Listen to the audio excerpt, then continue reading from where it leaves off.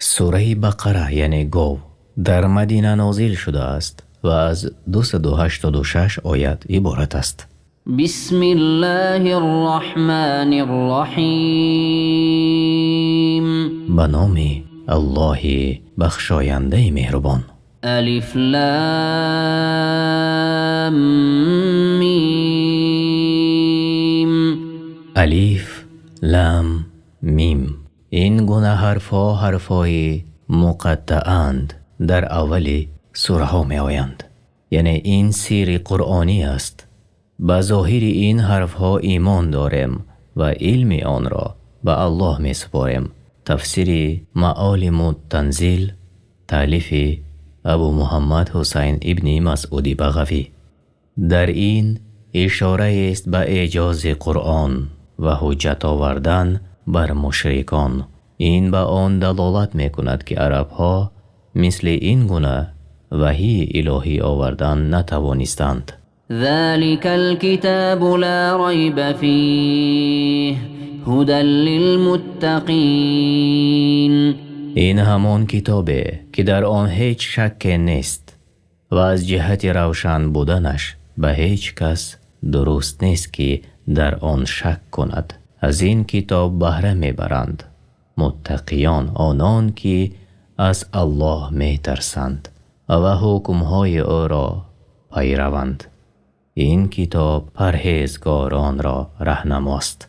الذين يؤمنون بالغيب ويقيمون الصلاة ومما رزقناهم ينفقون. آنان که ایمان می آورند به غیب که حسیات و عقلشان آن را درک نمی کند مگر به طریق وحی که الله به رسولانش می فرستد.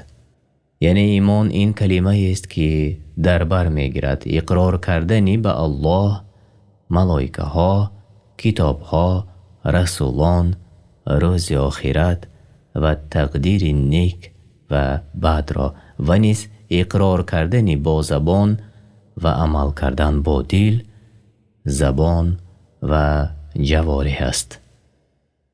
یعنی آنهایی که از عذاب الله حذر می کنند و امیدوار رحمتش می باشند.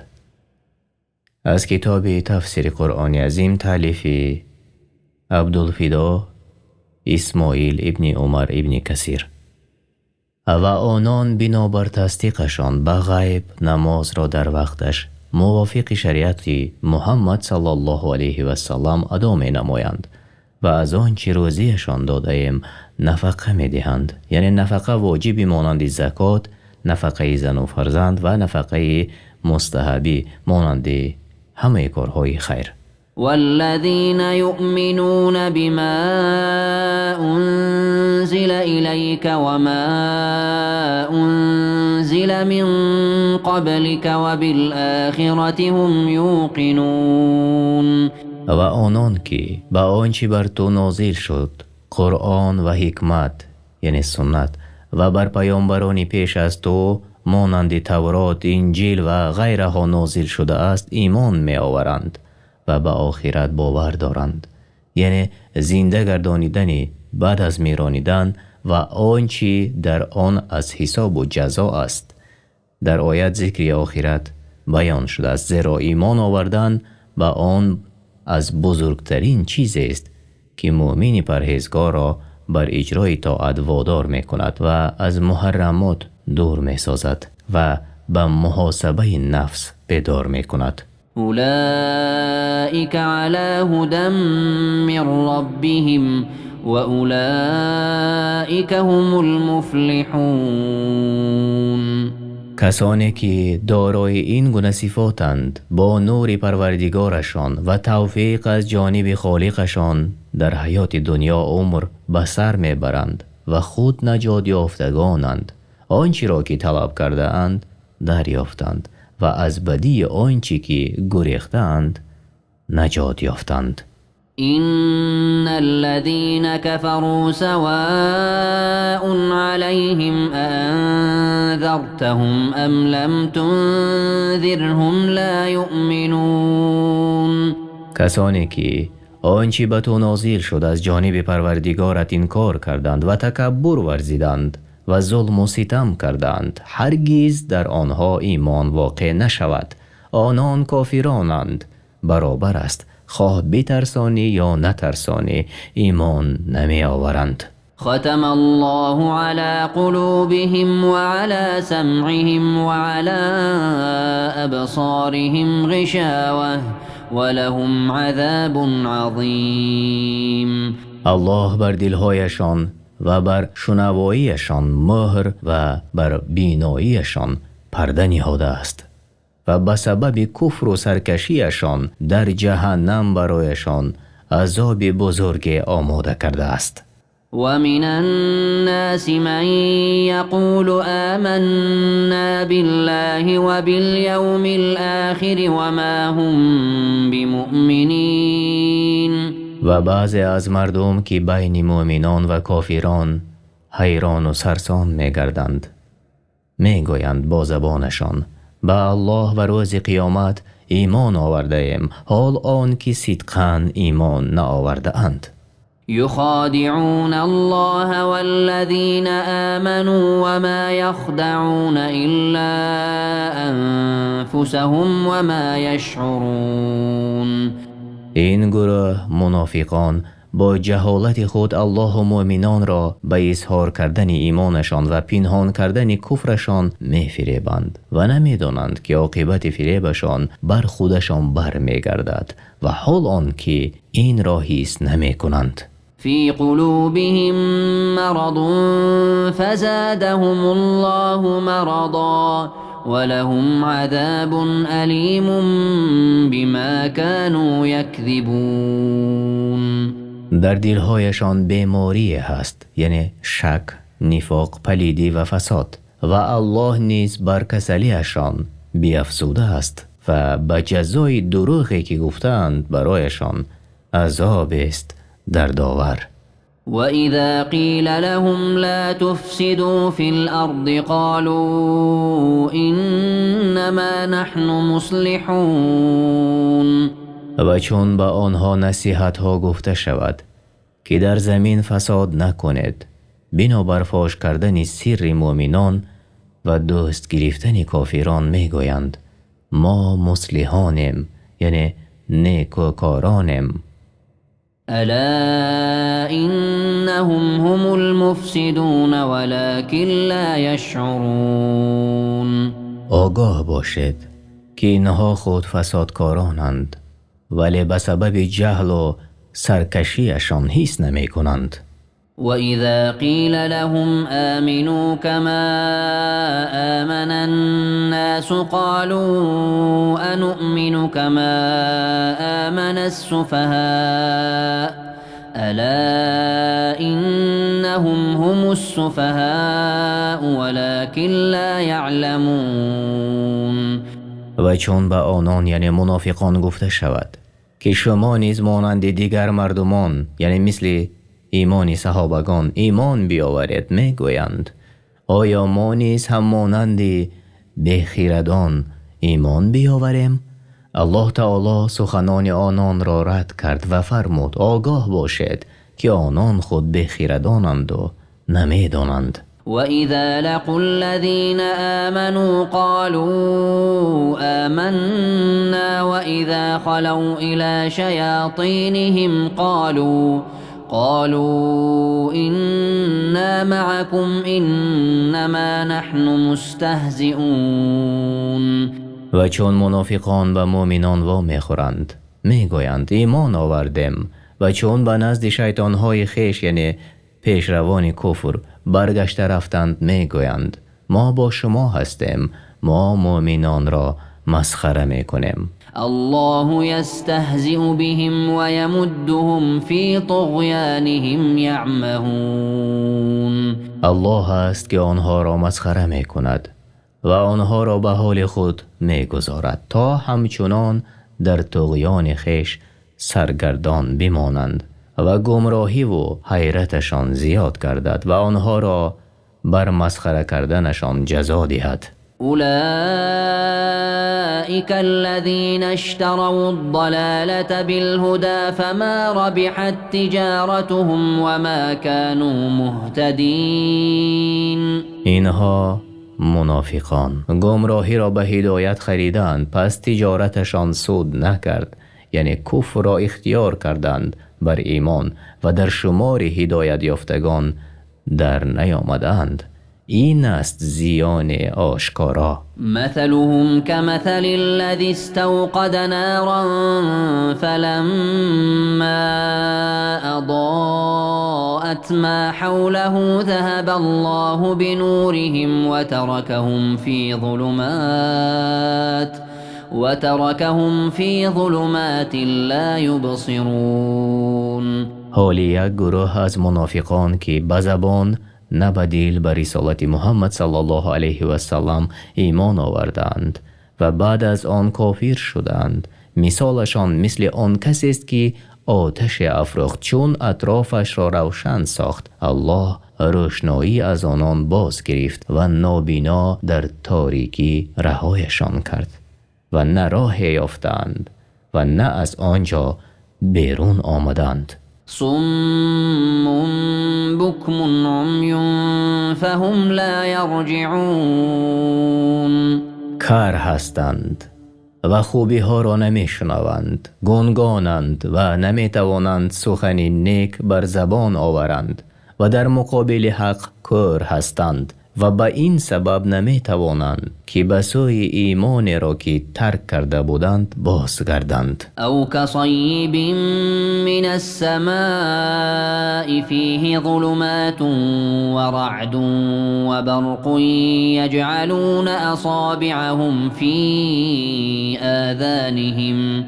يجعلون أصابعهم في آذانهم من الصواعق حذر الموت والله محيط بالكافرين. یا حال دیگر منافقان که برایشان حق ظاهر می گردد و باری دیگر در آن شک می کنند، به مانند حال جماعت است که در صحرا راه می روند و چون به باران سخت گرفتار آمده باشند که از آسمان فرو ریزد و در آن تاریکی ها رعد و برق باشد و از ترس صدای آنها و از ترسیدن از مرگ انگشتان خود را در گوشهایشان نهند، الله از هر سو آنها را یعنی کافران را احاطه نموده است. يكاد البرق يخطف أبصارهم كلما أضاء لهم مشوا فيه وإذا أظلم عليهم قاموا ولو شاء الله لذهب بسمعهم وأبصارهم إن الله على كل شيء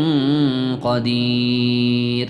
نزدیک است که برق چشمهایشان را برباید، هرگاه برق به آنها روشنی دهد در آن روشنی راه روند و چون راه را بر آنها تاریک کند بیستند و اگر الله میخواست هر آینه شنوایی و بینایی های آنها را می برد، به درستی که الله در همه وقت بر همه چیز توانا است. یا ایها الناس اعبدوا ربکم الذی خلقکم والذین من قبلکم لعلکم تتقون.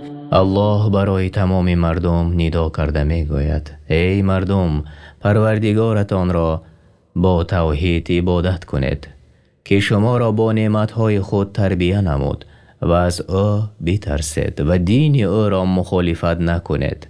هر آینه شما را از نیستی و کسانی که پیش از شما بودند به وجود آورد تا اینکه شما از پرهیزگاران باشید که الله از آنها راضی است و آنها از الله راضی هستند. الذي جعل لكم الأرض فراشا والسماء بناء وأنزل من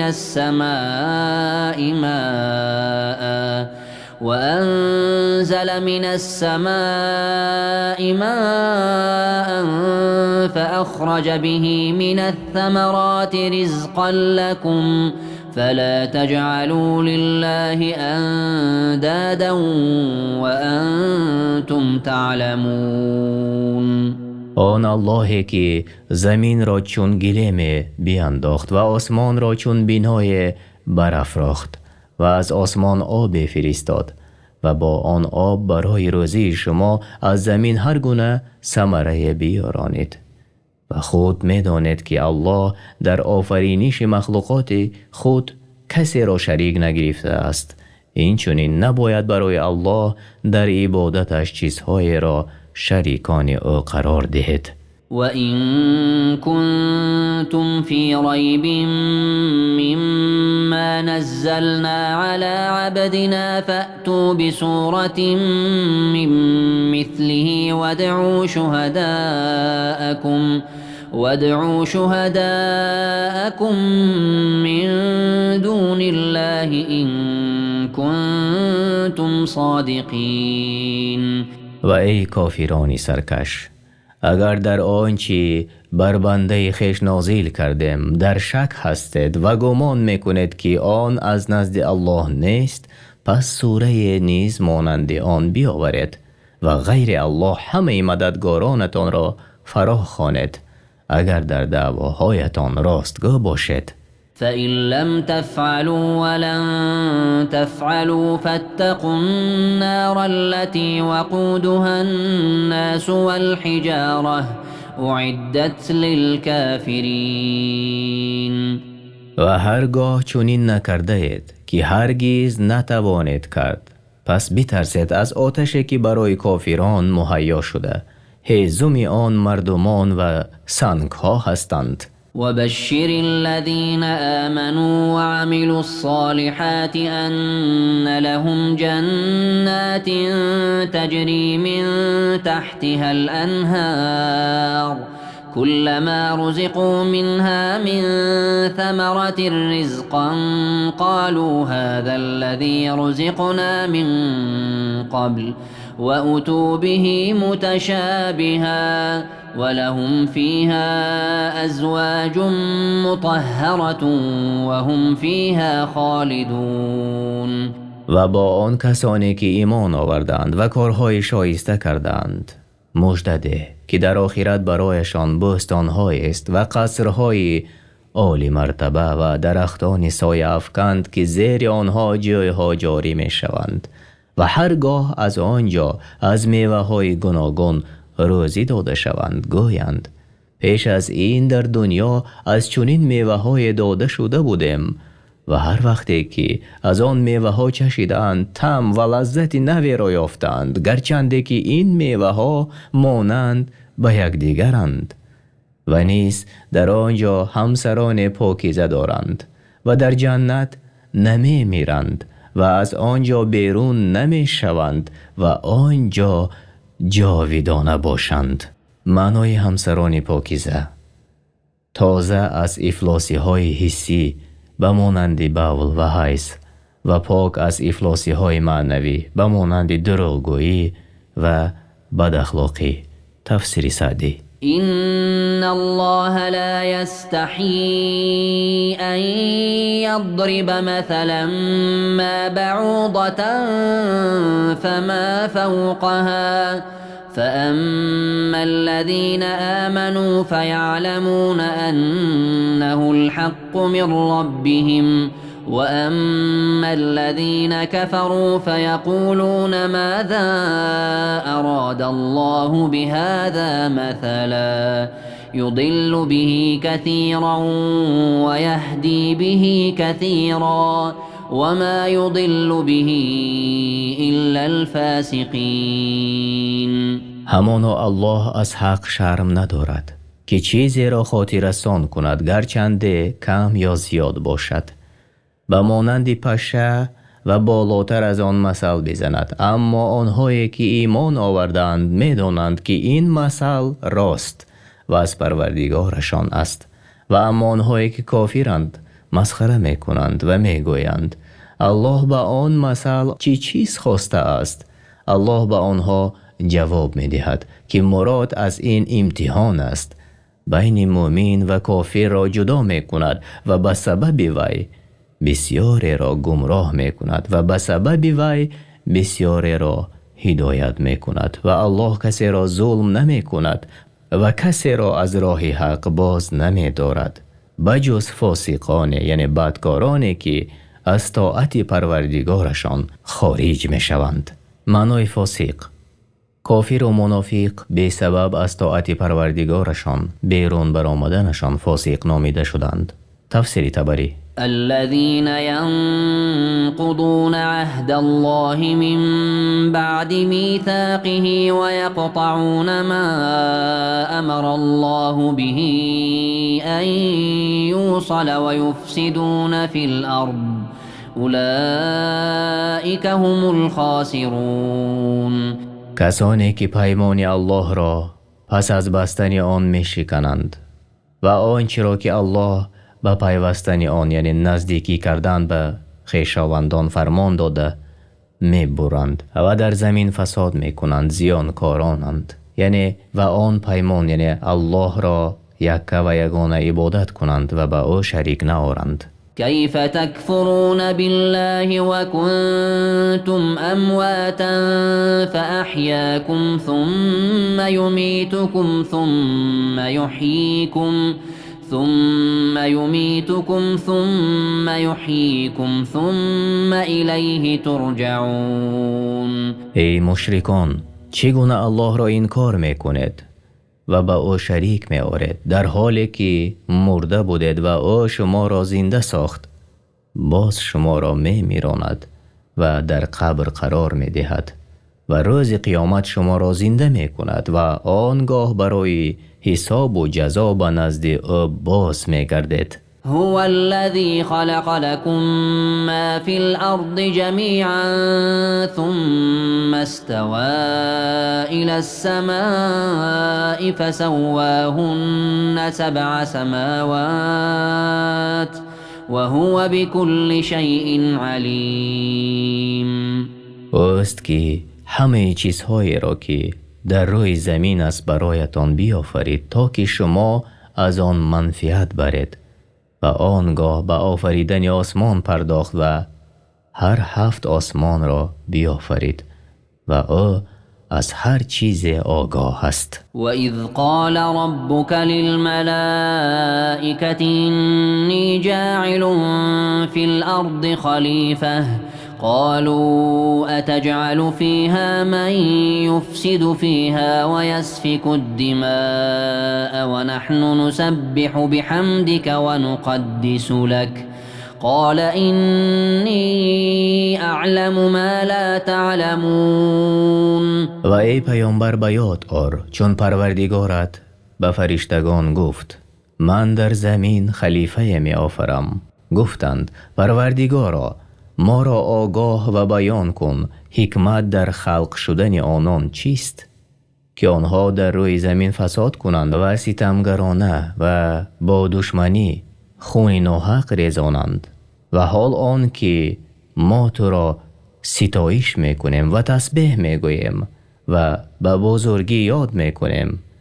گفت من آن دانم که شما نمیدانید. مراد از آن آدم علیه السلام است که او را الله در روی زمین جانشین قرار کرد برای برپا کردن فرموده ها و به جا آوردن وصیت های. تفسیر بغوی: وعلم آدم الأسماء كلها ثم عرضهم على الملائكة فقال أنبئوني بأسماء هؤلاء إن كنتم صادقين. و آموزانید به آدم همه نامها را، سپس آنها را به فرشتگان عرضه کرد و گفت اگر راست میگویید مرا به نامهای اینها خبر دهید. مراد از نامهای همه موجودات است. تفسیر بغوی: قالوا سبحانك لا علم لنا إلا ما علمتنا إنك أنت العليم الحكيم. فرشتگان گفتند تو را به پاکی یاد میکنیم، ما را هیچ دانش نیست مگر آنچه تو به ما آموزانده ای به درستی که تو دانا و با حکمت هستی. قال يا آدم أنبئهم بأسمائهم فلما أنبأهم بأسمائهم قال ألم أقل لكم إني أعلم غيب السماوات والأرض وأعلم ما تبدون وما كنتم تكتمون. الله گفت ای آدم آنها را از نامهایی که از دانستن آن عاجز ماندند آگاه کن، چون از آن نامها آگاهشان کرد. الله به ملائکه ها گفت آیا به شما نگفتم که من پنهان آسمان ها و زمین را می دانم و بر آنچه آشکار می کنید و پنهان می داشتید آگاهم. وَإِذْ قُلْنَا لِلْمَلَائِكَةِ اسْجُدُوا لِآدَمَ فَسَجَدُوا إِلَّا إِبْلِيسَ أَبَى وَاسْتَكْبَرَ وَكَانَ مِنَ الْكَافِرِينَ. و چون به فرشتگان گفتیم آدم را سجده کنید، همه سجده کردند جز ابلیس که روی گرداند و خودسرانه خود را از انسان بالا دانست و او از زمره انکار کنندگان و نافرمان روایان الله گردید و کافر شد. و چون به فرشتگان گفتیم آدم را سجده کنید، بر دو قول است. صحیح ترین آن سجده حقیقی برای آدم علیه السلام و دیگری در بر میگیرد معنای اطاعت و به جا آوردن امرهای او تعالی را. و این سجده سجده تعظیم یعنی تحیه سلام است، نه سجده عبادت. تفسیر بغوی. وقلنا يا آدم اسكن أنت وزوجك الجنة وكلا منها رغدا حيث شئتما ولا تقربا هذه الشجرة فتكونا من الظالمين.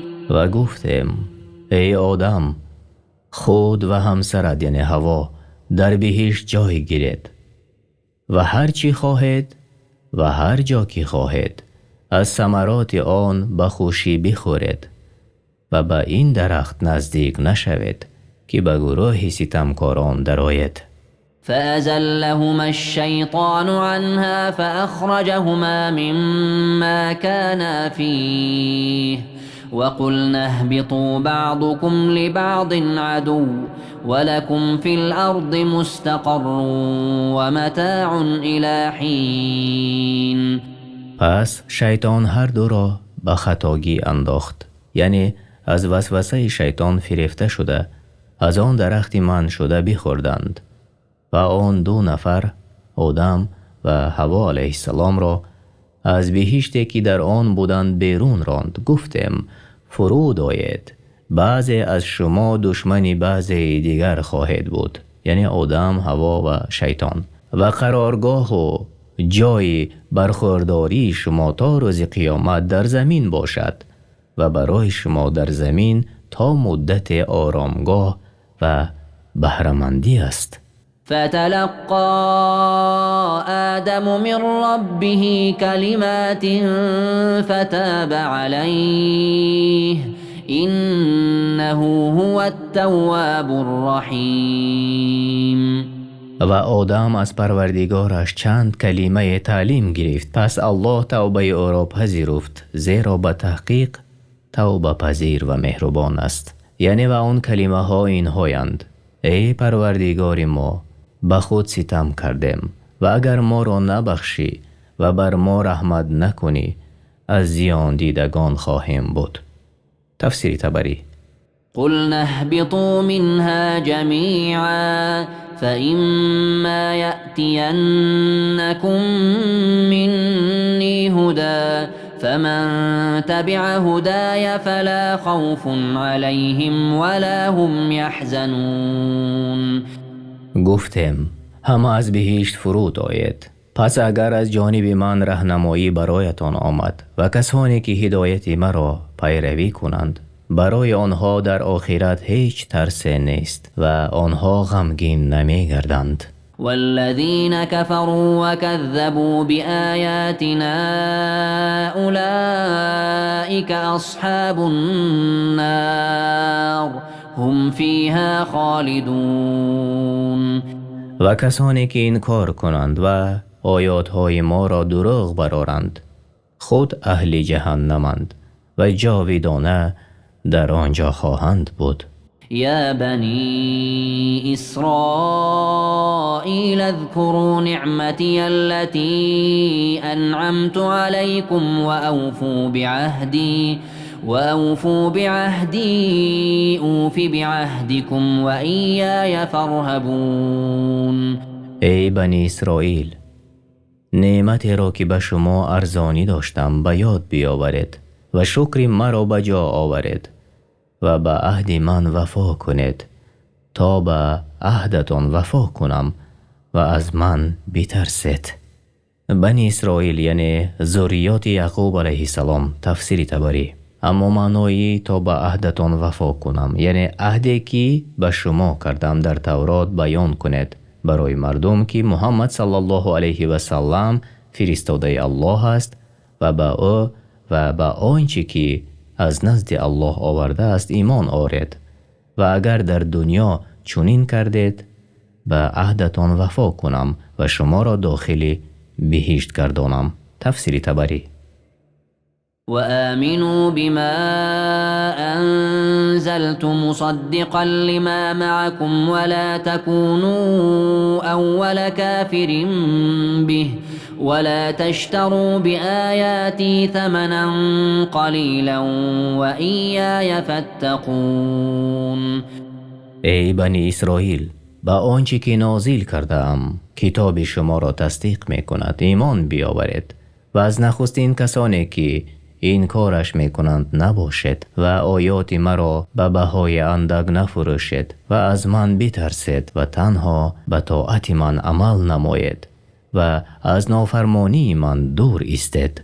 ولا تلبسوا الحق بالباطل وتكتموا الحق وأنتم تعلمون.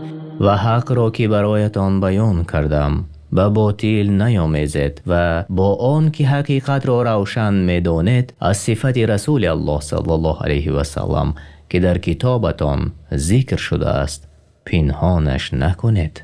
وأقيموا الصلاة وآتوا الزكاة واركعوا مع الراكعين. و در دین اسلام داخل شوید و نماز را به طریقی که رسول الله صلی الله علیه و سلم گذاشته است برپای دارید و زکات فرضی را بدهید و با رکوع کنندگان که از امت محمد صلی الله علیه و سلم می باشند رکوع کنید. أتأمرون الناس بالبر وتنسون أنفسكم وأنتم تتلون الكتاب أفلا تعقلون. چی بد است حال شما و حال علمای شما وقتی که مردم را به نیکی یعنی طاعت فرمان می دهید و خود را فراموش می کنید و مردم را به نیکی بزرگ امر نمی کنید که وی اسلام است و حال آن که تورات را می خوانید که در آن ایمان آوردن به رسول الله صلی الله علیه و سلم امر شده و صفتهایش ذکر شدند. آیا عقل را کار نمی فرمایید؟ واستعینوا بالصبر والصلاة وإنها لكبيرة إلا على الخاشعين. و در همه کارهایتان با تمام نوعهای صبر و این چنین از نماز یاری جوید به درستی که نماز دشوار است جز برای اهل خشوع یعنی خاکساران فروتنان در طاعت. الذين يظنون أنهم ملاقو ربهم وأنهم إليه راجعون. آنان که می‌دانند با پروردگار خود دیدار خواهند کرد و یقین می‌دانند که بعد مرگ روز قیامت نزد او تعالی برای حساب و جزا باز می‌گردند. يا بني إسرائيل اذكروا نعمتي التي أنعمت عليكم وأني فضلتكم على العالمين. ای بنی اسرائیل، نعمت بسیاری را که بر شما ارزانی داشتم و شما را در زمان خود به بسیار آمدن پیامبران از شما و کتاب‌های نازل شده به مانند تورات و انجیل بر جهانیان برتری دادم. به یاد بیاورید. واتقوا يوما لا تجزي نفس عن نفس شيئا ولا يقبل منها شفاعة ولا يؤخذ منها عدل ولا هم ينصرون. و از روز بترسید که کسی از کسی چیزی را کفایت نکند و از کسی شفاعت پذیرفته نشود و از هیچ کس عوض گرفته نشود و آنها یاری داده نشوند. وَإِذْ نَجَّيْنَاكُمْ مِنْ آلِ فِرْعَوْنَ يَسُومُونَكُمْ سُوءَ الْعَذَابِ يُذَبِّحُونَ أَبْنَاءَكُمْ وَيَسْتَحْيُونَ نِسَاءَكُمْ وَفِي ذَلِكُمْ بَلَاءٌ مِّن رَّبِّكُمْ عَظِيمٌ. و نعمت‌هایمان را به یاد آرید آنگاه که شما را از ظلم فرعونیان رهانیدم. شما را شکنجه های سخت می کردند، پسرانتان را می کشتند و زنانتان را زنده می گذاشتند تا برای آنها خدمت کنند و در این آزمایش بزرگی بود از سوی پروردگارتان. می بایست که شما در هر عصر و زمان شکر الله را بجا آورید. وَإِذْ فَرَقْنَا بِكُمُ الْبَحْرَ فَأَنْجَيْنَاكُمْ وَأَغْرَقْنَا آلَ فِرْعَوْنَ وَأَنْتُمْ تَنْظُرُونَ. و نعمتمان را به یاد آرید هنگامی که دریا را برایتان شکافتیم، پس شما را نجات دادیم و فرعون و لشکرش را غرق ساختیم و شما نگاه میکردید. وَإِذْ وَاعَدْنَا مُوسَى 40 لَيْلَةً ثُمَّ اتَّخَذْتُمُ الْعِجْلَ مِنْ بَعْدِهِ وَأَنْتُمْ ظَالِمُونَ. و نعمتمان را که به شما ارزانی نمودیم به یاد آورید وقتی که ما وعده نمودیم به موسی 40 شب برای فرود آمدن تورات که در آن هدایت و نور است برای شما و شما در مدت نبودن موسی فرصت را غنیمت دانسته گوساله را که با دستان خود ساخته بودید پرستش کردید و حال آن که ستمگر بودید. ثم عفونا عنكم من بعد ذلك لعلكم تشكرون. پس گناهانتان را عفو کردیم و بعد از بازگشتن موسی علیه السلام توبتان را قبول کردیم باید که سپاسگزار باشید. وَإِذْ آتَيْنَا مُوسَى الْكِتَابَ وَالْفُرْقَانَ لَعَلَّكُمْ تَهْتَدُونَ. و به یاد آرید آن هنگام را که به موسی کتاب و فرقان دادیم که جدا کننده بین حق و باطل و آن تورات است تا بود که راه یابید و به گمراهی دچار نگردید. وَإِذْ قَالَ مُوسَى لِقَوْمِهِ يَا قَوْمِ إِنَّكُمْ ظَلَمْتُمْ أَنفُسَكُمْ بِاتِّخَاذِكُمُ الْعِجْلَ فَتُوبُوا إِلَى بَارِئِكُمْ فَاقْتُلُوا أَنفُسَكُمْ ذَلِكُمْ خَيْرٌ لَكُمْ عِندَ بَارِئِكُمْ فَتَابَ عَلَيْكُمْ إِنَّهُ هُوَ التَّوَّابُ الرَّحِيمُ. و نعمت را که به شما ارزانی نمودم به یاد آورید وقتی که موسی به قوم خود گفت ای قوم من، شما به سببی که گوساله را پرستیدید بر خود ستم روا داشتید. اینک به درگاه آفریدگارتان توبه کنید و یکدیگر را بکشید که چون این کار در نزد آفریدگارتان بهتر است از جاوید ماندن در دوزخ. پس شما چون این امر را به جا آوردید الله توبه شما را پذیرفت زیرا توبه پذیر و مهربان است. وَإِذْ قُلْتُمْ يَا مُوسَى لَن نُّؤْمِنَ لَكَ حَتَّى نَرَى اللَّهَ جَهْرَةً فأخذتكم الصاعقة وأنتم تنظرون. و به یاد آورید که گفتید ای موسی ما تا الله را به آشکار نبینیم به تو ایمان نمی آوریم. و همچنان که می نگریستید صاعقه یعنی آتشک یعنی برق از آسمان فرود آمد و شما را به سبب گناهانتان هلاک ساخت. ثم بعثناكم من بعد موتكم لعلكم تشكرون. و شما را پس از مردن زنده ساختیم باید که سپاسگزار شوید. این مرگ برای آنها عقوبت بود بعد از آن به اجل خویش فوتیدند. وظللنا عليكم الغمام وأنزلنا عليكم المن والسلوى كلوا من طيبات ما رزقناكم وما ظلمونا ولكن كانوا أنفسهم يظلمون.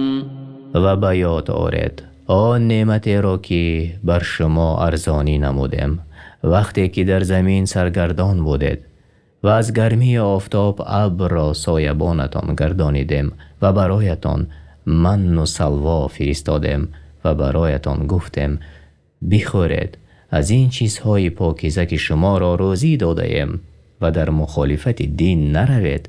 ولی آنها به جا نآوردند و آنان بر ما ستم نکردند بلکه بر خود ستم میکردند زیرا عاقبت ظلم بر خودشان بازگردنده است. معنای من و سلوا طعام عسل مانند بدون نوع از پرنده.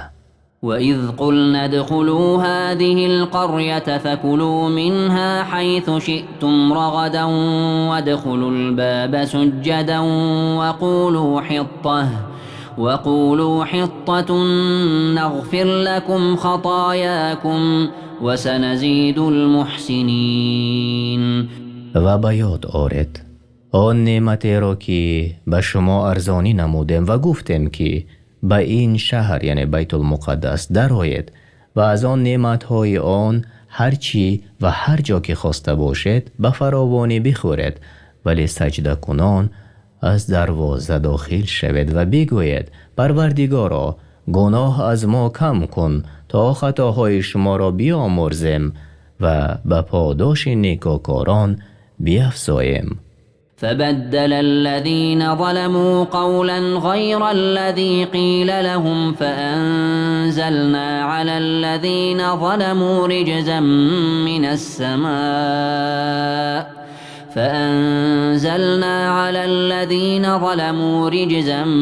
من السماء بما كانوا يفسقون. پس ستمگاران از بنی اسرائیل آن سخن را به سخن دیگری غیر از آنچه به آنان گفته شده بود تبدیل کردند و بر آنان به سبب سرکشیشان و بیرون آمدنشان از طاعت پروردگار عذاب آسمانی فرود آوردیم. وإذ استسقى موسى لقومه فقلنا اضرب بعصاك الحجر فانفجرت منه 12 عينا قد علم كل أناس مشربهم كلوا واشربوا من رزق الله ولا تعثوا في الأرض مفسدين. و به یاد آورید آنگاه که تشنه لبان و سرگردان بودید پس موسی برای قوم خود آب خواست گفتیم عصایت را بر سنگ بزن پس 12 چشمه از آن برآمد. هر گروه محل آب نوشی خود را بدانست تا بینشان کشمکش نشود و برایشان گفتیم از روزی الله بخورید و بیاشامید و در روی زمین با فساد سرکشی نکنید. وإذ قلتم يا موسى لن نصبر على طعام واحد فادع لنا ربك يخرج لنا مما تنبت الأرض فادع لنا ربك يخرج لنا مما تنبت الأرض من بقلها وقثائها وفومها وعدسها وبصلها قال أتستبدلون الذي هو أدنى بالذي هو خير اهبطوا مصرا فإن لكم ما سألتم وضربت عليهم الذلة والمسكنة وباءوا بغضب من الله ذلك بأنهم كانوا يكفرون بآيات الله ويقتلون النبيين بغير الحق ذلك بما عصوا وكانوا يعتدون. و به یاد آرد وقتی که ما به شما طعام یعنی شیرین و پرنده اشتها بخش فرود آوردیم مثل عادتتان ناشکری کردید و به تنگی و ملال دچار گشتید. پس گفتید ای موسی ما بر یک نوع طعام نتوانیم صبر کرد. از پروردگارت بخواه تا برای ما از آنچه از زمین می روید چون سبزی، بادرنگ، گندم و نسک و پیاز بیرویاند. موسی گفت آیا می خواهید آنچه را که بهتر است و آنچه پستر است عوض کنید؟ از بادیه به شهر باز گردید که در آنجا هر چی خواهید به شما بدهند. آنها خواهش نفس خود را برخواست الله بالا دانستند. وقتی که به شهر وارد شدند مقرر شد بر آنها خواری و بیچارگی و به خشم الله نزدیک شدند و این بدان سبب بود که به آیات الله کافر شدند و پیامبران را به ناحق کشتند و نافرمانی کردند و تجاوز نمودند. إن الذين آمنوا والذين هادوا والنصارى والصابئين من آمن بالله واليوم الآخر وعمل صالحا فلهم أجرهم عند ربهم ولا خوف عليهم ولا هم يحزنون. کسانی که از این امت ایمان آوردند به الله و رسولش و عمل کردند به شریعت او و کسانی که پیش از بعثت پیامبر یعنی پیامبر شدن محمد صلی الله علیه و سلم از امتهای پیشینه از یهودیان و نصرانیان و سابیان که بر فطرتشان باقی بودند و همگان خالص به الله و به روز جزا ایمان آوردند به کار شایسته کردند. الله به آنها جزای نیک می دهد و نه بیمناک می شوند و نه غمگین. معنای سابیان گروهی از اهل قبله که خود را بر آیین ابراهیم علیه السلام می دانند و در جنوب عراق زندگی می کنند، هرچند که در تفسیر سعدی آنها را گروهی از نصارا ذکر کرده است. وَإِذْ أَخَذْنَا مِيثَاقَكُمْ وَرَفَعْنَا فَوْقَكُمُ الطُّورَ خُذُوا مَا آتَيْنَاكُمْ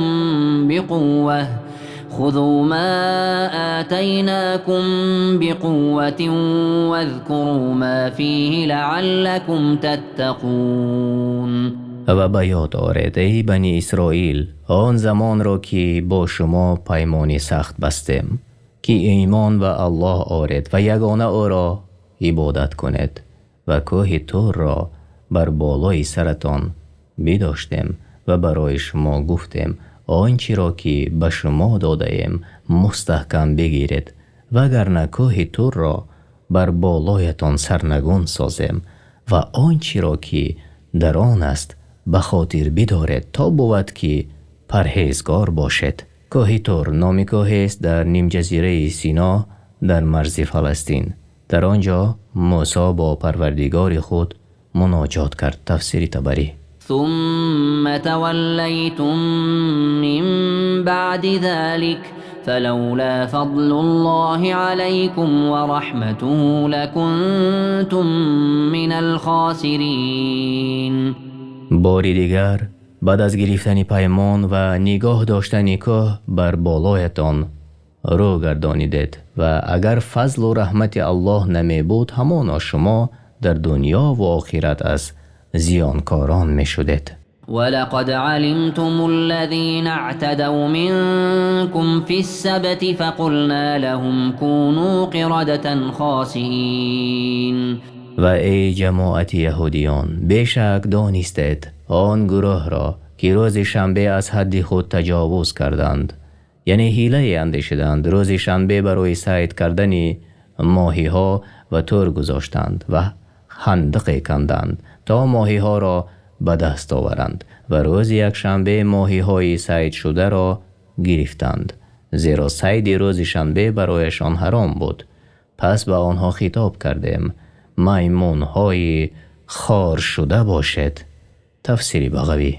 فجعلناها نكالا لما بين يديها وما خلفها وموعظة للمتقين. و آنها را برای گناهانشان عبرتی همزمانانشان و آیندگان و پند برای پرهیزکاران گردانیدیم.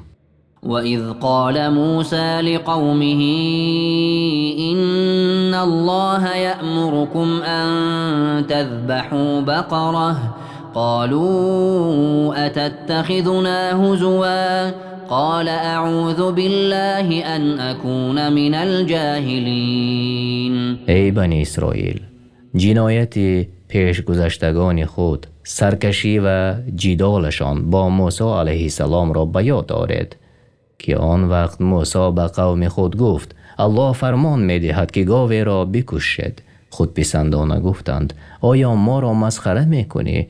گفت به الله پناه می برم که از نادانان یعنی مسخره کنندگان باشم. قالوا ادع لنا ربك يبين لنا ما هي قال إنه يقول إنها بقرة لا فارض ولا بكر عوان بين ذلك فافعلوا ما تؤمرون. گفتند برای ما پروردگارت را بخوان تا بیان کند که آن چگونه گاوی است. موسی گفت الله می گوید گاوی است نه سخت پیر و از کار افتاده، نه جوان و کار ناکرده، میان سال. اکنون برای اجرا نمودنی امر پروردگارتان بشتابید. قالوا ادع لنا ربك يبين لنا ما لونها قال إنه يقول إنها بقرة صفراء فاقع لونها تسر الناظرين. گفتند برای ما پروردگارت را بخوان تا بگوید که رنگ آن چیست. گفت میگوید گاوی است زرد سخت که رنگش بینندگان را شاد میگرداند. قالوا ادع لنا ربك يبين لنا ما هي إن البقرة شابه علينا وإنا إن شاء الله لمهتدون. بنی اسرائیل گفتند برای ما پروردگارت را بخوان تا بگوید آن چگونه گاوی است که آن گاو بر گاو خسته ما مانند شده است و هر آینه اگر الله خواسته باشد راه یافتگانیم. قال إنه يقول إنها بقرة لا ذلول تثير الأرض ولا تسقي الحرث مسلمة لا شية فيها قالوا الآن جئت بالحق فذبحوها وما كادوا يفعلون. موسی برایشان گفت الله می فرماید وی گاوی مهنت کش نیست که رام باشد و زمین را جفت کند و کشتزار را آب دهد، به عیب و نقصان است و یک رنگ. گفتند اکنون حقیقت را گفتی. پس بعد پرسجوی بسیار آن را کشتند، هرچند که نزدیک بود که از این کار روی گردانند. این چنین بود که بر خود مشقت کردند، الله بر آنها مشقت آورد. وَإِذْ قَتَلْتُمْ نَفْسًا فَادَّارَأْتُمْ فِيهَا وَاللَّهُ مُخْرِجٌ مَا كُنْتُمْ تَكْتُمُونَ. و به یاد آورید آن وقت را که کسی را کشتید و در آن اختلاف کردید و الله آنچه را که پنهان می‌کردید آشکار کننده است. فقلنا اضربوه ببعضها كذلك يحيي الله الموتى ويريكم آياته لعلكم تعقلون.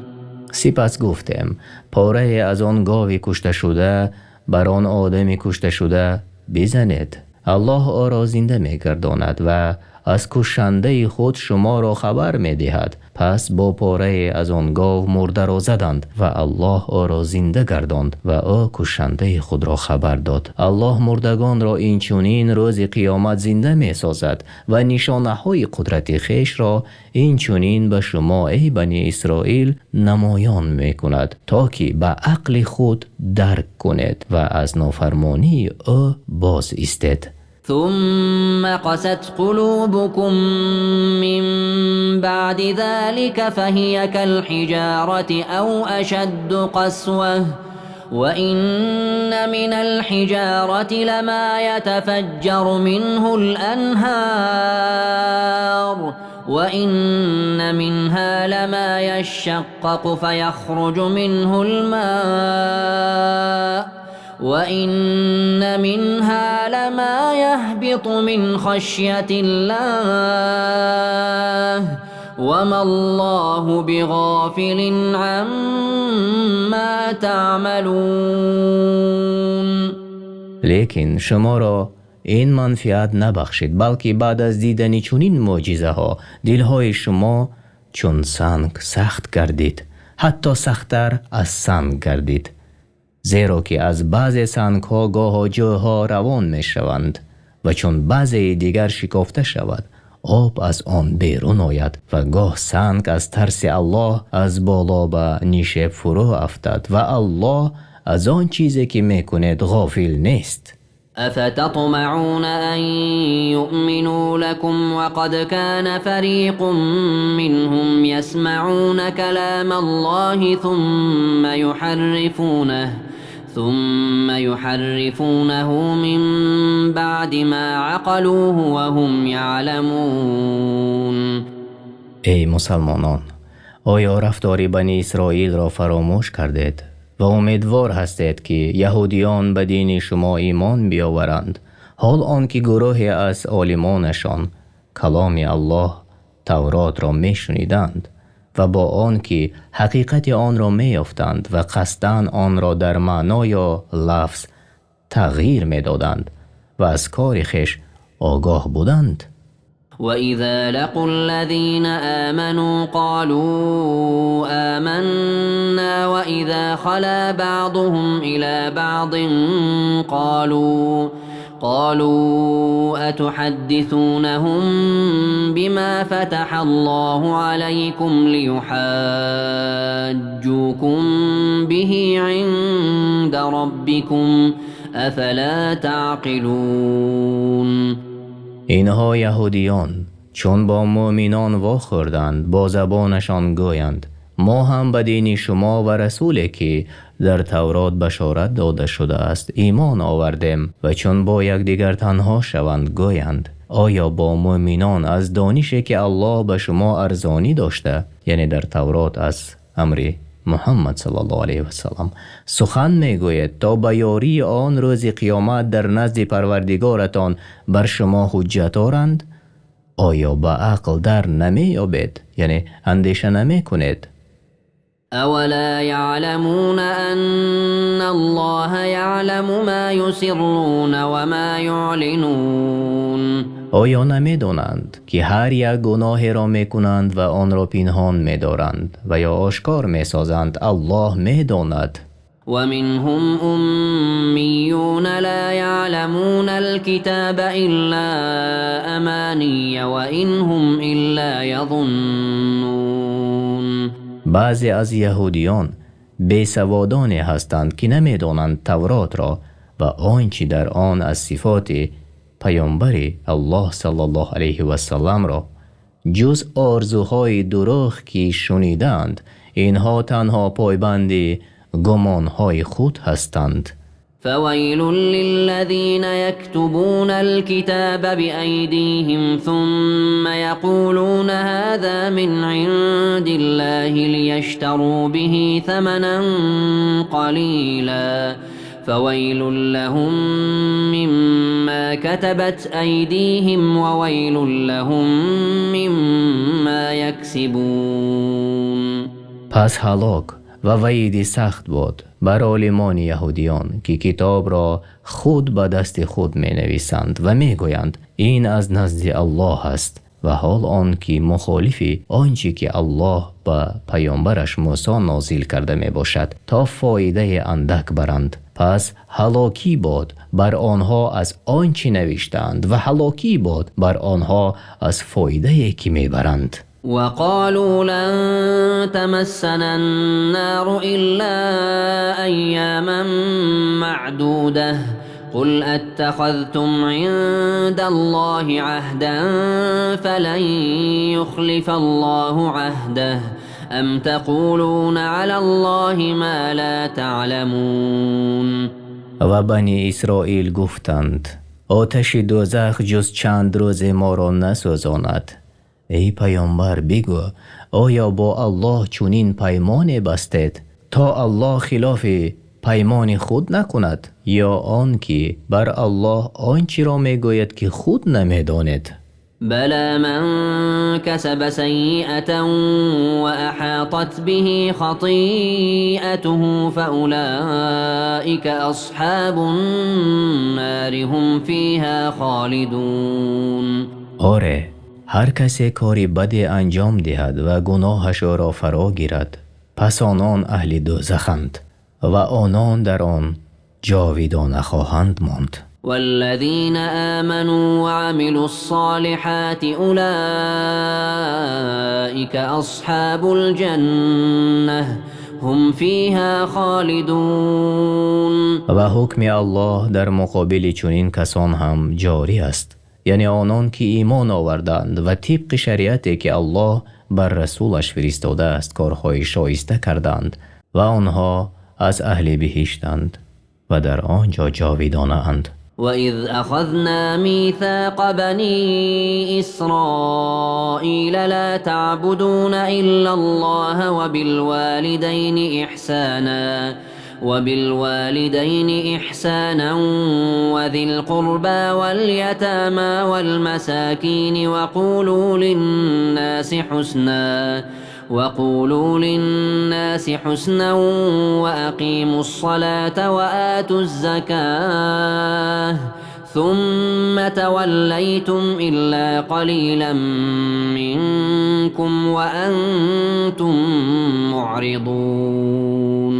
ای بنی اسرائیل، به یاد آرید آن وقت را که عهد و پیمانی سخت گرفتیم که غیر الله نپرستید و به پدر و مادر خویشاوندان و یتیمان و درویشان نیکی کنید و به مردمان سخنی نیک گویید و نماز بخوانید و زکات بدهید، سپس روی گردانیدید و سرپیچی کردید مگر شماری اندکی از شما. وَإِذْ أَخَذْنَا مِيثَاقَكُمْ لَا تَسْفِكُونَ دِمَاءَكُمْ وَلَا تُخْرِجُونَ أَنفُسَكُمْ مِنْ دِيَارِكُمْ ثُمَّ أَقْرَرْتُمْ وَأَنْتُمْ تَشْهَدُونَ.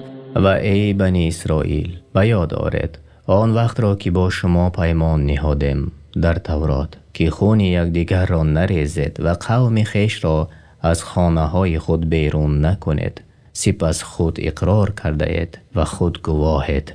ثم أنتم هؤلاء تقتلون أنفسكم وتخرجون فريقا منكم من ديارهم تظاهرون عليهم بالإثم والعدوان وإن يأتوكم أسارى تفادوهم وهو محرم عليكم إخراجهم أفتؤمنون ببعض الكتاب وتكفرون ببعض فما جزاء من يفعل ذلك منكم إلا خزي في الحياة الدنيا ويوم القيامة يردون إلى أشد العذاب وما الله بغافل عما تعملون.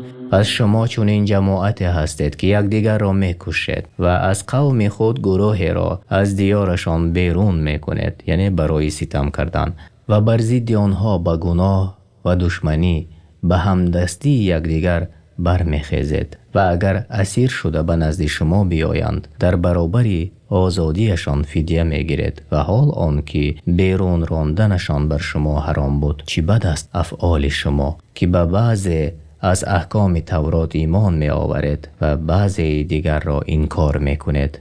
جزای کسی که چنین کند در دنیا جز خواری نیست و در روز قیامت به سخت‌ترین ترس شکنجه می شود و الله از آنچه که انجام می دهید غافل نیست. اولئک الذین اشتروا الحیاة الدنیا بالآخرة فلا يخفف عنهم العذاب ولا هم ينصرون.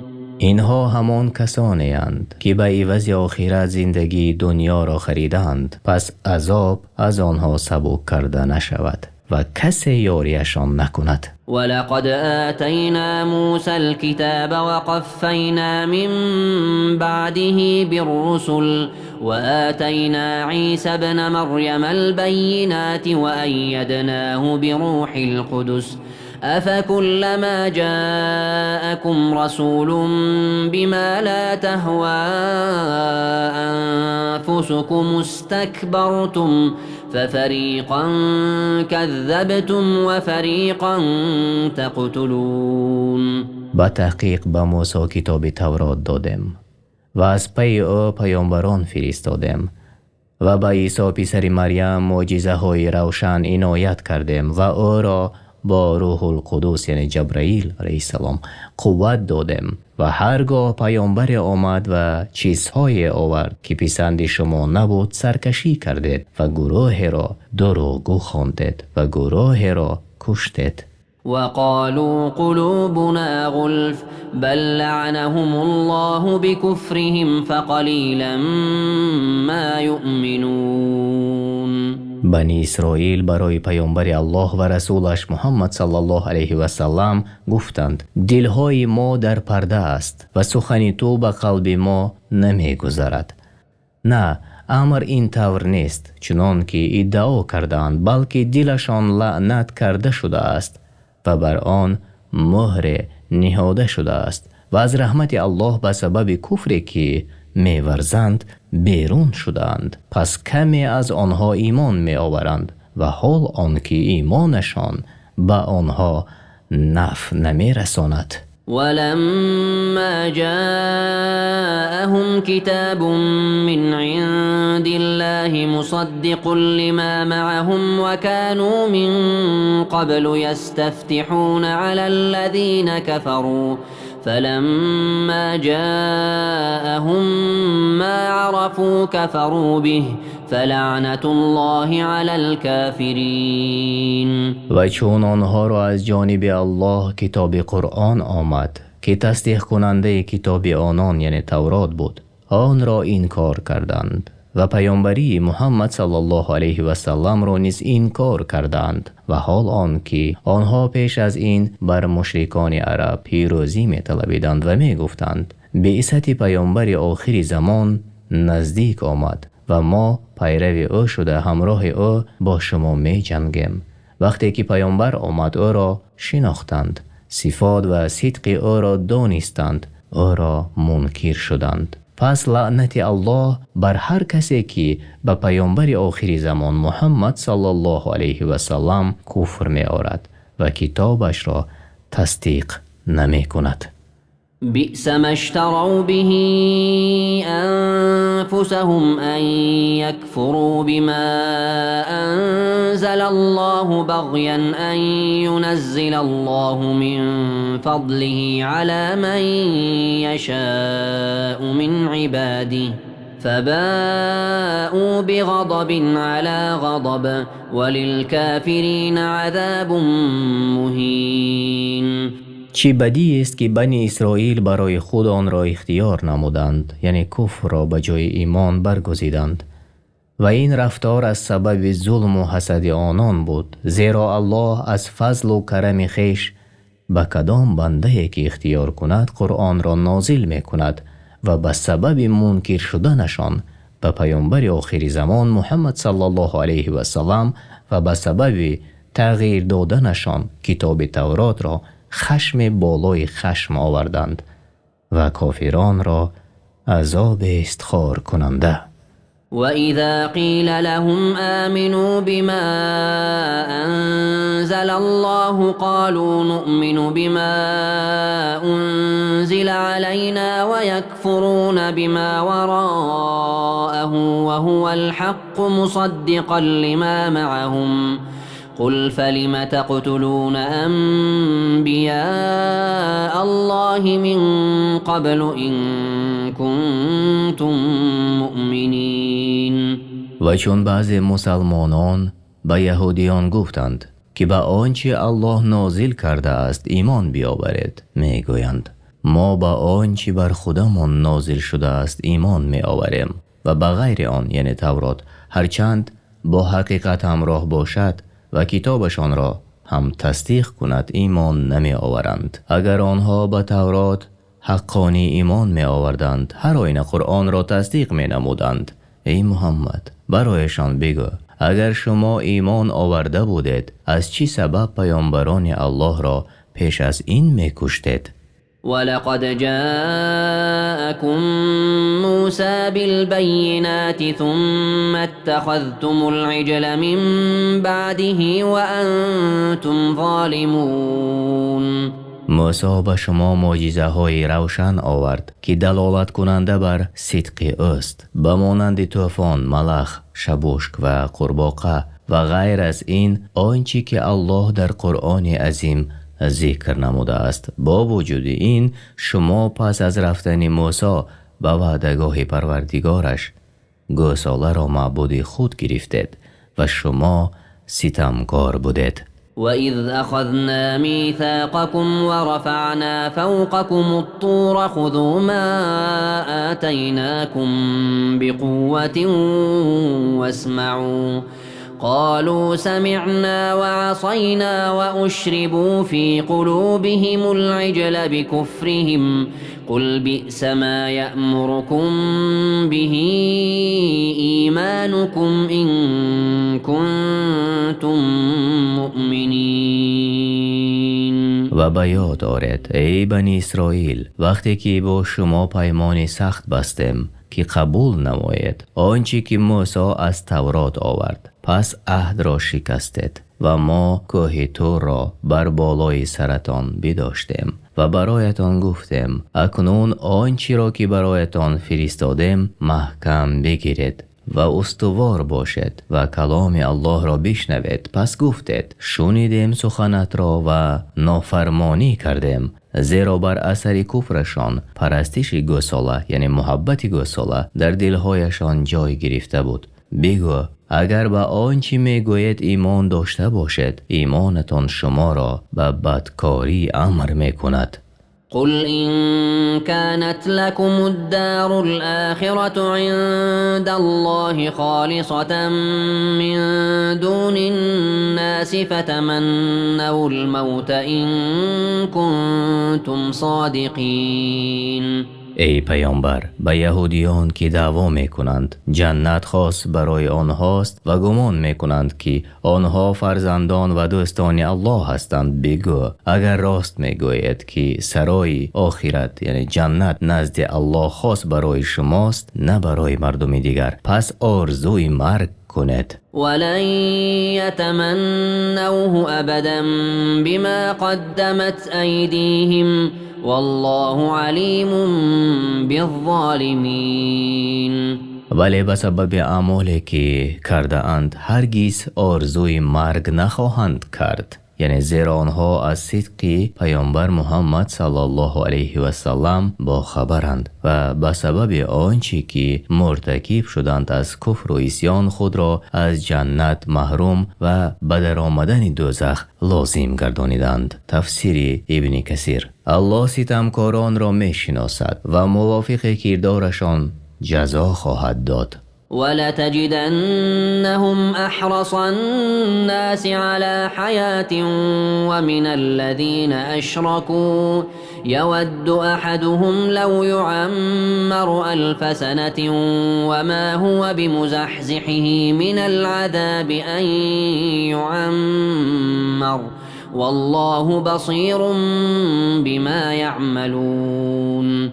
البته میدانی ای رسول یهودیان سخت حریص‌ترند که عمری بسیار بینند ناوابسته حیات هرچند با خواری و پستی باشد، بلکه رغبتشان در بسیار حیات دیدن از رغبت مشرکان هم زیادتر است. یهودیان تمنا دارند که 1000 سال در این دنیا زندگی کنند، ولی این عمری دراز آنها را از عذاب الله دور نخواهد ساخت. بر الله هیچ چیزی از اعمالشان پنهان نیست و زود است که آنها را بر عملهایی که سزاوار عذاب پروردگارشان است جزا خواهد داد. قل من كان عدوا لجبريل فإنه نزله على قلبك بإذن الله مصدقا لما بين يديه وهدى وبشرى للمؤمنين. ای رسول به یهودیان هنگامی که گفتند جبرائیل دشمن ما است بگو کسی که دشمن جبرائیل باشد پس به درستی که جبرائیل قرآن را بر دل تو به حکم الله متعال فرود آورده است که تصدیق کننده کتاب‌های پیشینه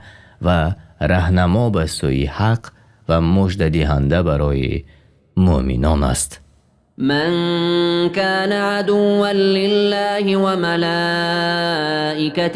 ورسله وجبريل وميكال فإن الله عدو للكافرين. هر کی دشمنی الله و فرشتگان او و پیامبرانش و خصوصا دشمنی جبرائیل و میکائیل باشد پس همانا الله کافران را دشمن است. زیرا یهودیان گمان داشتند که جبرائیل دشمن و میکائیل دوست آنان است، پس الله به آنها آگاه کرد که کسی به یکی از آن ملائک دشمنی کند به دیگری نیز دشمنی کرده است. ولقد أنزلنا إليك آيات بينات وما يكفر بها إلا الفاسقون. و به درستی که به سوی تو ای رسول آیت‌های روشن یعنی اخبار و سر و اسرار یهودیان بنی اسرائیل را فرود آوردیم که آنها صدقاً و حقیقتاً دلالت بر پیامبری تو میکنند. بجز فاسقان کسی منکر این آیت ها نخواهد شد. او كلما عاهدوا عهدا نبذه فريق منهم بل اكثرهم لا يؤمنون. چی بدرفتاری است در پیمان شکنی بنی اسرائیل. هر بار که با الله پیمان بستند گروهی از ایشان پیمان شکنی کردند. پس آنان را می‌بینی که امروز عهد می‌بندند و فردا عهد می‌شکنند، بلکه بیشترشان به آنچه که پیامبر الله محمد صلی الله علیه و سلم آورده است باور نمی‌کنند. ولما جاءهم رسول من عند الله مصدق لما معهم نبذ فريق من الذين أوتوا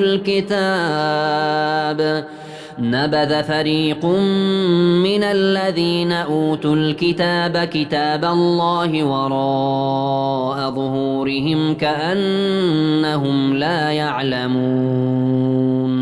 و زمانی که پیامبری از جانب الله نزد آنها آمد که تصدیق کننده چیزی بود که با خود داشتند، گروهی از اهل کتاب کتاب الله را پشت سرشان انداختند گویا که از آن هیچ نمیدانند. واتبعوا ما تتلو الشياطين على ملك سليمان وما كفر سليمان ولكن الشياطين كفروا يعلمون الناس السحر وما أنزل على الملكين ببابل هاروت وماروت وما يعلمان من أحد حتى يقولا إنما نحن فتنة فلا تكفر فيتعلمون منهما ما يفرقون به بين المرء وزوجه وما هم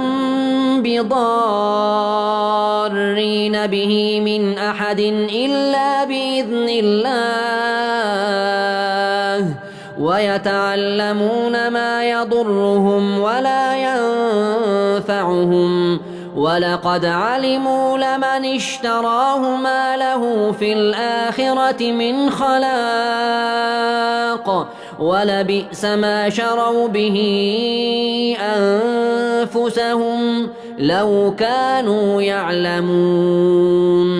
یهودیان پیروی کردند با آنچه شیطانها جادوگران را در عهد پادشاهی سلیمان پسر داوود سخن می گفتند و سلیمان کافر نشد و جادو را نآموخت، ولیکن شیطانها که به الله کافر شدند مردم را برای ویران کردن دینشان جادو می آموزانیدند.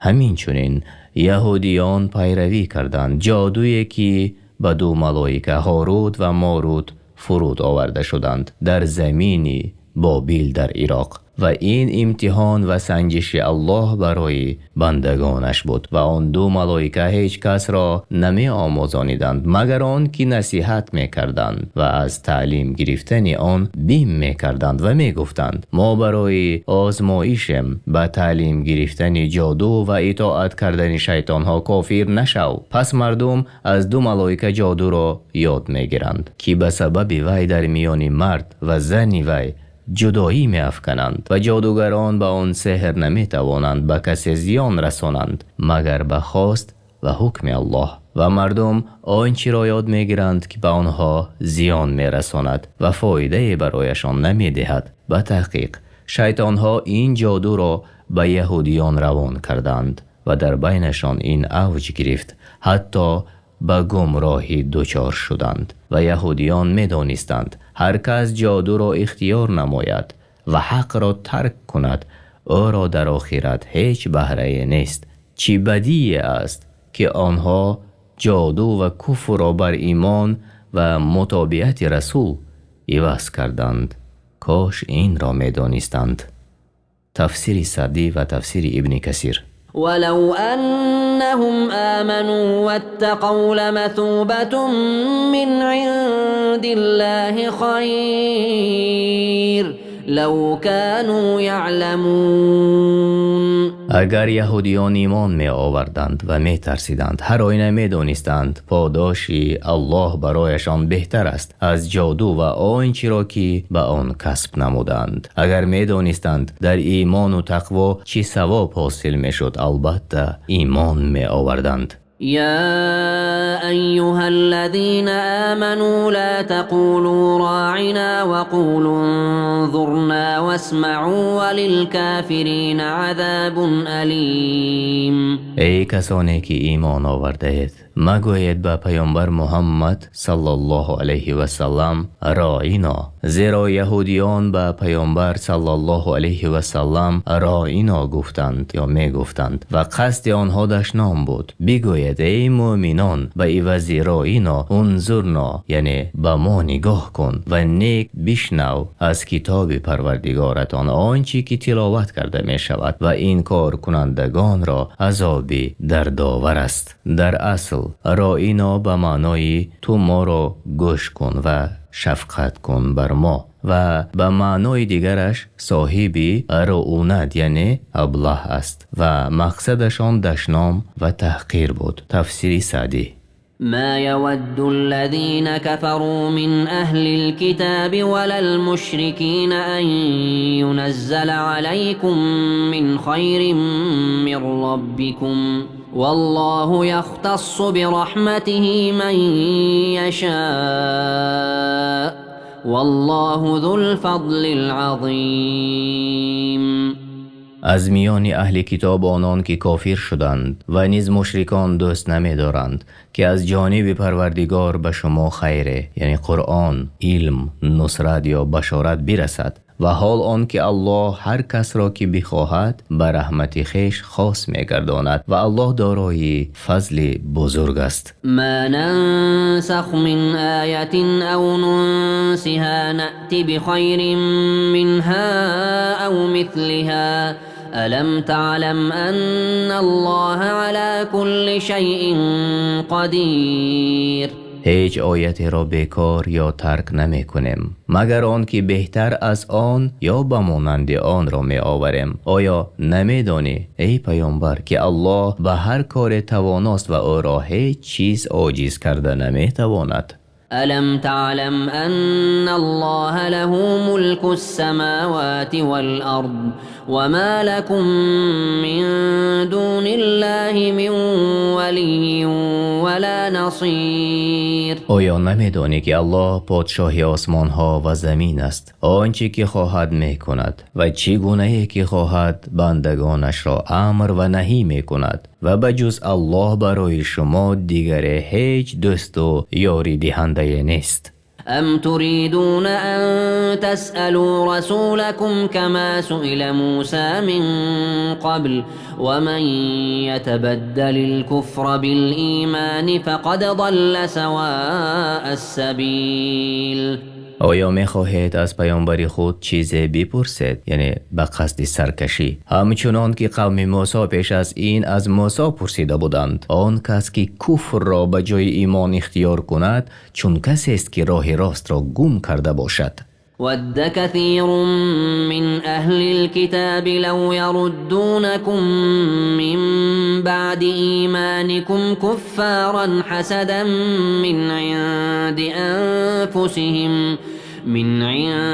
أنفسهم من بعد ما تبين لهم الحق فاعفوا واصفحوا حتى يأتي الله بأمره إن الله على كل شيء قدیر. بسیاری از اهل کتاب با آن که حقیقت بر آنها آشکار شده از روی حسد دوست دارند شما را پس از ایمان آوردنتان به کفر باز گردانند. عفو کنید از کمبودی و خطاگی هایشان و گذشت کنید از جهالتشان تا الله فرمانش را بیاورد و به افعال بدشان آنها را به عذاب گرفتار کند که او بر هر کار تواناست.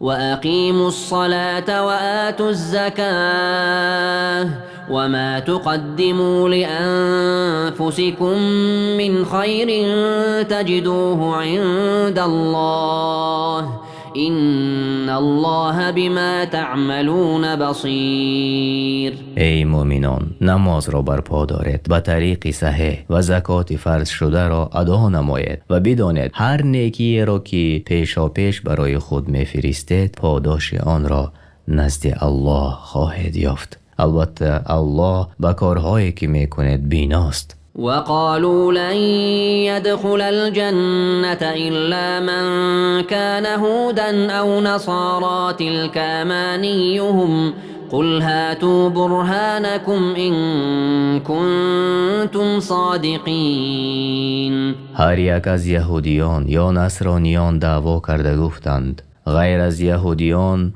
و نصرانیان کسی به بهشت نمی رود. این آرزوی باطل آنهاست. بگو برایشان ای رسول بر صحیح بودن دعوایتان حجتتان را بیاورید اگر شما راستگو باشید.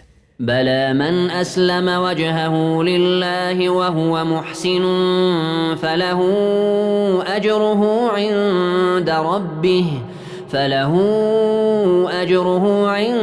ربه ولا خوف عليهم ولا هم يحزنون. امر این طور نیست چنان که گمان کردند که جنت برای طایفه مخصوص است. آره، هر کس که از راه اخلاص رو به الله کند و به او کسی را شریک نآورد نیکوکار بود و در گفتار و کردارش و با پیامبر الله محمد صلی الله علیه و سلم پیروی نماید، پس هر کسی که اینها را انجام داد در آخرت مزدش را از پروردگارش خواهد گرفت. داخل شدن بهشت چنین است و آنها از بیم و هراس آخرت در ترس نیستند و اندوهگین نمی شوند. وقالت اليهود ليست النصارى على شيء وقالت النصارى ليست اليهود على شيء وهم يتلون الكتاب كذلك قال الذين لا يعلمون مثل قولهم فالله يحكم بينهم يوم القيامة فيما كانوا فيه يختلفون. و یهودیان گفتند نصرانیان بر هیچ چیز از دین حق نیستند و اینچنین نصرانیان در حق یهودیان گفتند و حال آن که آنان تورات و انجیل را می خواندند همچنین مانند قول آنها به هر یک دیندار گفتند تو بر هیچ چیز در دین حق نیستی. پس الله روز قیامت میان آنها در آنچه اختلاف دارند حکم می کند و هر یکی را موافق بر عملش جزا خواهد داد. ومن أظلم ممن منع مساجد الله أن يذكر فيها اسمه وسعى في خرابها أولئك ما كان لهم أن يدخلوها إلا خائفين لهم في الدنيا خزي ولهم في الآخرة عذاب عظيم. و نیست کسی ظالمتر از آنان که یاد کردن نام الله را در مسجدها از برپا داشتن نماز و تلاوت قرآن و مانند آن من می کنند و در ویرانی آنها می کشند. این گروه ظالمان را سزاوار است که هراسان و ترسان به مسجدها درآیند. آنها را در دنیا خواری و در آخرت عذاب بزرگ است. ولله المشرق والمغرب فأينما تولوا فثم وجه الله إن الله واسع عليم. مشرق و مغرب و مابین آن از آن الله است. او پادشاهی همه زمین است. پس بر هر جایی که روی آرید یعنی در نماز همانجا رو به الله است. شما از ملک و طاعت او بیرون نیستید به درستی که الله فراخ نعمت و داناست. وقالوا اتخذ الله ولدا سبحانه بل له ما في السماوات والأرض كل له قانتون. یهودیان، نصرانیان و مشرکان گفتند که الله برای خود فرزند گرفت. پاک است او، بلکه هرچی در آسمان ها و زمین است از آن اوست و همه فرمان بردار اویند.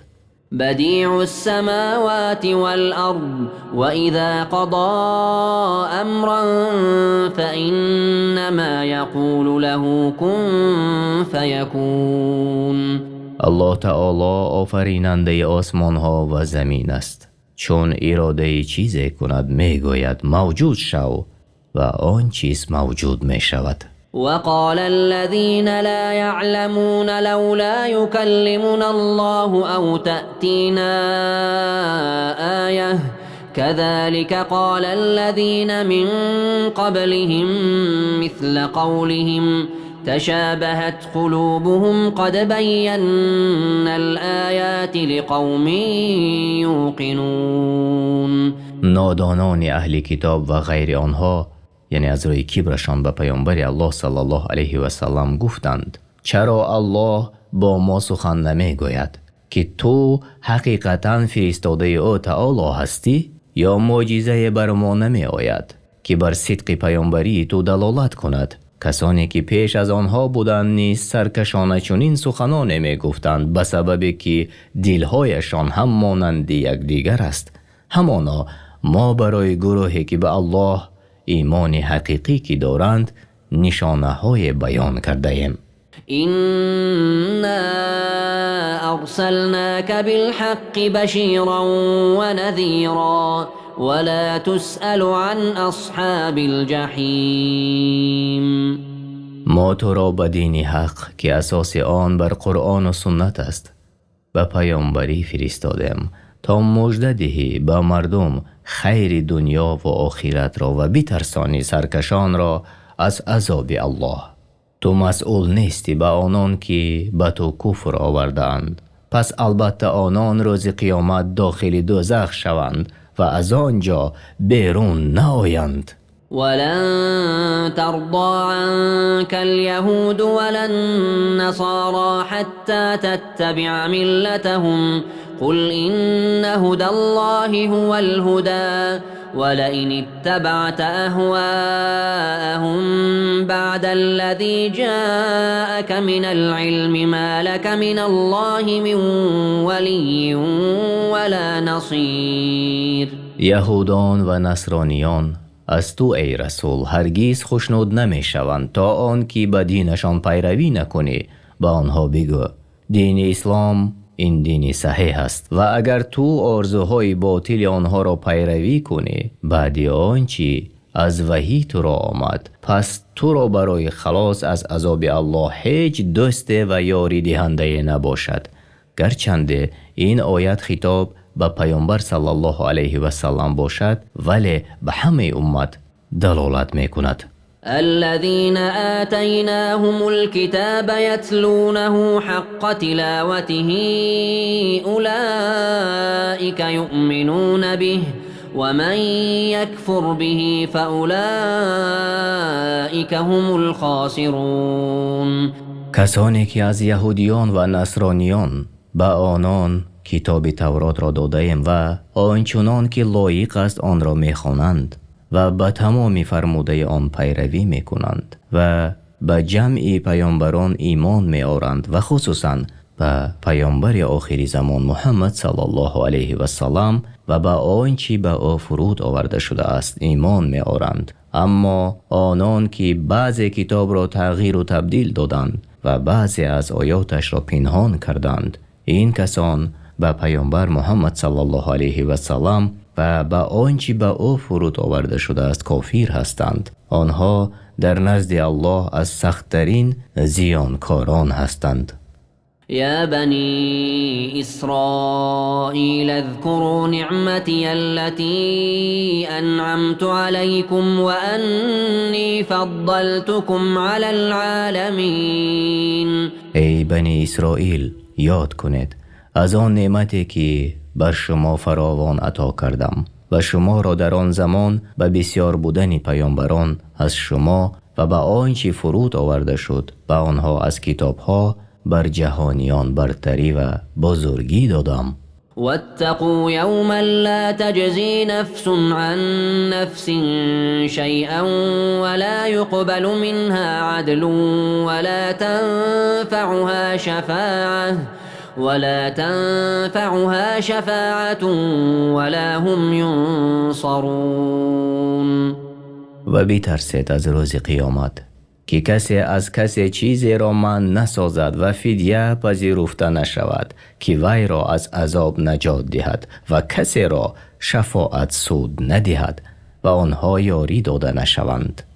وَإِذِ ابْتَلَى إِبْرَاهِيمَ رَبُّهُ بِكَلِمَاتٍ فَأَتَمَّهُنَّ قال إني جاعلك للناس إماما قال ومن ذريتي قال لا ينال عهد الظالمين.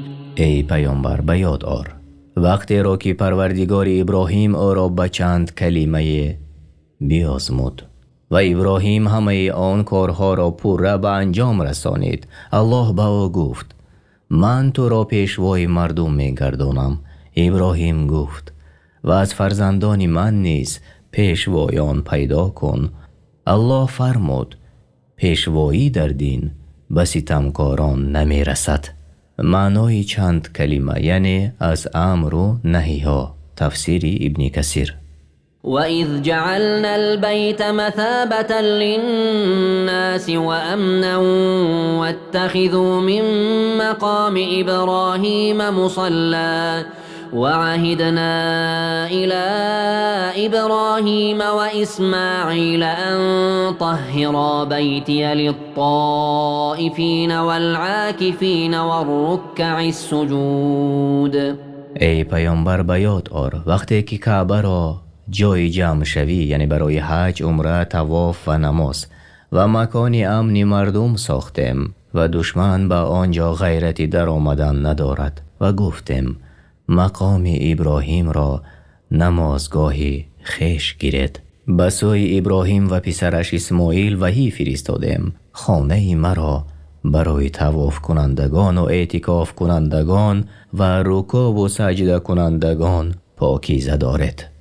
وإذ قال إبراهيم رب اجعل هذا بلدا آمنا وارزق أهله من الثمرات من آمن منهم بالله واليوم الآخر قال ومن كفر فأمتعه قليلا ثم أضطره إلى عذاب النار وبئس المصير. ای پیامبر به یاد آر وقتی که ابراهیم در دعایش گفت ای پروردگار من این شهر مکه را جای امن گردان و از ساکنانش کسی را که به الله و روز قیامت ایمان دارند از هر میوه ها روزی ده. الله فرمود هر کس که کافر شد او را اندکی در این دنیا بهره‌مند گردانم، سپس از عذاب آتش دوچارش گردانم. چی جای بازگشتی بد است. وإذ يرفع إبراهيم القواعد من البيت وإسماعيل ربنا تقبل منا إنك أنت السميع العليم. ای پیامبر به یاد آر وقتی که ابراهیم و اسماعیل اساسهای خانه را بلند میکردند و هر دو با خشوع دعا کرده گفتند ای پروردگار ما از ما عملهای شایسته و دعاهایمان را بپذیر که تو شنوا به سخنان بندگانت و دانا هستی به احوال آنها. ربنا وجعلنا مسلمين لك ومن ذريتنا أمة مسلمة لك وأرنا مناسكنا وتب علينا إنك أنت التواب الرحيم. ای پروردگار ما را استوار بر اسلام و فرمان بردار احکام خیش ساز و نیز فرزندان ما را فرمان بردار خیش گردان و طرز عبادت های ما را به ما نشان بده و توبه ما را بپذیر که تو توبه پذیرنده و مهربان هستی.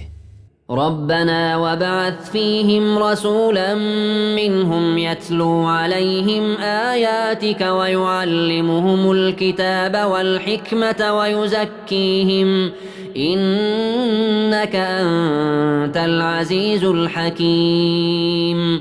ای پروردگار ما در این امت یعنی از ذریات اسماعیل پیامبر بر آنها بفرست تا آیات تو را بر آنها بخواند و به آنها کتاب و حکمت بیاموزاند و آنها را از شرک و بد اخلاقی پاکیزه سازد و تو عزیزی چیز مانع تو شده نمیتواند و حکیم هستی همه چیز را در موضع خودش میگذاری.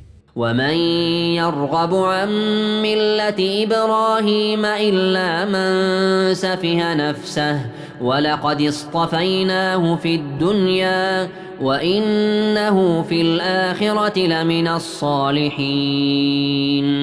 و کسی که از دین ابراهیم یعنی دین اسلام روی برمیتابد خود را خار کرد و به تحقیق ابراهیم را در دنیا برگزیدیم و او را نیز از شایستگان قرار دادیم که برایش در آخرت عالی ترین درجه ها است. اذ قال له ربه اسلم قال اسلمت لرب العالمین. و سبب این اختیار بی تردد قبول کردن او دین اسلام است. وقتی که پروردگارش به او گفت به طاعت پروردگارت تسلیم شو، ابراهیم گفت من در برابر پروردگار جهانیان با اخلاص و توحید و محبت و توبه تسلیمم. ووصى بها إبراهيم بنيه ويعقوب يا بني إن الله اصطفى لكم الدين فلا تموتن إلا وأنتم مسلمون. ابراهیم و یعقوب به فرزندان خود به این کلمه وصیت کردند: ای فرزندان من، الله برای شما این دین را اختیار کرده است و این دین اسلام است که محمد صلی الله علیه و سلم به این دین آمد. تفسیر بغوی: و در ایام زندگیتان از آن جدا نشوید، پس از این جهان نمیرید مگر این که شما فرمان بردار باشید، یعنی در دین اسلام باشید. أم كنتم شهداء إذ حضر يعقوب الموت إذ قال لبنيه ما تعبدون من بعدي قالوا نعبد إلهك وإله آبائك إبراهيم وإسماعيل وإسحاق إلها واحدا ونحن له مسلمون. ای یهودیان، آیا شما حاضر بودید آنگاه که مرگ یعقوب فرا رسید و به فرزندانش گفت پس از من چه چیز را می پرستید؟ گفتند معبود تو و معبود پدران تو را که ابراهیم و اسماعیل و اسحاقند و به یکتایی خواهیم پرستید و در برابر او تعالی فرمان بردار هستیم. تلك أمة قد خلت لها ما كسبت ولكم ما كسبتم ولا تسألون عما كانوا يعملون. آنها امت‌هایی بودند که در حقیقت در گذشته اند. آنچه کرده بودند از آن آنهاست و آنچه شما کنید از آن شماست و شما را از اعمالی که آنها کردند نمی پرسند و هر کسی به آنچه کرد جزا خواهد دید و کسی به گناه کسی عذاب کرده نمی شود. وقالوا كونوا هودا أو نصارى تهتدوا قل بل ملة إبراهيم حنيفا وما كان من المشركين. یهودیان به امت محمد صلی الله علیه و سلم گفتند به دین یهودی داخل شوید تا راه راست یابید و نصرانیان نیز چنین گفتند. ای رسول برایشان بگو بلکه هدایت پیروی نمودن ملت ابراهیم است که او از مشرکان نبود. قولوا آمنا بالله وما أنزل إلينا وما أنزل إلى إبراهيم وإسماعيل وإسحاق ويعقوب والأسباط وما أوتي موسى وعيسى وما أوتي النبيون من ربهم لا نفرق بين أحد منهم ونحن له مسلمون. ای مؤمنان، به یهودیان و نصرانیان بگوید ما به الله و آیاتی که بر ما نازل شده و نیز آنچه بر ابراهیم و اسماعیل و اسحاق و یعقوب و نبیرگانش نازل شده و نیز آنچه به موسی و عیسی فرستاده شده و آنچه بر پیامبران دیگر از جانب پروردگارشان آمده است ایمان آوردیم. میان هیچ یک از پیامبران فرق نمی نهیم و همه در برابر الله با طاعت و عبادت تسلیم هستیم.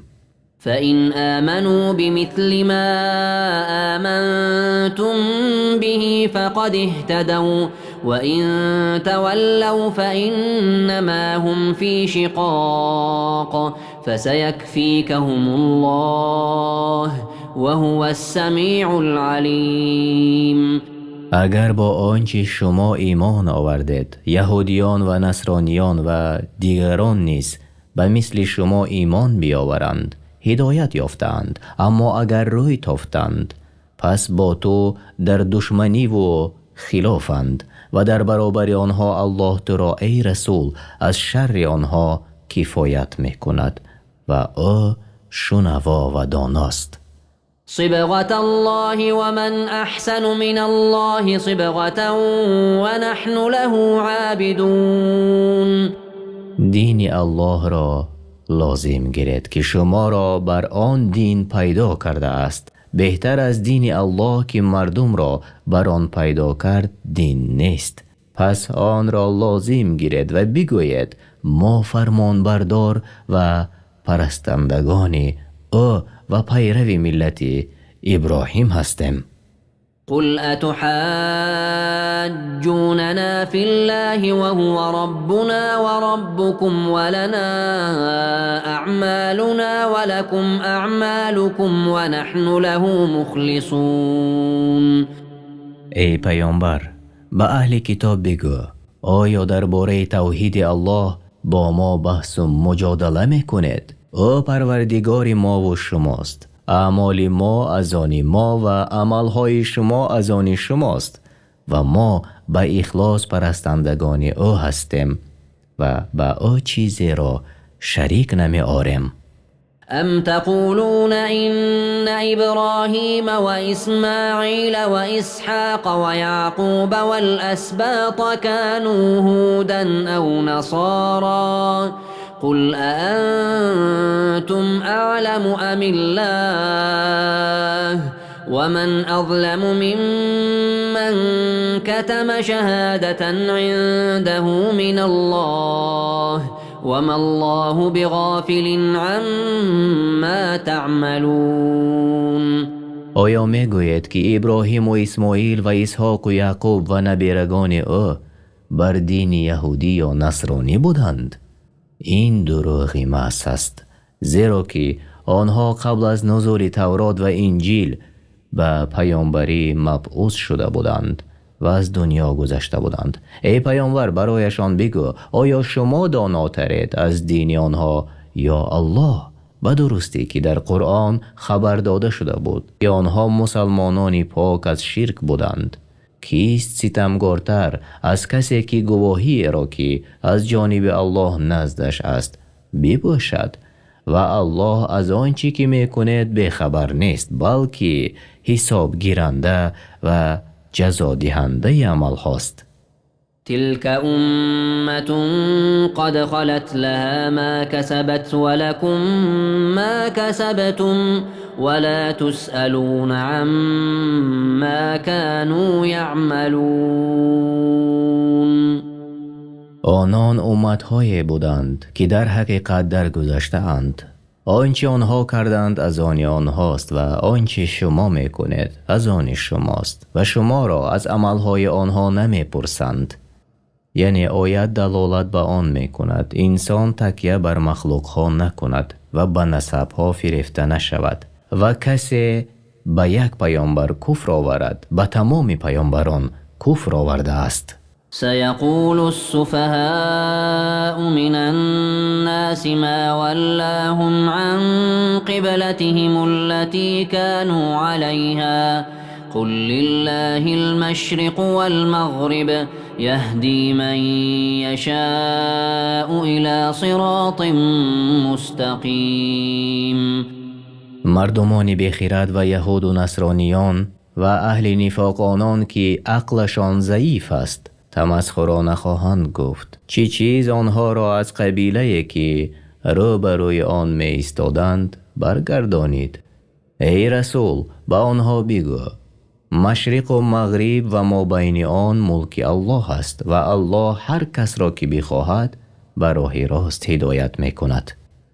یعنی تنبیه، همه چیز ملک الله است، حتی همه جهت و اطراف از ملک او خارج نیست و در همه حال به جا آوردن امر الله لازم است. پس به کدام طرف امر نماید به همان طرف رو می آریم. وكذلك جعلناكم أمة وسطا لتكونوا شهداء على الناس ويكون الرسول عليكم شهيدا وما جعلنا القبلة التي كنت عليها إلا لنعلم من يتبع الرسول ممن ينقلب على عقبيه وإن كانت لكبيرة إلا على الذين هدى الله وما كان الله ليضيع إيمانكم إن الله بالناس لرؤوف رحیم. و همچنین شما را به راه راست راه نمودم و شما را بهترین امتها گردانیدم تا با مردم در آخرت گواه باشد و نیز پیامبر بر شما گواه باشد که او رسالت پروردگارش را به مردم رسانید و آن قبله را که رو به سوی آن می کردید دیگرگون نکردم مگر به آن سبب که آنان را که به پیامبر پیروی می کنند از آنان که پیروی نمی کنند باز شناسم. و کسانی که ایمانشان ضعیف بود از سبب شک و نفاقشان از دینشان بدین شدند. به درستی که گردانیدن قبله از بیت المقدس به سوی کعبه دشوار است مگر بر کسانی که الله به آنها هدایت و ایمان و تقوا ارزانی نموده است. الله ایمان و نمازتان را تباه نمی کند به درستی که الله به مردم مهربان و بخشاینده است. تفسیر بغوی. قد نرى تقلب وجهك في السماء فلنولينك قبلة ترضاها فول وجهك شطر المسجد الحرام وحيث ما كنتم فولوا وجوهكم شطره وإن الذين أوتوا الكتاب ليعلمون أنه الحق من ربهم وما الله بغافل عما يعملون. ای پیامبر، ما چشم دوختن و نگاه کردن تو را به تمام جهتهای آسمان می بینیم که با شوق در انتظار آن هستی که وحی نازل شود. پس البته تو را به آن قبله می گردانیم که به وی خوشنود شوی. پس روی به جانب مسجد الحرام کن و هر جا که باشد ای مسلمانان چون اراده نماز کردید روی به آن جانب کنید. اهل کتاب می دانند که گردانیدن قبله به سوی کعبه حق است و در کتابشان ثابت است و الله از آن چی می کنند بخبر نیست. ولئن أتيت الذين أوتوا الكتاب بكل آية ما تبعوا قبلتك وما أنت بتابع قبلتهم وما بعضهم بتابع قبلة بعض ولئن اتبعت أهواءهم من بعد ما جاءك من العلم إنك إذا لمن الظالمين. ای رسول، برای آنان که تورات و انجیل داده شد هر دلیل و نشانه که بیاوری که گردانیدن قبله به سوی کعبه حق است هرگز قبله تو را پیروی نخواهند کرد و تو پیروی کننده نیستی قبله آنها را و بعضی آنها قبله بعضی دیگر را پیروی کننده نیستند. و اگر تو بعد آنچه که از دانش به تو آمده است و خواهش های نفسانی آنها پیروی کنی آنگاه همانا از ستمکاران باشی. یعنی این آیت خطاب برای جمع امت است و آن تهدید و وعید است به هر شخصی که خواهش های ضد شریعت اسلام را پیروی می کند. الذين آتيناهم الكتاب يعرفونه كما يعرفون أبناءهم وإن فريقا منهم ليكتمون الحق وهم يعلمون. آنان که اهل تورات و انجیل هستند از عالمان یهود و نصارا همچنان که فرزندان خود را می شناسند رسول الله محمد صلی الله علیه و سلم را با صفت‌هایی که در کتاب‌هایشان ذکر شده است می شناسند، ولی گروهی از آنها حق را دانسته می پوشند. الحق من ربك فلا تكونن من الممترین. ای پیامبر، آنچه از جانب الله بر تو نازل شده حق همان است، پس در آن شبهه نکن. آیت اگر چند خطاب برای رسول الله صلی الله علیه و سلم باشد هم، ولی این خطاب همه امت را در بر میگیرد. ولكل وجهة هو موليها فاستبقوا الخيرات أينما تكونوا يأت بكم الله جميعا إن الله على كل شيء قدير. هر کسی را قبله است که به آن روی می آورد در نمازش. پس ای مؤمنان، در عملهای شایسته که الله برای شما در دین اسلام فرموده است، پس برای بجا آوردن این خوبی ها بشتابید. هر جا که باشد الله شما را روز قیامت حاضر می آورد که او بر هر کار تواناست. ومن حيث خرجت فول وجهك شطر المسجد الحرام وإنه للحق من ربك وما الله بغافل عما تعملون. ای پیامبر، و از هر جایی که بیرون شوی برای سفر و هر وقتی که اراده نماز کردی، روی خود به جانب مسجد الحرام کن. حق همان است که پروردگارت به آن امر فرموده و الله از آنچه که میکنید بیخبر نیست. ومن حيث خرجت فول وجهك شطر المسجد الحرام وحيث ما كنتم فولوا وجوهكم شطره لئلا يكون للناس عليكم حجة إلا الذين ظلموا منهم فلا تخشوهم واخشوني ولأتم نعمتي عليكم ولعلكم تهتدون. و از هر جایی که بیرون شوی ای پیامبر، روی خیش به جانب مسجد الحرام کن و هر جا که باشد ای مسلمانان شما نیز روی خیش به جانب مسجد الحرام کنید تا هیچ کس را جز ستمکاران با شما بحث و مجادله نباشد. بعد از روی آوردنتان به سوی مسجد الحرام اهل ظلم و سرکشان آنان همیشه با شما بحث و مجادله کنند. از آنها نترسید، از من بترسید تا نعمت خیش بر شما کامل کنم و باشد که شما به سوی حق راه بیابید. كما أرسلنا فيكم رسولا منكم يتلو عليكم آياتنا ويزكيكم ويعلمكم الكتاب والحكمة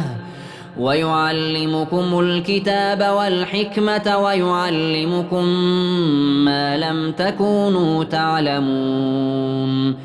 همچنان که نعمت‌هایمان را به شما ارزانی نمودیم، یعنی روی به جانب کعبه کردن، نیز در میان شما پیامبری از قوم شما فرستادیم تا آیت‌های ما را برایتان بخواند و شما را از شرک و بد اخلاقی پاکیزه گرداند و کتاب و حکمت و احکام شریعت بیاموزد و از اخبار و قصه های پیامبران گذشته آنچه را که نمی‌دانستید به شما یاد دهد. فاذكروني اذكركم واشكروا لي ولا تكفرون. پس مرا یاد کنید تا شما را یاد کنم، مرا سپاس گویید و ناسپاسی نعمت من نکنید. در این آیت الله مؤمنان را به ذکر خود امر کرد و بر آن بزرگترین مکافات را وعده داد و آن مکافات مدح و ثنای است نزد ملائکه ها بر کسانی که او را ذکر کردند. يا أيها الذين آمنوا استعينوا بالصبر والصلاة إن الله مع الصابرين. ای کسانی که ایمان آورده اید، در همه کارتان از الله به صبر کردن بر دشواری و مصیبت ها و ترک معصیت و گناه ها و صبر کردن بر طاعت ها و نزدیک شدن به الله و بر نماز که با آن نفس آرامش می یابد و از کار بی‌حیایی و فعل بد انسان را باز می دارد مدد جوید که الله با صبر کنندگان است. ولا تقولوا لمن يقتل في سبيل الله أموات بل أحياء ولكن لا تشعرون. ای مؤمنان، کسانی را که در راه الله کشته می شوند مرده نحسابید، بلکه آنها در قبرهایشان به حیات مخصوص زندند و چگونگی این حیات را بجز الله کسی نداند، ولیکن شما این را حس نمی کنید. این آیه دلیل است که در قبر راحت نیز وجود دارد. تفسیر سعدی. ولنبلونكم بشيء من الخوف والجوع ونقص من الأموال والأنفس والثمرات وبشر الصابرين الذين إذا أصابتهم مصيبة قالوا إنا لله وإنا إليه راجعون. البته شما را به اندک ترس و گرسنگی و نقصان مالها که به دشواری به دست آورده می شود یا از دست می رود و جانها به فرا رسیدن مرگ یا قتل و کم شدن میوه ها می آزماییم. و ای پیامبر، صبر کنندگان را خبری خوش ده که به سبب صبرشان در دنیا و آخرت شاد و خرم می گردند. صفت این گونه صبر کنندگان چنین است که چون مصیبت به آنها رسید گفتند ما بندگان الله هستیم و زیر امر و تدبیر او تعالی هستیم، آنچه خواست با ما میکند و ما به سوی او تعالی باز خواهیم گردید و بعد از آن برای حساب و جزا از نو زنده خواهیم شد. أولئك عليهم صلوات من ربهم ورحمة وأولئك هم المهتدون. آنان که صابران هستند، صلوات و رحمت پروردگارشان بر آنان باد که راه یافتگانند. إن الصفا والمروة من شعائر الله فمن حج البيت أو اعتمر فلا جناح عليه أن يطوف بهما ومن تطوع خيرا فإن الله شاكر عليم. صفا و مروه از شعارهای دین الله هستند، پس کسی که قصد خانه الله کرده حج خانه را به جای می آورد یا عمره می گذارد، پس بر وی گناه نیست که در میان این هر دو طواف کند، بلکه طواف کردن بر وی واجب است. هر کی بر رغبت خود عملی نیکی انجام دهد بداند که الله شکرگزاری داناست.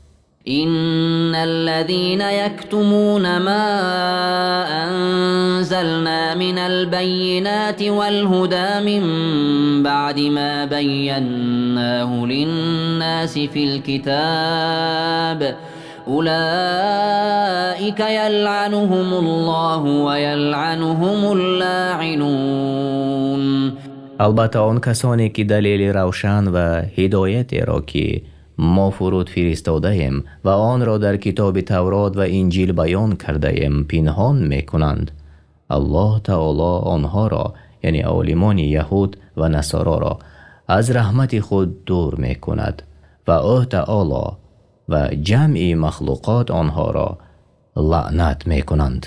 إلا الذين تابوا وأصلحوا وبينوا فأولئك أتوب عليهم وأنا التواب الرحيم. مگر آنهایی که از خطاگی‌های خود توبه کردند و خود را اصلاح کردند و آنچه پنهان داشته بودند آشکار ساختند، توبهشان را میپذیرم و من توبه پذیر و مهربانم. إن الذين كفروا وماتوا وهم كفار أولئك عليهم لعنة الله والملائكة والناس أجمعين.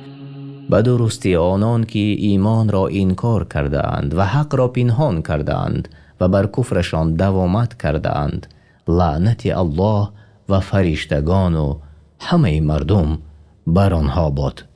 خالدين فيها لا يخفف عنهم العذاب ولا هم ينظرون. جاویدانه در لعنتند و در عذابشان سبوکی داده نشود و لحظه برای عذر طلبیدن مهلتشان ندهند. وإلهكم إله واحد لا إله إلا هو الرحمن الرحیم. ای مردم، معبود شما الله یگانه است، در ذات، نام، صفات، افعال و پرستش و بجز او هیچ کس سزاوار عبادت نیست. معبود غیر او نیست. بخشاینده است برای جمعی خلق و مهربان است با مؤمنان. إن في خلق السماوات والأرض واختلاف الليل والنهار والفلك التي تجري في البحر بما ينفع الناس وما أنزل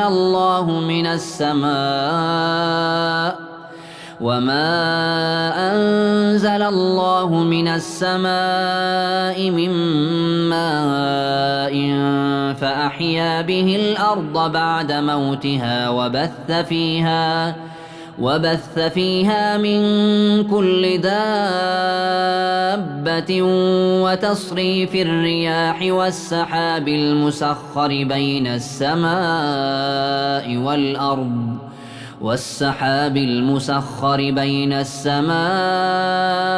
والأرض لآيات لقوم يعقلون. به درستی در آفرینش آسمان ها بنابر بلندی و وسیعیش و زمین بنابر کوه و پستی و دریاهایش و در پی یکدیگر آمدن شب و روز و در کشتی هایی که در دریا می روند و سبب نفع مردمانند و در بارانی که الله از آسمان فرو می فرستد تا زمین مرده را به آن زنده سازد و جنبندگان را در آن پراکنده کند و در گردانیدن بادها و ابرهای رام شده که میان زمین و آسمانند. در همه اینها برای خردمندانی که در میابند نشانه هاست و به این دلیل ها میفهمند که بجز الله هیچ کس سزاوار عبادت نیست. ومن الناس من يتخذ من دون الله أندادا يحبونهم كحب الله والذين آمنوا أشد حبا لله ولو يرى الذين ظلموا إذ يرون العذاب أن القوة لله جميعا وأن الله شديد العذاب. با وجود این دلیل های روشن بعضی از مردم با الله شریکان اختیار می کنند و آنها را با تعظیم و طاعت چنان دوست می دارند که گویا الله هند، حال آن که تعظیم و طاعت جز برای الله به کسی یا چیز سزاوار نیست. ولی آنان که ایمان آورده اند قوی ترند در دوستی الله از دوستی کافران بر معبودان خود، زیرا مؤمنان همه محبت را خالص از برای الله می دارند و مشرکان در محبت شریک قرار می دهند. آنان که نفس خود را با شرک ظلم کردند و اگر عذاب آخرت را مشاهده می کردند می دانستند که تنها الله دارای همه قوت است و او سخت عذاب کننده است. آنگاه بجز الله کسی را معبود نمی گرفتند و نزدیک نمی شدند. إذ تبرأ الذين اتبعوا من الذين اتبعوا ورأوا العذاب وتقطعت بهم الأسباب. آنگاه کسانی که پیرو شدند از کسانی که پیروی کرده بودند بیزاری جویند و عذاب را مشاهده کنند و پیوندگری هایی که از خویشاوندی و دوستی در دنیا داشتند بریده شوند. وقال الذين اتبعوا لو أن لنا كرة فنتبرأ منهم كما تبرأوا منا كذلك يريهم الله أعمالهم حسرات عليهم وما هم بخارجين من النار. و آن پیروان گویند کاش باری دیگر باز می گشتیم تا آنچنان که از ما بیزاری جستند از آنها بیزاری می جستیم. الله کردارهایشان را این چنین سبب حسرتشان سازد و آنها از آتش رهایی نیابند و هیچگاه آنها از دوزخ خارج شونده نیستند. يا أيها الناس كلوا مما في الأرض حلالا طيبا ولا تتبعوا خطوات الشيطان إنه لكم عدو مبين. ای مردم از آن چیزهای حلال و پاکیزه که الله در زمین برایتان داده است بخورید و راه های شیطان را پیروی نکنید، همانا شیطان دشمنی آشکار شماست. إنما يأمركم بالسوء والفحشاء وأن تقولوا على الله ما لا تعلمون. البته شیطان شما را به همه بدی ها و کارهای زشت فرمان می دهد و می خواهد که درباره الله چیزهای بگوید، یعنی از حلال و حرام که به آن آگاه نیستید. وَإِذَا قِيلَ لَهُمُ اتَّبِعُوا مَا أَنزَلَ اللَّهُ قَالُوا بَلْ نَتَّبِعُ مَا أَلْفَيْنَا عَلَيْهِ آبَاءَنَا أَوَلَوْ كَانَ آبَاؤُهُمْ لَا يَعْقِلُونَ شَيْئًا وَلَا يَهْتَدُونَ. چون به آنها مؤمنان گویند که به آنچه الله نازل کرده است پیروی کنید، گویند نه، ما به همان راه می رویم که پدرانمان می رفتند، یعنی مشرکان. آیا پیروی پدرانشان می کنند اگر پدرانشان بفهم و گمراه باشند؟ ومثل الذين كفروا كمثل الذي ينعق بما لا يسمع إلا دعاء ونداء صم بكم عمي فهم لا يعقلون. مثال کافران و داعیان آنها به سوی هدایت و ایمان مثل چوپان است که به چارپایان داد میزند و بیم میکند و حال آن که چارپا معنای کلامش را نمیفهمد جز ندا و صدای آواز را. این کافران ناشنوا هستند، صدای حق را نمیشنوند، گنگانند، زبانشان به حق نطق نمیزند و کورانند از دیدن راه حق و عقلهایشان به نفعشان کار نمی کند. يا أيها الذين آمنوا كلوا من طيبات ما رزقناكم واشكروا لله إن كنتم إياه تعبدون. ای کسانی که ایمان آورده اید، از آن چیزهای پاکیزه با لذت حلال که روزی شما کرده ایم بخورید و نباشد به مانند کافرانی که پاکیزه ها را حرام می حسابند و پلیت ها را حلال می شمارند. و شکر نعمت های بزرگ الله با دل و زبان کنید اگر شما امر او را بجا آورده باشید و تنها او را عبادت کنید و با او شریک نآورید. إنما حرم عليكم الميتة والدم ولحم الخنزير وما أهل به لغير الله فمن اضطر غير باغ ولا عاد فلا إثم عليه إن الله غفور رحیم.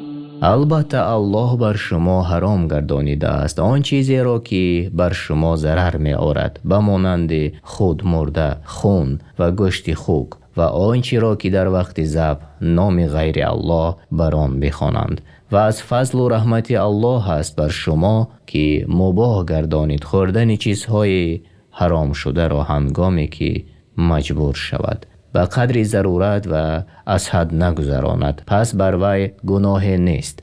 به درستی الله آمرزنده و بخشاینده است. إن الذين يكتمون ما أنزل الله من الكتاب ويشترون به ثمنا قليلا أولئك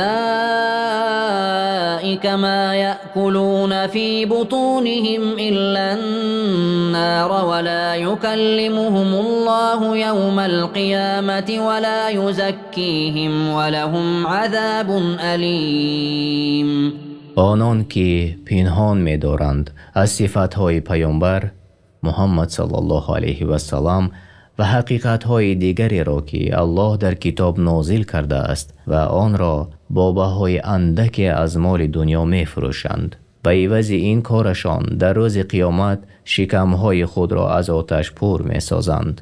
الله به آنها سخن نمی گوید و آنها را پاک نمی سازد و برای آنها عذاب المناک است. أولئك الذين اشتروا الضلالة بالهدى والعذاب بالمغفرة فما أصبرهم على النار. اینها گمراهی را به جای هدایت و عذاب را به جای آمرزش خریدند. چگونه جرأت می کنند به صبر کردن در آتش دوزخ؟ الله از این اقدامشان در تعجب می شود. پس ای آدمان از جرأت و صبر آنان تعجب کنید. ذلك بأن الله نزل الكتاب بالحق وإن الذين اختلفوا في الكتاب لفي شقاق بعید.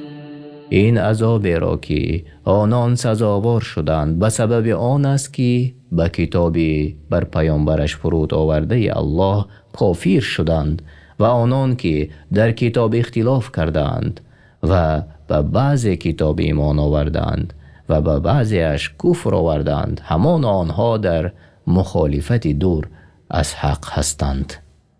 ليس البر أن تولوا وجوهكم قبل المشرق والمغرب ولكن البر من آمن بالله واليوم الآخر والملائكة والكتاب والنبيين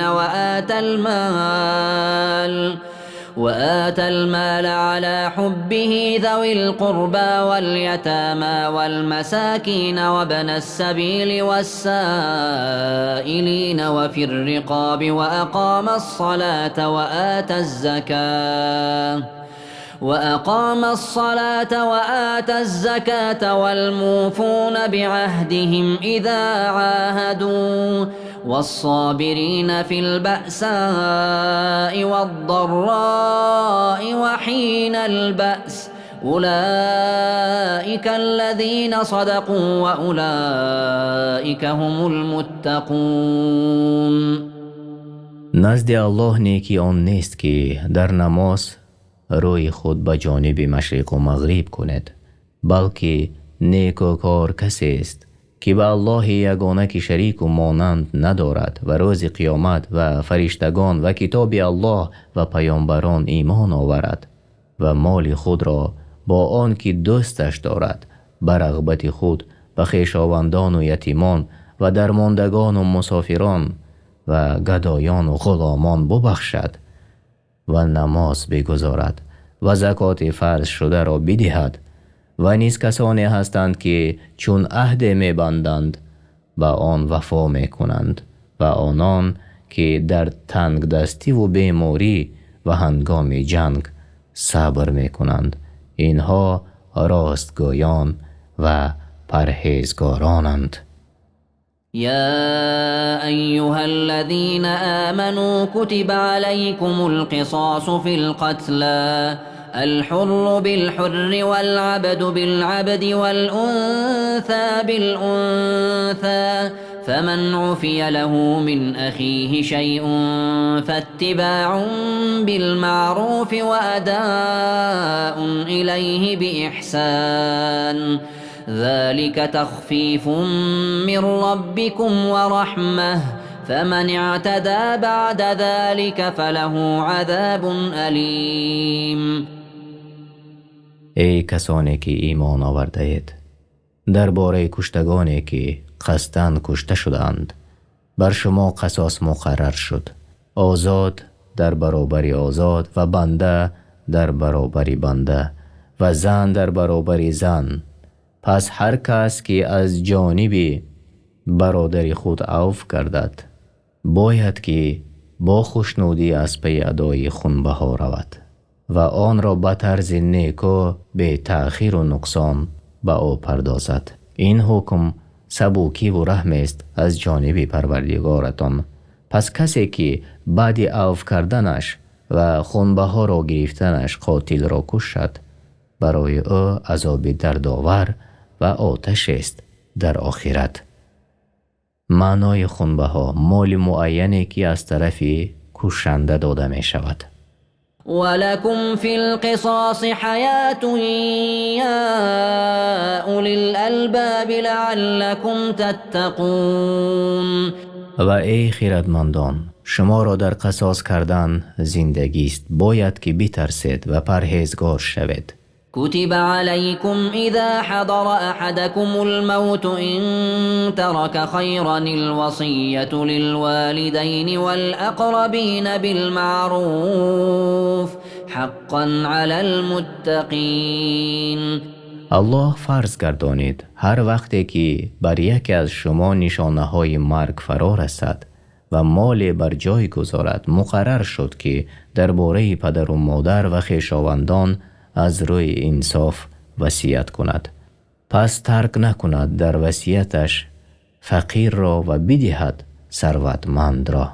یعنی جایز نیست وصیت زیاده از یک مال. این حکم پیش از نزول آیت های میراث بود که الله نصیب هر یک میراثخوار را معین کرد و این شایسته پرهیزگاران است. تفسیر بغوی. فمن بدله بعدما سمعه فإنما إثمه على الذين يبدلونه إن الله سميع عليم. پس هر کس که آن وصیت میت را بشنود و آنگاه دیگرگونش سازد، گناهش بر آن کسی است که آن را دیگرگون ساخته است. همانا الله میشنود وصیت شما را و میداند آنچه را که مخفی می‌دارید در دل به میل کردن سوی حق و عدل یا ظلم و هلاکی. فمن خاف من موص جنفا أو إثما فأصلح بينهم فلا إثم عليه إن الله غفور رحيم.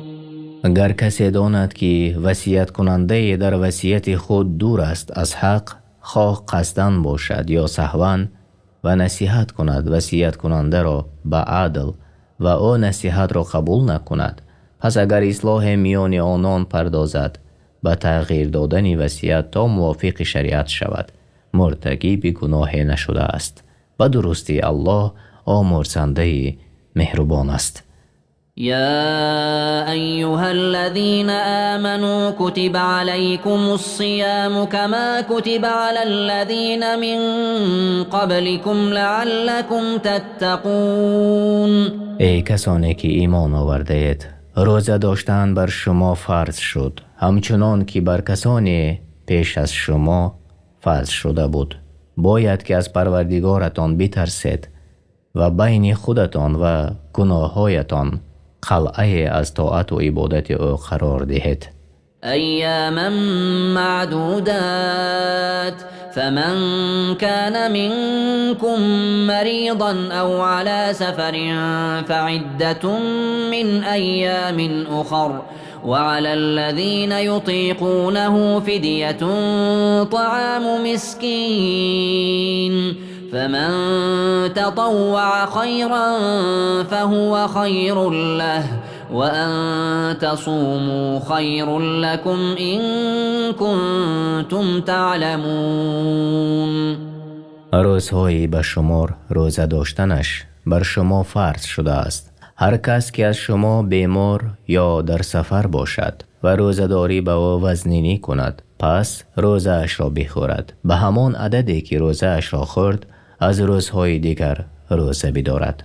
و آنان که توانایی روزه را ندارند مانند پیران سالان بیمارانی که امید شفا را ندارند هر روز را به طعام دادن مسکین بازخرند یعنی فدیه بدهند و هر کی به اختیار در آن بیفزاید برایش بهتر است و روزه برایتان بهتر است گرچند با مشقت باشد از فدیه دادن. اگر شما منزلت بزرگ روزه را در نزد الله تعالی می دانستید. شهر رمضان الذي أنزل فيه القرآن هدى للناس وبينات من الهدى والفرقان فمن شهد منكم الشهر فليصمه ومن كان مريضا أو على سفر فعدة من أيام أخر يريد الله بكم اليسر ولا يريد بكم العسر ولتكملوا العدة ولتكبروا الله على ما هداكم ولعلكم تشكرون. ماه رمضان است که در وی قرآن همچون رهنما برای مردم و سخنان روشن از هدایت و جدا کننده حق و باطل فرود آورده شد.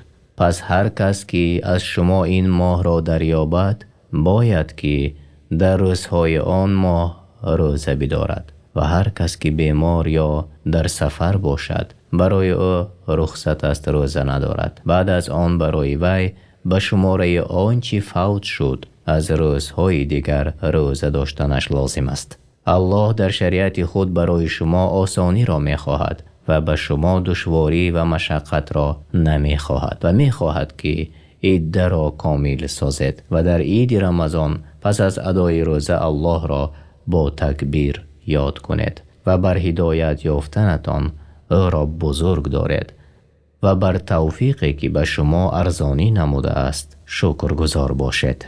وَإِذَا سَأَلَكَ عِبَادِي عَنِّي فَإِنِّي قَرِيبٌ أُجِيبُ دَعْوَةَ الدَّاعِ إِذَا دَعَانِ فَلْيَسْتَجِيبُوا لِي وَلْيُؤْمِنُوا بِي لَعَلَّهُمْ يَرْشُدُونَ. ای محمد چون بندگان من درباره من از تو بپرسند من به آنها نزدیکم و به ندای کسی که مرا بخواند جواب می دهم. پس مرا در آنچه که آنها را فرمودم و از آنچه که آنها را من نمودم اطاعت کنند و به من ایمان آورند باشد که راهی آبادی دین دنیایشان را دریابند. أحل لكم ليلة الصيام الرفث إلى نسائكم هن لباس لكم وأنتم لباس لهن علم الله أنكم كنتم تختانون أنفسكم فتاب عليكم وعفى عنكم فالآن باشروهن وابتغوا ما كتب الله لكم وكلوا واشربوا حتى يتبين لكم الخيط الأبيض من الخيط الأسود من الفجر ثم أتموا الصيام إلى الليل ولا تباشروهن وأنتم عاكفون في المساجد تلك حدود الله فلا تقربوها كذلك يبين الله آياته للناس لعلهم يتقون. الله در شب‌های ماه رمضان برایتان همبستری با همسرانتان را مباح گردانید. آنها پوشش و حفظ شمایند و شما نیز پوشش و حفظ آنها هستید. الله می دانست که شما با نفس خود خیانت می ورزید. با مخالفت حرام کرده الله در شب‌های رمضان با همبستری کردنتان با همسران، پس توبه شما را پذیرفت و شما را عفو کرد و امر را به شما وسیع گردانید. اکنون با آنها همبستر شوید و آنچه را که الله بر شما مقدر گردانیده است طلب کنید، یعنی از فرزند، و بخورید و بیاشامید تا روشنی صبح در تاریکی شب آشکار شود و روزه را تا فرو رفتن آفتاب به شب برسانید و چون در مسجد و اعتکاف نشستید با همسران هم بستر نشوید. این حدود فرمان الله است، به آن نزدیک نشوید. الله آیات و احکام خود را این چنین بیان می کند باشد که به پرهیزگاری برسند. ولا تأكلوا أموالكم بينكم بالباطل وتدلوا بها إلى الحكام لتأكلوا فريقا من أموال الناس بالإثم وأنتم تعلمون. مالهای یکدیگر را به ناحق به مانند قسمی بر دروغ به زور گرفتن دزدی پاره نخورید و اموال خود را به رشوت به حاکمان ندهید تا بدان سبب مالهای گروه دیگر را به ناحق بخورید و شما خود حرام بودن این را می‌دانید. يسألونك عن الأهلة قل هي مواقيت للناس والحج وليس البر بأن تأتوا البيوت من ظهورها ولكن البر من اتقى وأتوا البيوت من أبوابها واتقوا الله لعلكم تفلحون. از تو ای پیامبر درباره هلال‌های ماه می‌پرسند. بگو الله آن را نشانه گردانیده است برای دانستن مردم وقت‌های عبادت خود را به مانند رسیدن وقت روزه و حج و معاملاتشان و نکوکاری آن نیست که از پشت به خانه ها درآید، ولی نکوکاری راه کسانی است که پرهیزگار باشند و از درها به خانه ها درآیند. یعنی این عادت جاهلیت بود. اسلام آمد و آن را برهم داد. یعنی عرب ها وقتی که در حج یا عمره احرام می بستند از دروازه خانه ها وارد نمی شدند و این را یک امر عبادتی گمان می کردند. تفسیر بغوی. بنابراین الله خبر داد که این نکوکاری نیست و الله این کار را مشروع نکرده است، بلکه نکوکاری آن است که از الله بترسد و از گناه دور شود و در همه حالت از الله بترسید تا رستگار شود. وقاتلوا في سبيل الله الذين يقاتلونكم ولا تعتدوا إن الله لا يحب المعتدين. ای مؤمنان، در راه الله با کسانی جنگ کنید که با شما جنگ میکنند و از حد نگذرید، یعنی به مانند کشتن زنان، دیوانگان، کودکان، راهبان و کشتن حیوانات و بریدن درختان، زیرا الله از حد گذشتگان را دوست ندارد. وَاقْتُلُوهُمْ حَيْثُ ثَقِفْتُمُوهُمْ وَأَخْرِجُوهُمْ مِنْ حَيْثُ أَخْرَجُوكُمْ وَالْفِتْنَةُ أَشَدُّ مِنَ الْقَتْلِ وَلَا تُقَاتِلُوهُمْ عِنْدَ الْمَسْجِدِ الْحَرَامِ حَتَّى يُقَاتِلُوكُمْ فِيهِ فَإِنْ قَاتَلُوكُمْ فَاقْتُلُوهُمْ كذلك جزاء الكافرین.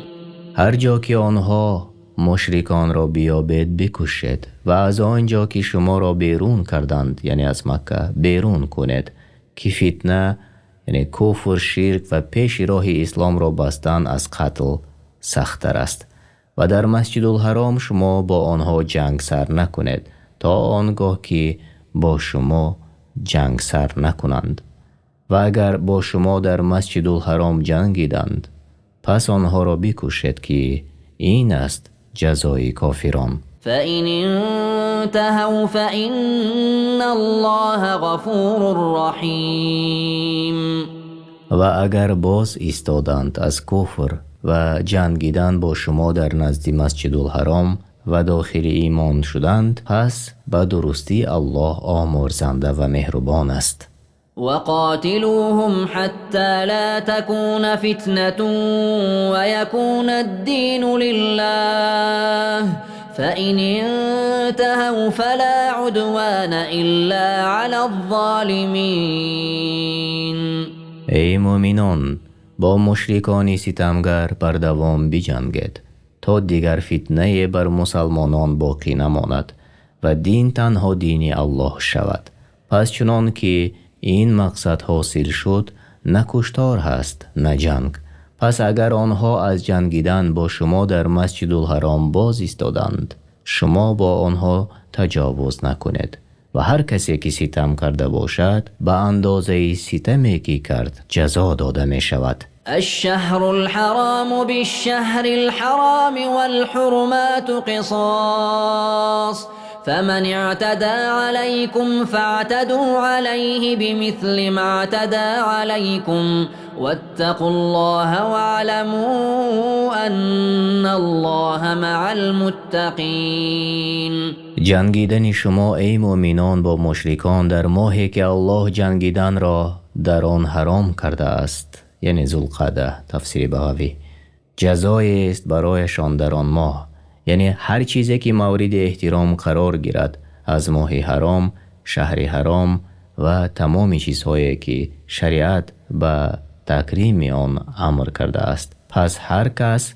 به این مقدسات و محرمات به حرمتی کند از او قصاص گرفته می شود. بنابراین کسی در ماه حرام بجنگد با او جنگ خواهد شد و از الله بترسید و بدانید که او یعنی الله با پرهیزگاران است. وأنفقوا في سبيل الله ولا تلقوا بأيديكم إلى التهلكة وأحسنوا إن الله يحب المحسنين. ای مؤمنان همیشه در راه الله برای نصرت دینش و جهاد در راه او تعالی خرج کنید و خودتان را به دست خیش از ترک جهاد در راه الله و خرج نکردن در راه الله به هلاکت نیندازید و نیکی کنید، یعنی در خرج کردن و طاعت و عملتان را خالص برای الله کنید که الله اهل اخلاص و نیکوکاران را دوست می دارد.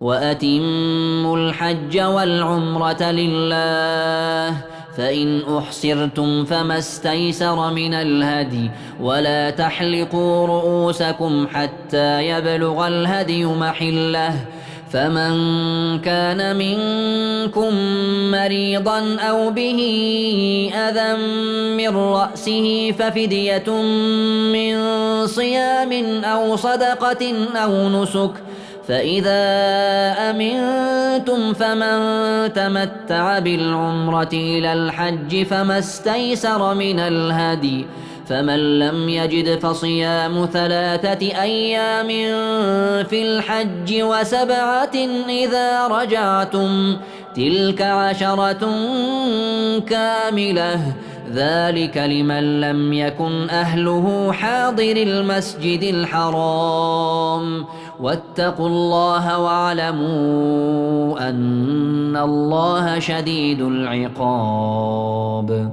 حج و عمره را برای الله کامل به جای آورید و اگر شما از حج باز داشته شوید به مانند قصد دشمن یا بیماری آنقدر که میسر است از شتر یا گاو یا گوسفند قربانی کنید، یعنی به قصد نزدیک شدن به الله و سر نتراشید وقتی که در راه باز داشته شده اید تا قربانی شما به قربانگاهش برسد.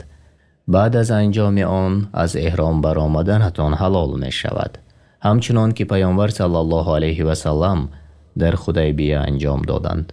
بعد از آن سرش را می تراشد، اما شخصی که در حرم است قربانیش بجا نمی آید مگر در حرم. وقتی آن روزی عید است، روزی 10 ماه ذوالحجه و 3 روزی بعد آن از ایام تشریق، یا اگر سرش زخم یا شبوش داشته باشد پس برای او جایز است که سر خود را بتراشد، اما برای او لازم است که فدیه بدهد و فدیه اش 3 روز روزه گرفتن یا غذا دادن به 6 مسکین و یا ذبح حیوانی است که برای قربانی جایز است و او از میان این چیزها یکی را انتخاب می نماید، اما ذبح کردن بهتر است.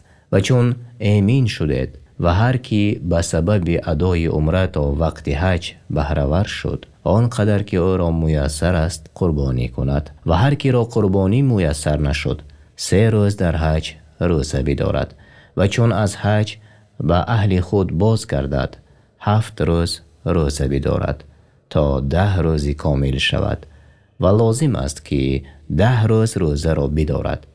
و این حکمی یعنی قربانی و روزه داشتن برای کسی است که از مردم مکه نباشد.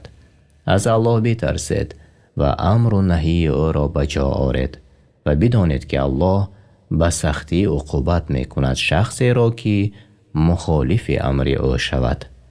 الحج اشهر معلومات فمن فرض فيهن الحج فلا رفث ولا فسوق ولا جدال في الحج وما تفعلوا من خير يعلمه الله وتزودوا فإن خير الزاد التقوى واتقون يا أولي الألباب. حج در ماه‌های معین است، یعنی شوال، ذوالقعده و دهه اول ذوالحجه. پس هر کی را حج واجب گردید در آن ماه‌ها این فریضه را ادا کند، پس باید در وقت حج جماع نکند و فسق از او سر نزند و خصومت نکند و بیرون آمدنش از طاعت الله حرام و با هم مناقشه کردنش به غضب و کراهیت می انجامد. هر کاری نیک انجام می دهد الله از آن آگاه است. هر یکی را بر عملش جزای کافی می دهد و برای نفس خویش توشه کنید که بهترین توشه ها پرهیزگاری است. ای صاحب خیرتمندان از من بترسید. ليس عليكم جناح أن تبتغوا فضلا من ربكم فإذا أفضتم من عرفات فاذكروا الله عند المشعر الحرام واذكروه كما هداكم وإن كنتم من قبله لمن الضالين. اگر به هنگام حج طلب کنید روزی را از پروردگارتان با فایده بردن از سودا در ایام حج گناهگار نشده اید. و چون بعد غروب آفتاب از عرفات، یعنی عرفات مکانی است که روز 9 ذوالحجه حاجیان در آنجا می ایستند، بازگشته اید الله را در مشعر الحرام با تسبیح و تکبیر و دعا یاد کنید که شما را به راه راست هدایت فرمود. هر آینه پیش از این از آن گمراهان بودید، حق را نمی دانستید. مشعر الحرام یعنی مزدلفه.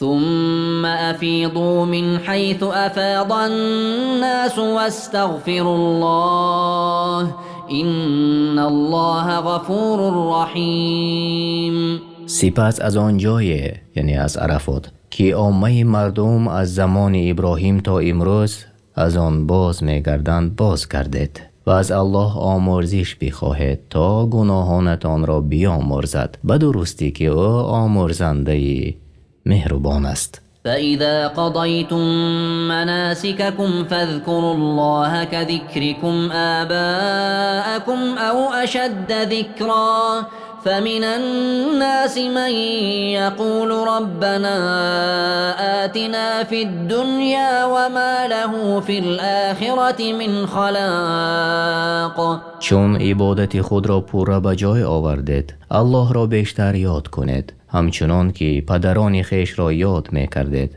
گروهی از مردم مقصدشان دنیا است فقط، می گویند ای پروردگار ما را در دنیا چیزی بده از سلامتی، مال و فرزند، اینها را در آخرت نصیب نیست.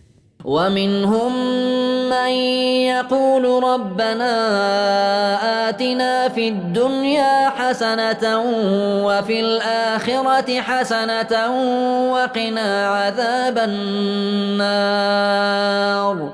و بعضی از مردم، گروه مؤمنان، یعنی میگویند ای پروردگار ما را در دنیا تندرستی، رزق، علمی نفع آور، زنی صالحه و عمل شایسته و غیره از امور دین و دنیا و در آخرت جنت را بده و از عذاب دوزخ ما را نگه دار. یعنی در صحیح بخاری و مسلم آمده است که بیشتری دعاهای پیامبر صلی الله علیه و سلم این بود. این دعا همه خیر دنیا و آخرت را در بر میگیرد. تفسیر سعدی. أولئك لهم نصيب مما كسبوا والله سریع الحساب. اینها یعنی مؤمنان دعاجو از آنچه خواستند به سبب عملهای شایسته‌شان به ثواب بزرگ بهره‌مند می‌شوند و الله عملهای بندگانش را زود به حساب گیرنده است. واذكروا الله في أيام معدودات فمن تعجل في يومين فلا إثم عليه ومن تأخر فلا إثم عليه لمن اتقى واتقوا الله واعلموا أنكم إليه تحشرون. الله را در روزهای با شمار یعنی ایام تشریق، روزهای 11 و 12 و 13 دهه ماه ذوالحجه یاد کنید و هر کی در 2 روز شتاب کند و از مینا قبل از غروب آفتاب روز 12 بعد از رمی جمار گناه بر وی نیست. معنای رمی جمار با سنگ زدن شیطان در جای مخصوص در مینا. و هر کی تأخیر کند شب بماند در مینا و روز 13 رمی جمار کند، پس گناه نیست مر کسی را که در حج خود تقوا را پیشه خود گرفت، لیکن تأخیر کردن افضل تر است، زیرا آن توشه است در عبادت و اقتدا به فعل پیامبر الله صلی الله علیه و سلم. از الله بترسید ای مسلمانان و در عملهای خویش مراقبت نماید و بدانید که برای حساب و جزا همگان به پیشگاه او تعالی گرد می آید. ومن الناس من يعجبك قوله في الحياة الدنيا ويشهد الله على ما في قلبه وهو ألد الخصام. بعضی از مردم یعنی از منافقان کسی هست که سخن او رابطه به زندگی این دنیا را دارد نه آخرت را. تو را ای محمد در تعجب می آورد و او به قسم خود بیان می دارد برای آنچه در دلش از محبت اسلام و الله است گواه می آورد، بلکه جرأت کرده با سخن دروغ به الله گواهی بر حق می دهد، حال آنکه او از سخت‌ترین دشمنان اسلام و مسلمانان است. وإذا تولى سعى في الأرض ليفسد فيها ويهلك الحرث والنسل والله لا يحب الفساد. و چون از پیش تو ای محمد باز گردد در زمین بشتابد، فساد کند و کشتزارها و چارپایان را نابود سازد و الله تباهکاری را دوست ندارد. و اذا قیل له اتق الله اخذته العزة بالإثم فحسبه جهنم ولبئس المهاد. و چون به آن منافق فسادکار گویند که از الله بترس و از عذاب او حذر کن، در روی زمین فساد نکن، نصیحت را قبول نمی کند بلکه او را کبر و عادت جاهلیت به گناه می برد، پس جهنم او را بسنده است و همانا بد جای است.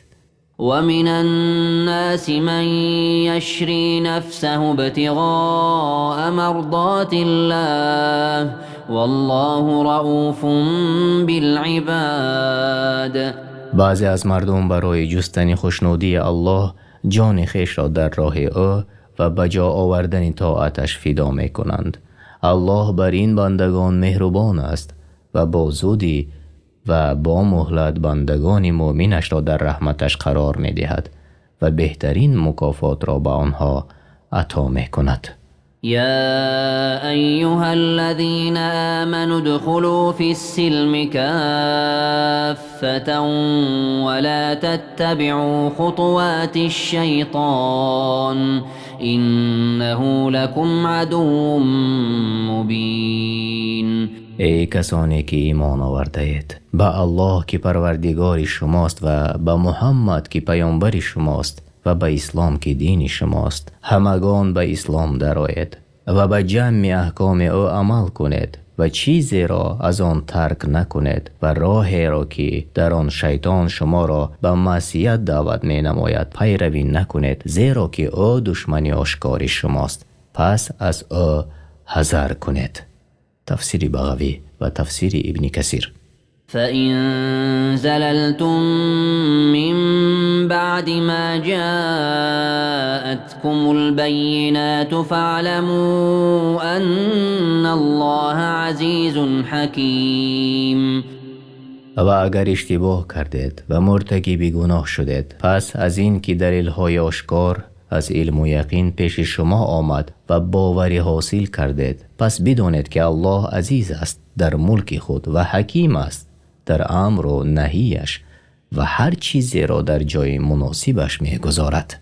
هل ينظرون إلا أن يأتيهم الله في ظلل من الغمام والملائكة وقضي الأمر وإلى الله ترجع الأمور. آیا این فسادکاران و پیروان راههای شیطان بعد برپا شدن دلیل‌های روشن منتظر آن هستند که روز قیامت الله با فرشتگان در زیر سایبان از ابر نزدشان بیاید و میان بندگانش به عدل حکم نماید و کار به انجام رسانیده شود، حال آن که همه کارها به سوی الله برمیگردند. سل بني إسرائيل كم آتيناهم من آية بينة ومن يبدل نعمة الله من بعد ما جاءته فإن الله شديد العقاب. ای محمد، از بنی اسرائیل بپرس که کسانی که به سوی تو سرکشی میکنند چه نشانه های روشنی در کتاب هایشان به آنها دادیم که آنها را به سوی حق راهنمایی میکند، پس به تمام آنها کافر شدند و از آن روی تافتند و آیات او را تغییر دادند. هر کس که نعمتی را که الله به او عطا کرده است دیگرگون سازد، بداند که عقوبت او سخت است. زين للذين كفروا الحياة الدنيا ويسخرون من الذين آمنوا والذين اتقوا فوقهم يوم القيامة والله يرزق من يشاء بغير حساب. برای کافرانی که وحدانیت الله را انکار نمودند، زندگی این جهانی و آنچه که در آن از شهوت و لذت ها است در چشم و دلهایشان زینت داده شده است و مؤمنان را مسخره می کنند. آنان که از الله می ترسند در روز قیامت بالاتر از کافران هستند و الله مؤمنان را به عالی ترین درجه های جنت داخل می کند و کافران را به پسترین طبقه های دوزخ فرود می آورد و الله هر کس را که بخواهد به حساب روزی می دهد. كان الناس أمة واحدة فبعث الله النبيين مبشرين ومنذرين وأنزل معهم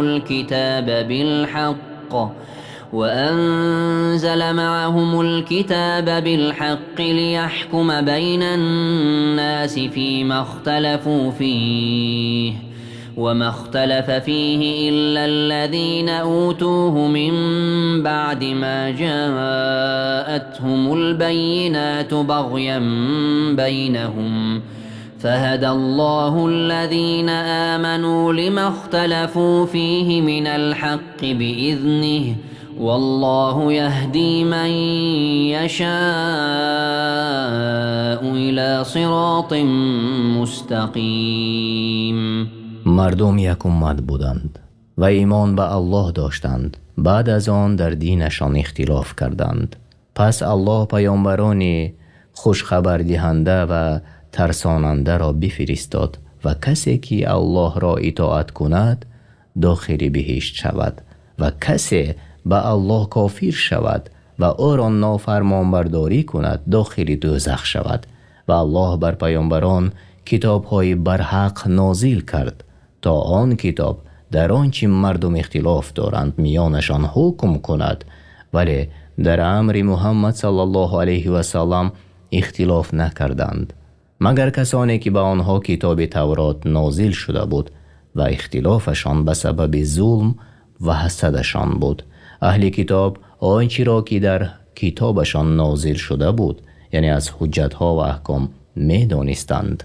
پس الله به رحمت خود مؤمنان را به آن حقیقتی که در آن اختلاف کردند راه نمود و الله هر کس را که بخواهد به راه راست هدایت می کند. ام حسبتم ان تدخلوا الجنة ولما يأتكم مثل الذين خلوا من قبلكم مستهم البأساء والضراء وزلزلوا حتى يقول الرسول والذين آمنوا معه متى نصر الله ألا إن نصر الله قریب. ای مؤمنان، آیا گمان کرده اید که وارد بهشت شوید حال آن که هنوز آنچه به مؤمنانی که پیش از شما بودند آمد و برای شما نیامده است، یعنی به مانند کمبغلی، کسلی، ترس و بیم. تفسیر سعدی: آنها دچار سختی و زیان شدند و پریشان گشتند تا آنجا که پیامبر و مؤمنانی که همراه او بودند برای زودتر آمدن یاری الله می گفتند یاری الله کی خواهد رسید؟ آگاه باشید که یاری الله نزدیک است. يسألونك ماذا ينفقون قل ما أنفقتم من خير فللوالدين والأقربين واليتامى والمساكين وابن السبيل وما تفعلوا من خير فإن الله به عليم. ای محمد، صحابگان از تو می پرسند که از کدام نوع مالهایشان نفقه کنند. با آنها بگو نفقه کنید از مال پاک حلال خود. اول نفقه خود برای پدر و مادر و خویشاوندان و یتیمان و مسکینان و مسافران باشد و هر کاری نیکی که کنید الله به آن آگاه است. كتب عليكم القتال وهو كره لكم وعسى أن تكرهوا شيئا وهو خير لكم وعسى أن تحبوا شيئا وهو شر لكم والله يعلم وأنتم لا تعلمون. الله بر شما ای مؤمنان جنگ با کفار را فرض گردانید، ولی جنگ در طبیعت شما ناپسندیده است، یعنی از سبب مشقت و بسیار خطرناک بودنش.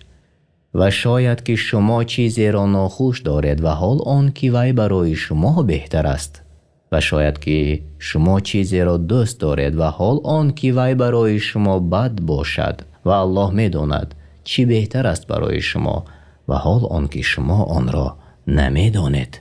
يسألونك عن الشهر الحرام قتال فيه قل قتال فيه كبير وصد عن سبيل الله وكفر به والمسجد الحرام وإخراج أهله منه أكبر عند الله والفتنة أكبر من القتل ولا يزالون يقاتلونكم حتى يردوكم عن دينكم إن استطاعوا ومن يرتدد منكم عن دينه فيمت وهو كافر فأولئك حبطت أعمالهم في الدنيا والآخرة وأولئك أصحاب النار هم فيها خالدون. مشرکان تو را ای پیامبر از جنگ کردن در ماه حرام می پرسند. بگو جنگ کردن در آن ماه گناهی بزرگ است، یعنی خون ریختن و منع کردنتان مردم را به در آمدن اسلام با عذاب و شکنجه ها تفسیر سعدی. اما کافر شدنتان به الله و رسول او و دینش و بازداشتن مردم از راه حق و مسجد الحرام و بیرون راندن پیامبر و مهاجران از آنجا در نزد الله گناهی بزرگتر است و فتنه کردن از قتل بزرگتر است. آنها همیشه با شما می جنگند تا اگر بتوانند شما را از دینتان بازگردانند. از میان شما کسی آنها را اطاعت کرد و از دین خود بازگشت و کافر بمیرد، عملهایش در دنیا و آخرت نابود شده جاودانه در جهنم باقی بماند. إن الذين آمنوا والذين هاجروا وجاهدوا في سبيل الله أولئك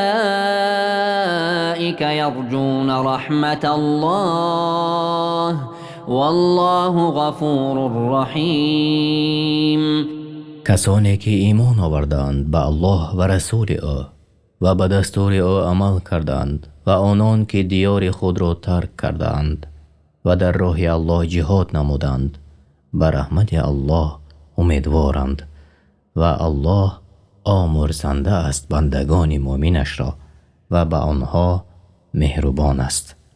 يسألونك عن الخمر والميسر قل فيهما إثم كبير ومنافع للناس وإثمهما أكبر من نفعهما ويسألونك ماذا ينفقون قل العفو كذلك يبين الله لكم الآيات لعلكم تتفكرون. ای پیامبر، تو را مسلمانان از شراب و خرید و فروش آن و از هر چیزی که خوردنی یا نوشاکی مست کننده است و عقل را می پوشاند و از حکم قمار می پرسند. بگو در آنها ضرر و فساد بسیار است، یعنی در دین، دنیا، عقل و مالها، و در آن فایده هایی است برای مردم از جهت کسب کردن مالها و غیرها و گناهانشان از نفعشان بیشتر است، زیرا از ذکر الله و نماز باز می دارد و دشمنی و بدبینی را بین مردم واقع می کند و مال را نابود می سازد. و از تو می پرسند چقدر نفقه کنند؟ بگو آنچه که از حاجت ضروری زیاد است. الله آیات و شریعت خود را اینچنین برای شما روشن بیان می کند باشد که در کار دنیا و آخرت بیندیشید. في الدنيا والآخرة ويسألونك عن اليتامى قل إصلاح لهم خير وإن تخالطوهم فإخوانكم والله يعلم المفسد من المصلح ولو شاء الله لأعنتكم إن الله عزيز حكيم. تو را ای پیامبر از یتیمان می پرسند چگونه همزیستی کنند با آنها در زندگیشان؟ بگو به صلاح آوردن کار آنها بهتر است و اگر با آنها همزیستی در خوردنی ها و معامله ها می کنید پس آنها برادران شمایند. الله فسادکار را از اصلاحگر باز می شناسد و اگر خواهد بر شما سخت می گیرد که الله عزیز و حکیم است. ولا تنكحوا المشركات حتى يؤمن ولأمة مؤمنة خير من مشركة ولو أعجبتكم ولا تنكحوا المشركين حتى يؤمنوا ولعبد مؤمن خير من مشرك ولو أعجبكم أولئك يدعون إلى النار والله يدعو إلى الجنة والمغفرة بإذنه ويبين آياته للناس لعلهم يتذكرون. زنان مشرکه را تا ایمان نیاورند به زنی نگیرید و بدانید که کنیز مؤمنه که او را نه مال است و نه شرف بهتر از زنی آزاد مشرک است. گرچه شما را به تعجب آورد و به مردان مشرک زن مؤمنه را خواه آزاد یا غلام باشد ندهید تا اینکه ایمان به الله و رسول او بیاورند و بدانید غلام مؤمن با کمبغلیش بهتر است از مرد آزاد مشرک گرچه شما را به تعجب آورد. اینها زنان و مردان مشرک در گفتار و کردار و حالات خود مردم را به جهنم دعوت می کنند. پس همزیستی و آمیزش با آنها خطرناک است و آن خطر دنیوی نیست بلکه بدبختی و شقاوت همیشگی است و الله بندگانش را برای به دست آوردن بهشت و آمرزش خویش فرا می خواند و آیات خود را آشکار بیان می کند. ضرور است که بیندیشند.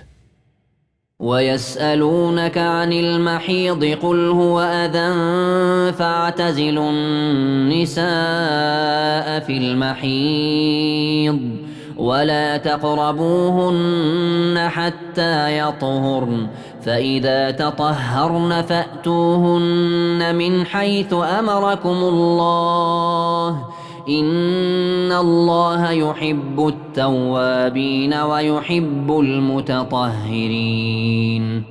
و تو را از حیض زنان می پرسند.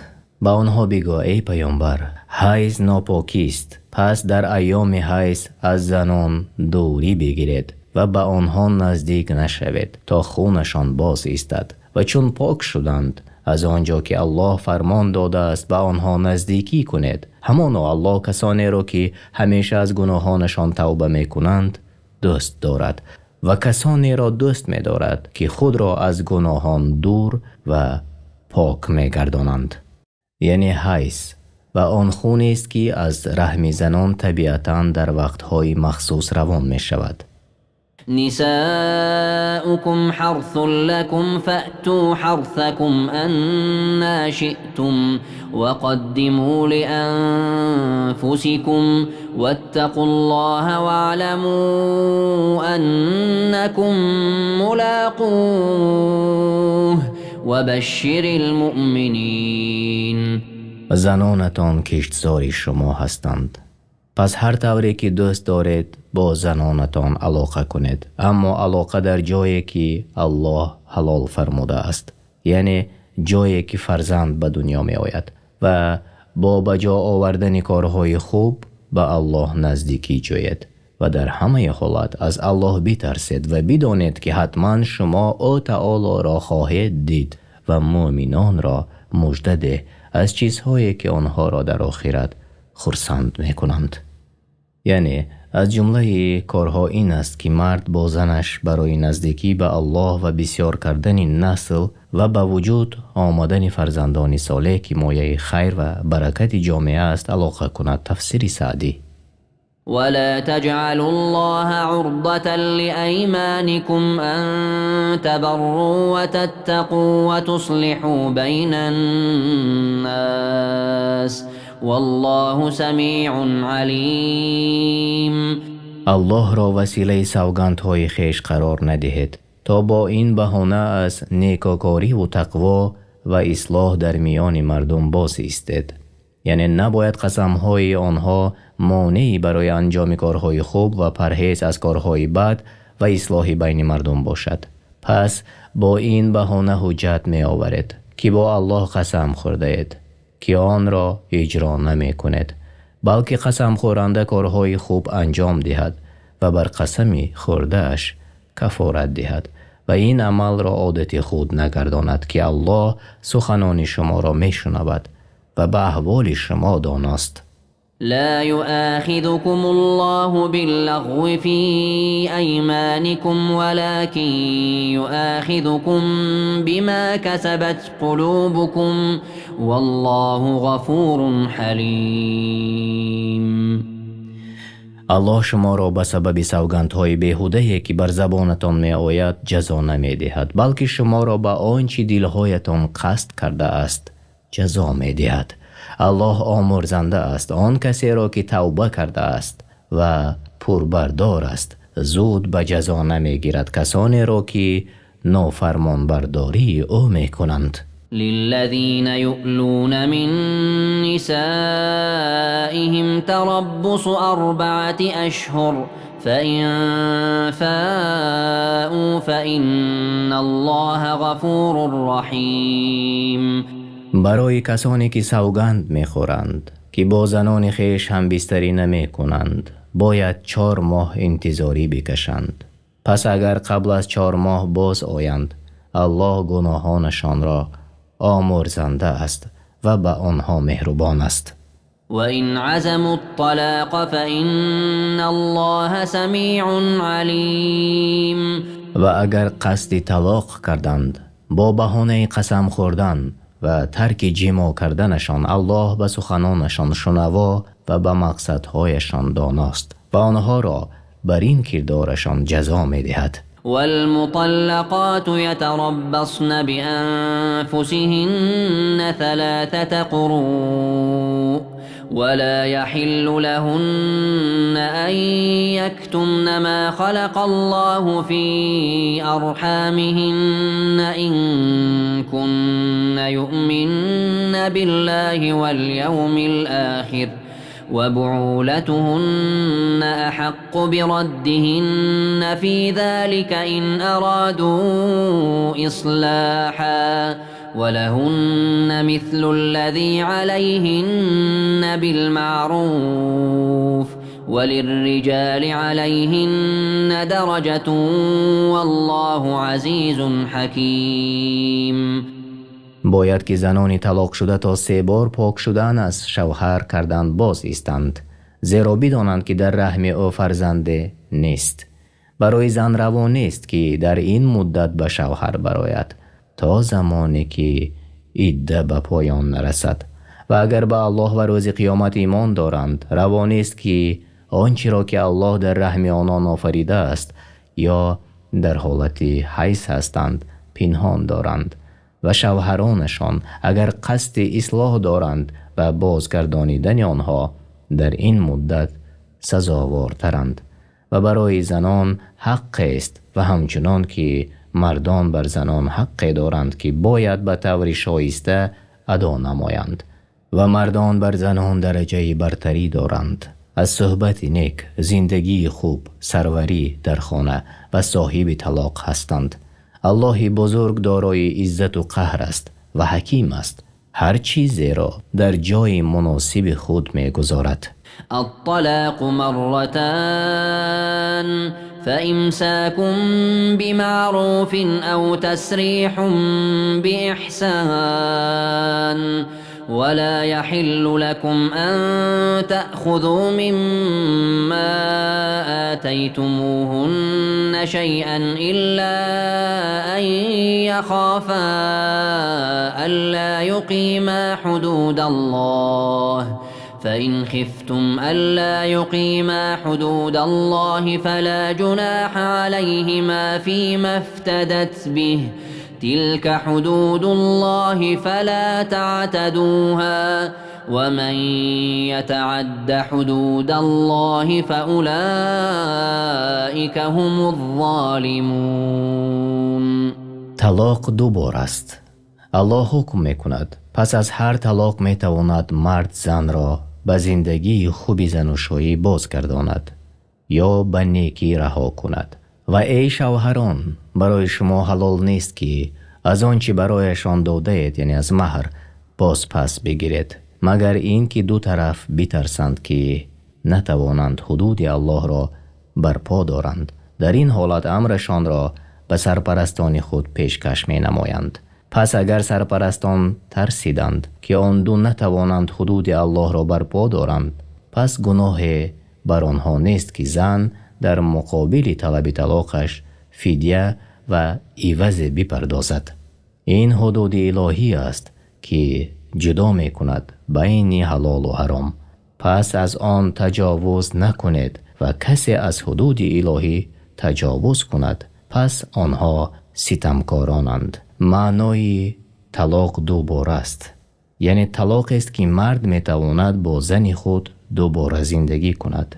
یعنی برای دانستن این مسئله به کتاب های فقه باید نظر کند. تفسیر سعدی.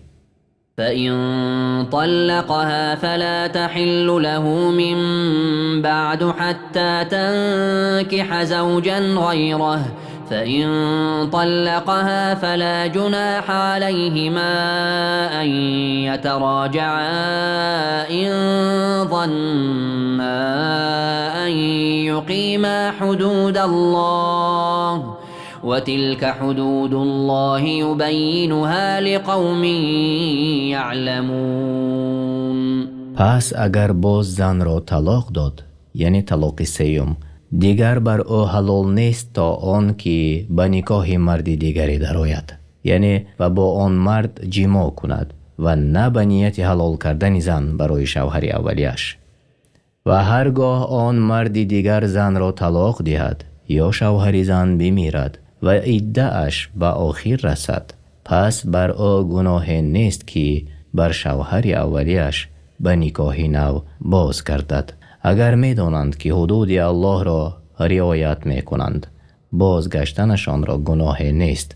اینها حدود الله هستند و آنها را برای مردمی که احکام و حدود او را می دانند بیان می دارد. و اذا طلقتم النساء فبلغن اجلهن فامسكوهن بمعروف او سرحوهن بمعروف ولا تمسكوهن ضرارا لتعتدوا ومن يفعل ذلك فقد ظلم نفسه ولا تتخذوا آيات الله هزوا واذكروا نعمة الله عليكم وما أنزل عليكم من الكتاب والحكمة يعظكم به واتقوا الله واعلموا أن الله بكل شيء عليم.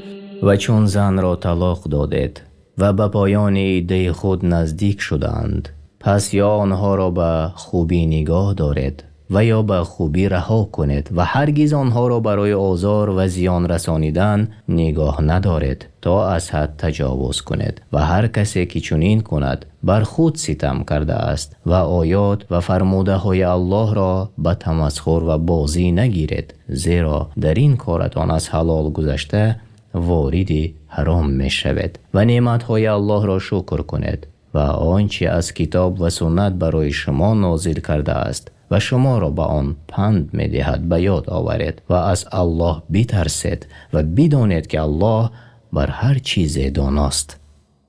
وإذا طلقتم النساء فبلغن أجلهن فلا تعضلوهن أن ينكحن أزواجهن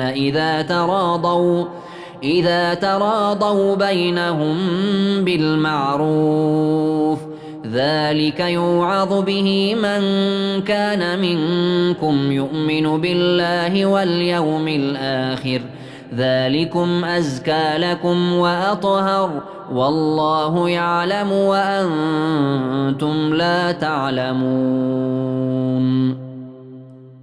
و چون زنان را طلاق دادید و به پایان عده خود رسیدند، آنها را از این که به شوهران قبلی خود ازدواج کنند منع نکنید.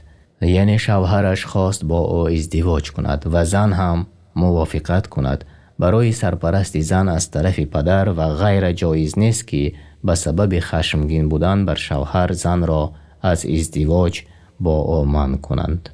این همان چیزی است که هر کس از شما که به الله و روز آخرت ایمان داشته باشد به آن پند داده می شود. آن برایتان پاکتر و بهتر است و الله می داند در چی هست نیکبختی شما و آن را شما نمی دانید. والوالدات يرضعن أولادهن حولين كاملين لمن أراد أن يتم الرضاعة وعلى المولود له رزقهن وكسوتهن بالمعروف لا تكلف نفس إلا وسعها لا تضار والدة بولدها ولا مولود له بولده وعلى الوارث مثل ذلك فإن أرادا فصالا عن تراض منهما وتشاور فلا جناح عليهما وإن أردتم أن تسترضعوا أولادكم فلا جناح عليكم إذا سلمتم ما آتيتم بالمعروف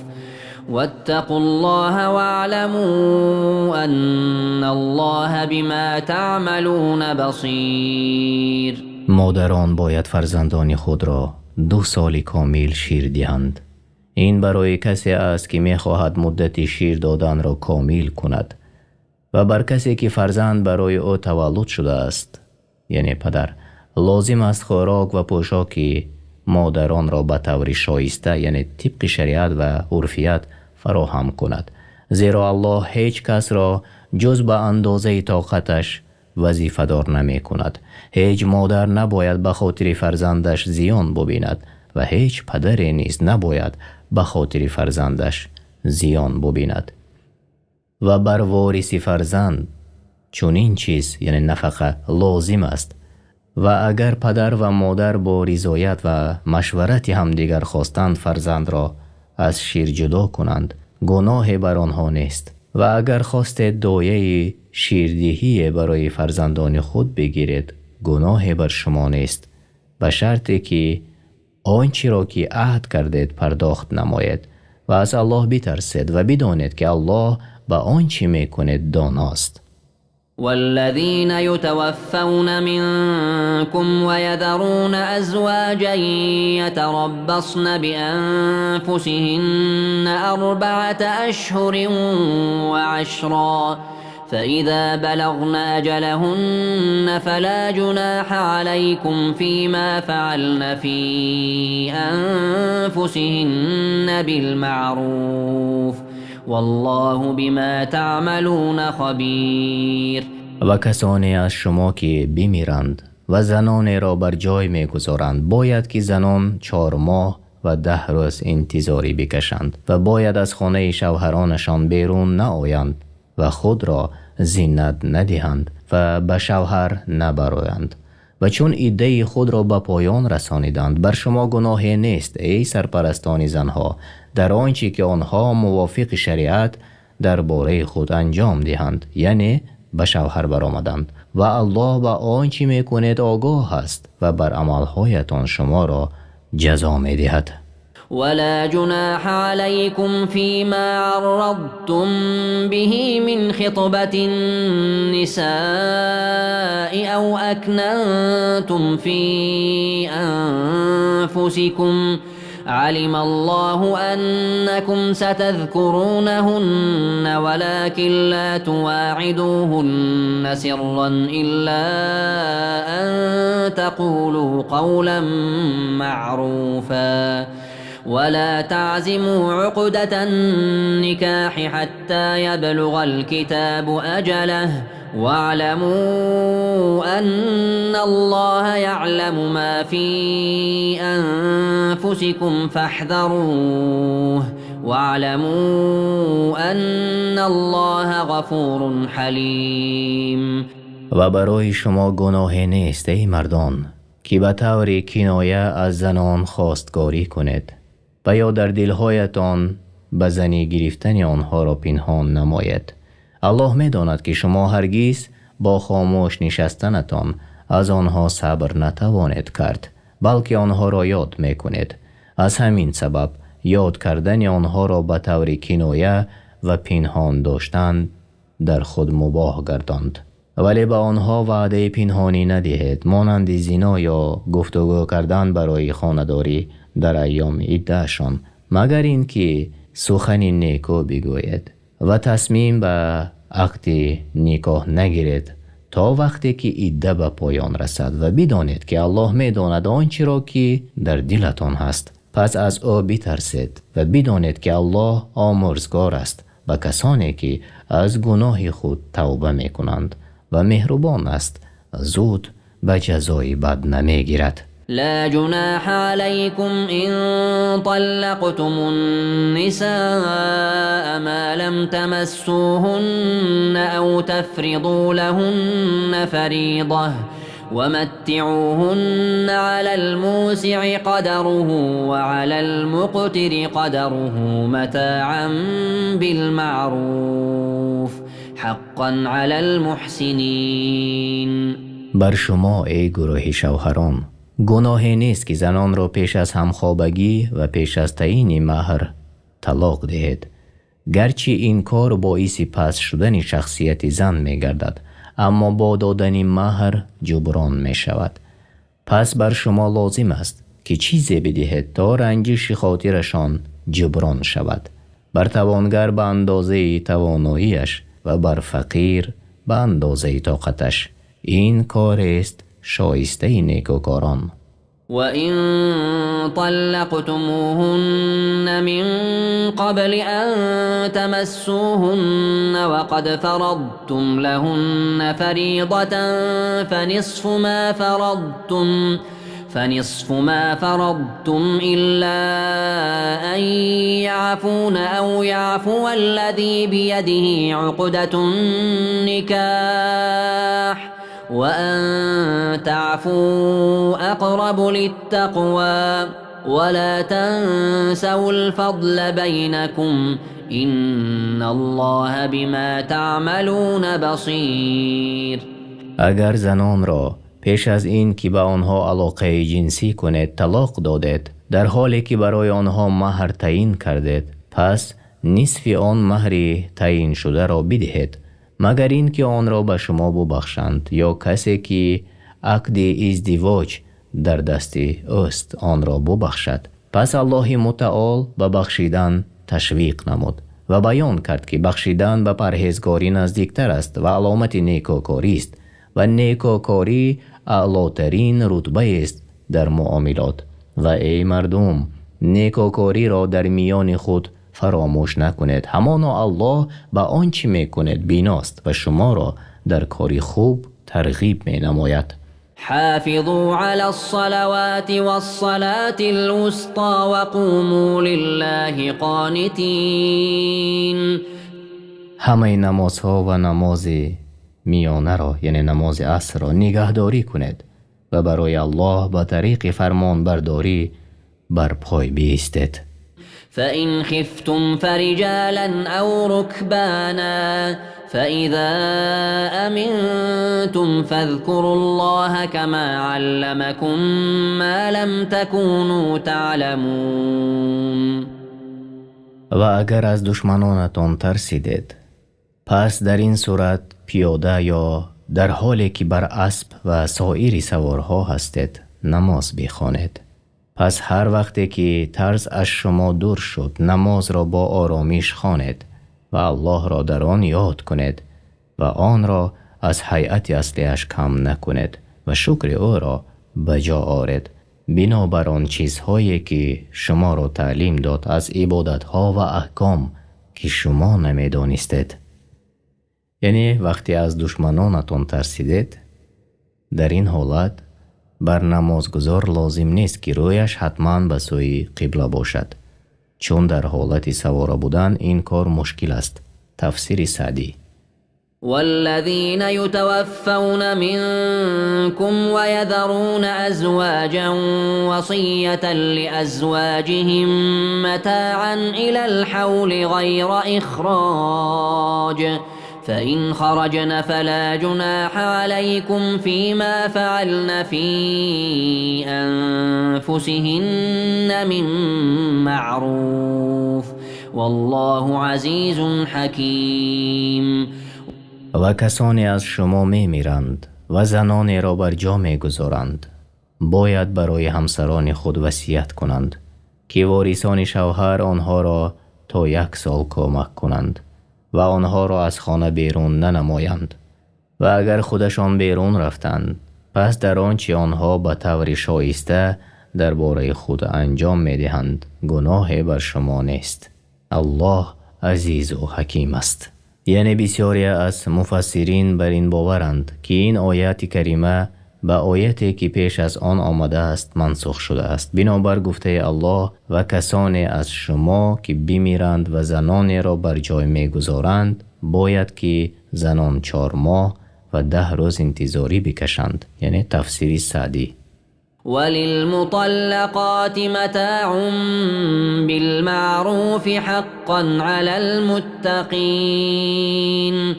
و طلاق شدگان را طبق شریعت به پوشاک و نفقه خوب بهره‌مند ساختن لازم است. آنها کسانی اند که از الله خود می ترسند و امر و نهیش را به جا می آورند. كذلك يبين الله لكم آياته لعلكم تعقلون. همچنین الله احکام خود را درباره فرزندان و زنان روشن بیان می دارد. هدف از بیان آن برای بندگان این است که آن را بفهمند که در آن بیندیشند و با آن عمل نمایند. ألم تر إلى الذين خرجوا من ديارهم وهم ألوف حذر الموت فقال لهم الله موتوا ثم أحياهم إن الله لذو فضل على الناس ولكن أكثر الناس لا يشكرون. ای رسول، آیا این قصه عجیب را که برای گذشتگان شما پیش آمد نشنیده ای؟ آنگاه که وبا یعنی بیماری سرایت کننده و پهن شونده سرزمین آنها را فرا گرفت، آنها هزاران نفر بودند. برای آن که از دست مرگ فرار کنند از سرزمین خود بیرون رفتند، اما فرار آنها را نجات نداد و نتوانست چیزی را که از وقوع آن می ترسیدند از آنها دور نماید و الله برخلاف مقصودشان با آنها برخورد کرد و همه را هلاک گردانید. بعد از مدت الله آنها را به سبب فضل و احسان خود زنده گردانید تا اینکه عمر خود را دوام دهند و عبرت گرفته با توبه باز کردند. با آنها می بایست شکر نعمت‌های الهی را بجا آورند ولی بیشترینشان در انجام فریضه شکرگزاری کوتاهی ورزیدند. وقاتلوا في سبيل الله واعلموا أن الله سميع عليم. ای مسلمانان، برای نصرت دین الله در راه الله با کافران بجنگید و بدانید که الله به سخنان شما شنوا و به نیت و عملهای شما داناست. من ذا الذي يقرض الله قرضا حسنا فيضاعفه له أضعافا كثيرة والله يقبض ويبسط وإليه ترجعون. کیست به الله قرض نیکو دهد و الله به او وعده داده است که پاداش او را چندین برابر نماید. الله رزق هر کس را که بخواهد زیاد یا کم میکند. پس ترس از فرق نباید مانع نفقه شود و آدمی نباید گمان برد که اموالی را که نفقه نموده ضایع گردانیده است، بلکه بازگشت همه بندگان به سوی الله است و نفقه کنندگان و عمل کنندگان مزدشان را نزد الله میابند. ألم تر إلى الملأ من بني إسرائيل من بعد موسى إذ قالوا لنبي له مبعث لنا ملكا نقاتل في سبيل الله قال هل عسيتم إن كتب عليكم القتال ألا تقاتلوا قالوا وما لنا ألا نقاتل في سبيل الله وقد أخرجنا من ديارنا وأبنائنا فلما كتب عليهم القتال تولوا إلا قليلا منهم والله علیم بالظالمین. آیا از قصه بزرگان بنی اسرائیل پس از موسی خبر نیافتی؟ آنگاه به پیامبر خودشان گفتند برای ما پادشاهی برپا کن تا در راه الله با دشمنان جنگ کنیم. پیامبرشان گفت شاید اگر جنگیدن بر شما فرض گردد جنگ نکنید، زیرا که من پی میبرم از ترس و گریختن شما در جنگ. گفتند چرا در راه الله جنگ نکنیم در حالی که از سرزمین و فرزندانمان بیرون رانده شده ایم؟ پس وقت جنگ بر آنها فرض شد ترسیده از جنگ گریختند و روی برتافتند، مگر اندکی از آنها در جنگ استوار ایستاد و الله به ستمکاران عهد شکن داناست. وقال لهم نبيهم إن الله قد بعث لكم طالوت ملكا قالوا أنا يكون له الملك علينا ونحن أحق بالملك منه ولم يؤت سعة من المال قال إن الله اصطفاه عليكم وزاده بسطة في العلم والجسم والله يؤتي ملكه من يشاء والله واسع علیم. و پیامبرشان به آنها گفت همانا الله بنابر درخواستتان طالوت را به پادشاهی شما فرستاده است تا در جنگ شما را در مقابل دشمنانتان راهنمایی کند. گفتند چگونه او فرمانروای ما باشد در حالی که ما از او به پادشاهی سزاوارتریم و به او مال فراوانی داده نشده است. پیامبرشان گفت همان الله او را بر شما برتری داده و در جسم و دانش بر شما برتری بخشیده است و او در کارهای بندگانش داناست و پادشاهی خود را به هر کس که بخواهد می دهد و الله صاحب فضل و نعمت و به همه کارها داناست و از او چیز پنهان نمی ماند. وقال لهم نبيهم إن آية ملكه أن يأتيكم التابوت فيه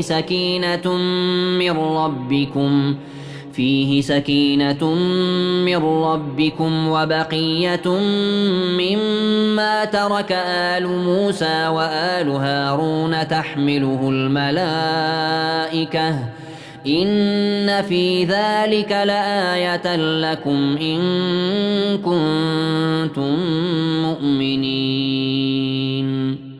پیغمبرشان گفت که نشان پادشاهی او این است که به شما صندوق می آید و این صندوق به دست دشمنان افتاده بود. در آن تورات و آرامی دل از پروردگارتان و باقی میراث خاندان موسی و خاندان هارون در آن است، مانند عصا و پاره های از تورات که فرشتگان آن را می بردارند. این برای شما عبرت است. اگر مؤمن باشد طالوت را به امر الله به پادشاهی اختیار کنید. فلما فصل طالوت بالجنود قال إن الله مبتليكم بنهر فمن شرب منه فليس مني ومن لم يطعمه فإنه مني إلا من اغترف غرفة بيده فشربوا منه إلا قليلا منهم فلما جاوزه هو والذين آمنوا معه قالوا لا طاقة لنا اليوم بجالوت وجنوده قال الذين يظنون أنهم ملاقو الله كم من فئة قليلة غلبت فئة كثيرة بإذن الله والله مع الصابرين. و هنگامی که طالوت با لشکرانش از شهر بیرون آمد گفت همانا الله شما را با جای آزمایش می کند، پس هر کس از آن جای بینوشد از من نیست و او عاصی است، در جهاد همراهی من طاقت کرده نمی تواند و هر کس از آن ننوشد از من است، زیرا او فرمان برداری امر من و لیاقت به جهاد شده می تواند، مگر کسی که کفی از آن با دست خود بردارد اجازت داده می شود. پس وقتی که به آن جای رسیدند بی صبری کرده همه آب نوشیدند، مگر کمی از آنها بر تشنگی و گرمی صبر کردند و به نوشیدن یک کف آب کفایت کردند. این هنگام عاصیان از جهاد عقب نشینی کردند و آنگاه که طالوت و کسانی که ایمان آورده بودند همراه او از جای گذشتند و گفتند امروز ما را به مقابل جالوت و لشکرهای او توانایی نیست از سبب بسیاری لشکر دشمن. کسانی که باور داشتند الله را ملاقات خواهند کرد و به برادرانشان می گفتند چی بسا گروهی اندک به اذن الله بر گروه زیاد غالب شود و الله با صبر کنندگان است. ولما برزوا لجالوت وجنوده قالوا ربنا أفرغ علينا صبرا وثبت أقدامنا وانصرنا على القوم الكافرين. چون مؤمنان با جالوت و لشکران مشرکش روبرو شدند گفتند ای پروردگار ما بر ما صبر بده و ما را ثابت قدم گردان و ما را با مددت بر کافران پیروز گردان. فهزموهم بإذن الله وقتل داود جالوت وآتاه الله الملك والحكمة وعلمه مما يشاء ولولا دفع الله الناس بعضهم ببعض لفسدت الأرض ولكن الله ذو فضل على العالمين. پس به خواست الله آنها را شکست دادند و داوود علیه السلام جالوت سرور ظالمان را بکشت و الله به داوود علیه السلام پادشاهی و حکمت داد و آنچه می‌خواست به او بیاموخت. و اگر الله بعضی از مردم یعنی اهل معصیت و شرک را به سبب بعضی دیگر یعنی اهل طاعت و ایمان دفع نمی کرد زمین فساد می شد، ولی الله بر مؤمنان لطف نموده بر اساس دین و شریعتی که برای آنان تعیین کرده است از آنها و از دینشان دفاع می نماید. تلك آیات الله نتلوها عليك بالحق وإنك لمن المرسلین. اینها است آیات‌های الله که براستی بر تو ای محمد می‌خوانیم و به درستی که تو از پیامبران هستی. تلك الرسل فضلنا بعضهم على بعض منهم من كلم الله ورفع بعضهم درجات وآتينا عيسى ابن مريم البينات وأيدناه بروح القدس ولو شاء الله ما اقتتل الذين من بعدهم من بعد ما جاءتهم البينات ولكن اختلفوا فمنهم من آمن ومنهم من كفر ولو شاء الله ما اقتتلوا ولكن الله يفعل ما يريد. بعض از این پیامبران گرامی قدر را بر بعض دیگر برتری دادیم. الله با بعض سخن گفت به مانند موسی و محمد علیهم السلام و الله بعض را به درجات عالی بالا کرد به مانند محمد صلی الله علیه و سلام که رسالت وی برای همه مردم و خاتم پیامبران است و امتش را بر تمام امتهای گذشته بزرگ گرداند و غیره. و به عیسی پسر مریم معجزه ها دادیم و الله او را به وسیله روح القدس یعنی روح ایمان یاری نمود. و اگر الله میخواست مردمی که بعد از آنها بودند پس از آن که حجت ها بر آنان آشکار شده بود با یکدیگر جنگ نمی کردند، ولی آنان اختلاف کردند، پس بعض مؤمن بودند و بعض کافر شدند. و اگر الله میخواست با هم دیگر جنگ نمی کردند، اما الله آنچه بخواهد انجام میدهد.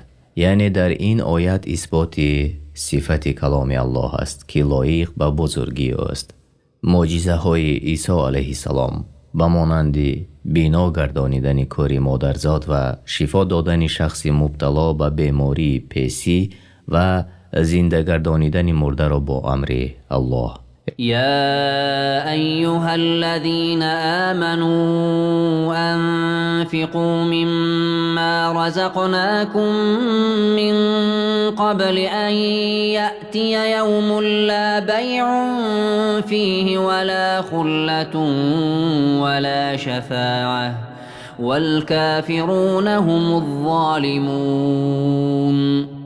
ای کسانی که ایمان آورده اید، پیش از آن روزی که فرا رسد که نه در آن خرید و فروش باشد و نه دوستی و شفاعت از آنچه به شما روزی یعنی زکات فرض شده داده ایم صدقه کنید و کافران خود ستمکارانند. الله لا إله إلا هو الحي القيوم لا تأخذه سنة ولا نوم له ما في السماوات وما في الأرض من ذا الذي يشفع عنده إلا بإذنه يعلم ما بين أيديهم وما خلفهم ولا يحيطون بشيء من علمه إلا بما شاء وسع كرسيه السماوات والأرض ولا يؤوده حفظهما وهو العلي العظيم. معبودی به حق جز الله وجود ندارد. تنها او سزاوار عبادت است. زنده و پایدار است. پینک و خواب او را فرا نمی گیرد. آنچه در آسمان ها و زمین است از آن اوست. کیست که نزد او شفاعت کند مگر با اذن او؟ گذشته و آینده ایشان را می داند و از علم او آگاه نمی یابند و به دانش او احاطه پیدا نخواهند کرد مگر آن مقدار که او تعالی بخواهد. کرسی او آسمان ها و زمین را فرا گرفته است و نگهداری آنها برای او گران نیست و او بلند مرتبه بزرگوار است. لا إكراه في الدين قد تبين الرشد من الغي فمن يكفر بالطاغوت ويؤمن بالله فقد استمسك بالعروة الوثقى لا انفصام لها والله سميع عليم. در دین مجبوری نیست، براستی که هدایت از گمراهی جدا شده است. پس هر کسی که به طاغوت کفر ورزد و به الله ایمان بیاورد، براستی که به دستاویز محکم یعنی دین اسلام چنگ زده است که کنده شدنی نیست و الله سخنان بندگانش را می شنود و از افعال و نیتهایشان آگاه است. الله ولي الذين آمنوا يخرجهم من الظلمات إلى النور والذين كفروا أولياؤهم الطاغوت يخرجونهم من النور إلى الظلمات أولئك أصحاب النار هم فيها خالدون. الله سرپرست و کارساز مؤمنان است. آنان را به نصرت، توفیق و حفظ خود از تاریکی ها به سوی نور یعنی ایمان، علم و طاعت بیرون میبرد و کسانی که کفر ورزیدند پرستندگان طاغوتند که آنان را از روشنایی ایمان به سوی تاریکی ها یعنی کفر، جهل و معصیت میکشانند. آنها اهل دوزخند و در آنجا جاویدانه خواهند بود. ألم تر إلى الذي حاج إبراهيم في ربه أن آتاه الله الملك إذ قال إبراهيم ربي الذي يحيي ويميت قال أنا أحيي وأميت قال إبراهيم فإن الله يأتي بالشمس من المشرق فأت بها من المغرب فبهت الذي كفر والله لا يهدي القوم الظالمين. ای رسول، آیا از حال کسی که الله به او پادشاهی بخشیده بود و با ابراهیم در مورد توحید و ربوبیت پروردگارش مجادله کرد خبر داری؟ چون از ابراهیم سوال کرد پروردگار تو کیست؟ آنگاه که ابراهیم گفت پروردگار من ذات است که تنها او می آفرد و تدبیر می نماید و زنده گردانیدن و میراندن تنها از آن اوست. گفت من نیز زنده می گردانم و می میرانم. ابراهیم گفت الله خورشید را از مشرق بر می آورد و آیا می توانی تو آن را از مغرب برآوری؟ پس کسی که کفر ورزیده بود حیران شد و حجتش برباد رفت. الله قوم ستمکار را به راه حق هدایت نمی کند. أو كالذي مر على قرية وهي خاوية على عروشها قال أنى يحيي هذه الله بعد موتها فأماته الله 100 عام ثم بعثه قال كم لبثت قال لبثت يوما أو بعض يوم قال بل لبثت 100 عام فانظر إلى طعامك وشرابك لم يتسنه وانظر إلى حمارك ولنجعلك آية للناس وانظر إلى العظام كيف ننشزها ثم نكسوها لحما فلما تبين له قال أعلم أن الله على كل شيء قدیر. یا دیدی که مانند آن کس که به دهی رسید، دهی که سقف‌های بینایش فرو ریخته بود، گفت از کجا الله این مردگان را زنده کند؟ الله او را به مدت 100 سال میراند و خرش را هم همراه او میراند و خوراک و نوشیدنی را نیز به همراه داشت که الله خوراک و نوشیدنی او را به همان حالت در این مدت طولانی نگاه داشت. آنگاه زنده اش کرد و گفت چی مدت در اینجا بودی؟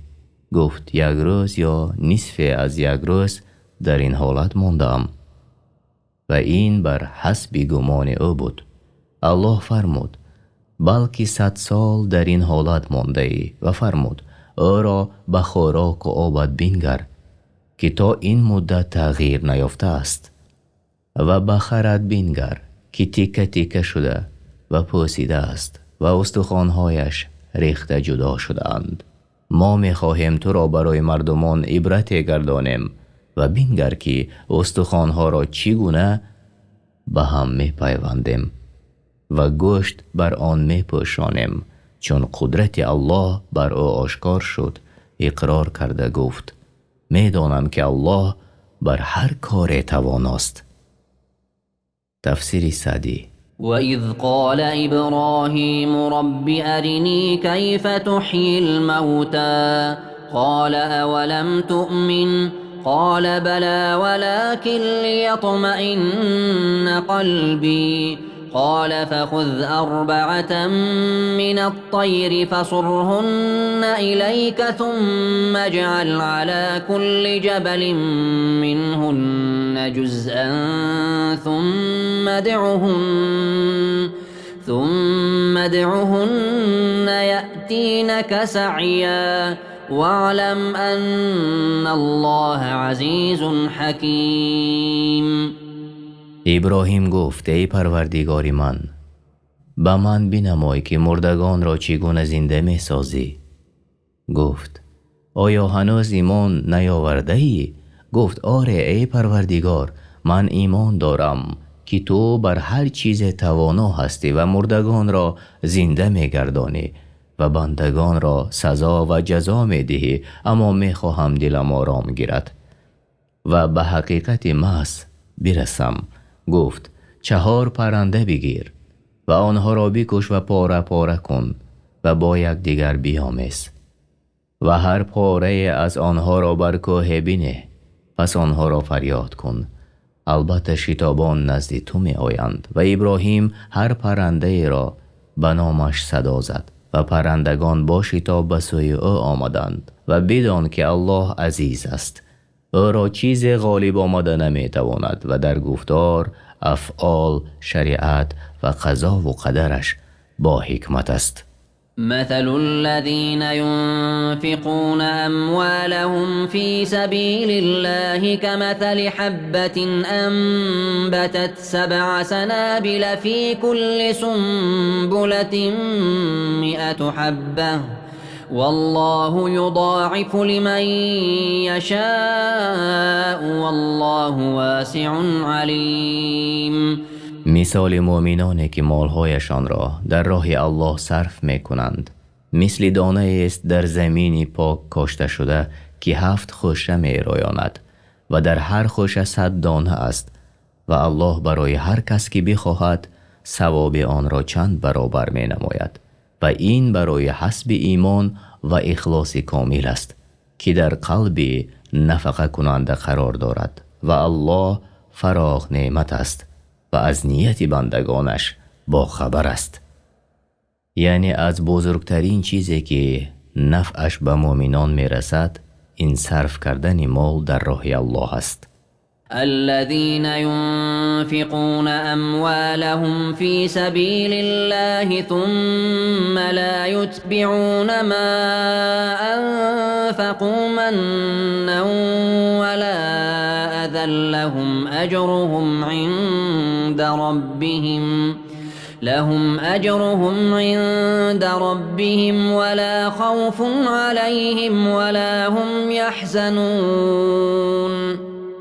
آنهایی که مالهای خود را در راه الله و در دیگر نوعهای خیر صرف می کنند پس از خیری کردهشان بر کسی منت نمی کنند و نعمتها را بر نمی شمارند و کسی را با زبان و کردار آزار نمی دهند. در نزد پروردگارشان برایشان ثوابی بزرگ است و در آخرت بر آنها ترس نیست و آنچه از دنیا فوتشان شد غم نخواهند خورد. قول معروف ومغفرة خير من صدقة يتبعها أذى والله غني حليم. گفتار نیکو و بخشش از ظلمی که به سخن یا به فعل است از صدقه هایی که از پی آن آزرده کردن باشد بهتر است و الله از صدقه های بندگانش بی نیاز و بردبار است. که آنها را تیز به عذاب نمیگیرد. يا أيها الذين آمنوا لا تبطلوا صدقاتكم بالمن والأذى كالذي ينفق ماله رئاء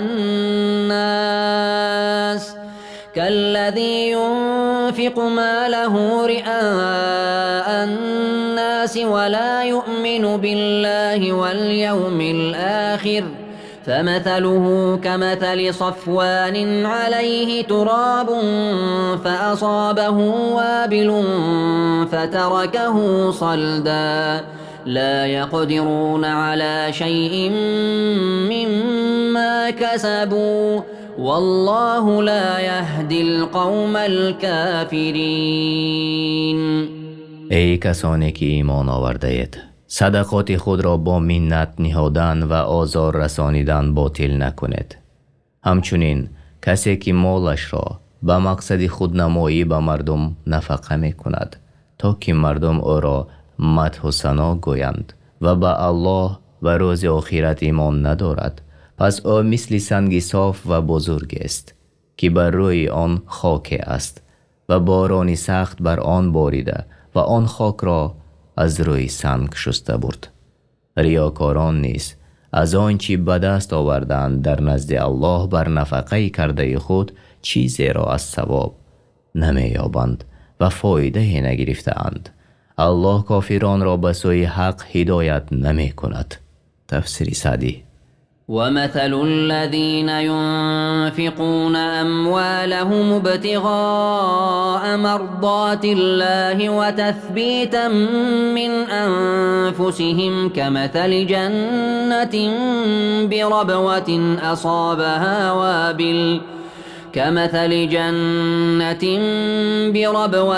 أصابها وابل فآتت أكلها ضعفين فإن لم يصبها وابل فطل والله بما تعملون بصير. و مثل کسانی که مال خود را برای طلب رضای الله بنابر استواری اعتقاد خود نفقه می کنند، مانند باغ است که در تپه قرار دارد و بر آن بارانی سخت ببارد و 2 برابر میوه دهد و اگر بارانی سخت بر آن نبارد بارانی سبوک یعنی شبنم کفایت کند و الله بر آنچه میکند به ظاهر و باطن شما بیناست و هر یک را به درجه اخلاصش پاداش میدهد. همچنین است نفقه هایی که اهل اخلاص میکنند در نزد الله مقبول و دوچند می شوند، گرچند کم یا بسیار باشد. تفسیر بغوی. أيود أحدكم أن تكون له جنة من نخيل وأعناب تجري من تحتها الأنهار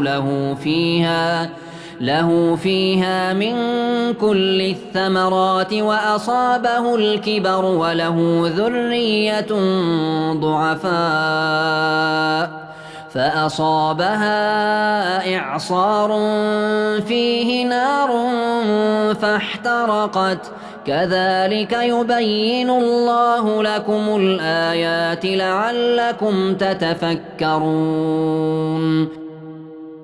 آیا کسی از شما دوست دارد که باغی از درختان خرما و انگور داشته باشد و زیر آن جویبارهای آب شیرین روان باشد و او را در آن باغ از هر گونه میوه ها باشد و در حالی که پیری او را فرا گیرد و نمیتواند این گونه باغداری کند و فرزندانی ضعیف و ناتوان دارد نمیتوانند او را یاری کنند، ناگهان گردباد که آتش در آن است بر آن بوزد و باغ بسوزد. یعنی این مثال کسی است که عمل را برای رضایت الله انجام نداد، مانند صاحب باغ است که در وقت احتیاجمندی چنین چیزی برای او پیش آید. تفسیر بغوی. این چنین الله آیات را برای شما بیان میکند تا بیاندیشید. يا أيها الذين آمنوا أنفقوا من طيبات ما كسبتم ومما أخرجنا لكم من الأرض ولا تيمموا الخبيث منه تنفقون ولستم بآخذيه إلا أن تغمضوا فيه واعلموا أن الله غنی حمید. ای کسانی که ایمان به من آوردید و پیروی رسولان من هستید، از پاکیزه های آنچه شما به دست آورده اید، از آنچه ما از زمین برایتان رویانیدیم نفقه کنید و قصد نکنید که صفت پست آن را به کمبغلان بدهید. و حال آن که اگر این گونه چیز یعنی نفقه به شما داده شود خودتان گیرنده آن نیستید مگر آن که از بدی آن چشم بپوشید. پس چگونه راضی می شوید برای الله آن را که خود نمی پسندید؟ و بدانید که الله از صدقه های شما بی نیاز و در همه حال سزاوار ستایش است. الشیطان یعدکم الفقر و یأمرکم بالفحشاء والله یعدکم مغفرة منه و فضلا والله واسع علیم. این بخیلی و اختیار کردن صدقه پست صفت از شیطان است که شما را با تنگ دستی می ترساند و به بخیلی تشویق می نماید و به گناه امر می کند. الله شما را به آمرزش گناه هایتان و افزونی در نعمت وعده می دهد و الله فراخ نعمت است و به اعمال و نیت هایتان داناست.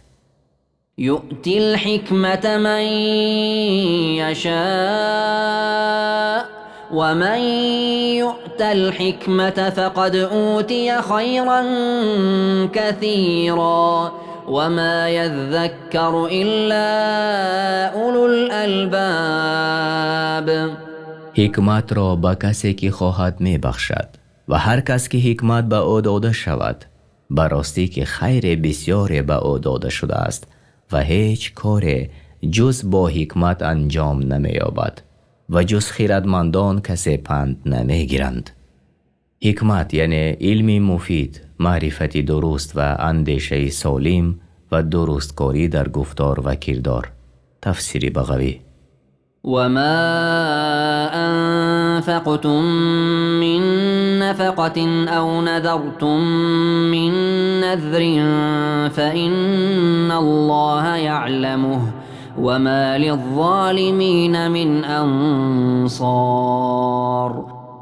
و آنچه از مال یا غیر آن کم یا بسیار داده شدید و آن را برای رضایت الله نفقه کنید و یا نذر را که به گردن بگیرید، الله آن را می داند و بنابر نیتهایتان به شما ثواب می دهد و کسی که حق الله را منع می کند وی ستمکار است و ستمکاران را مددگار نیست که از عذاب الله آنها را خلاص گرداند.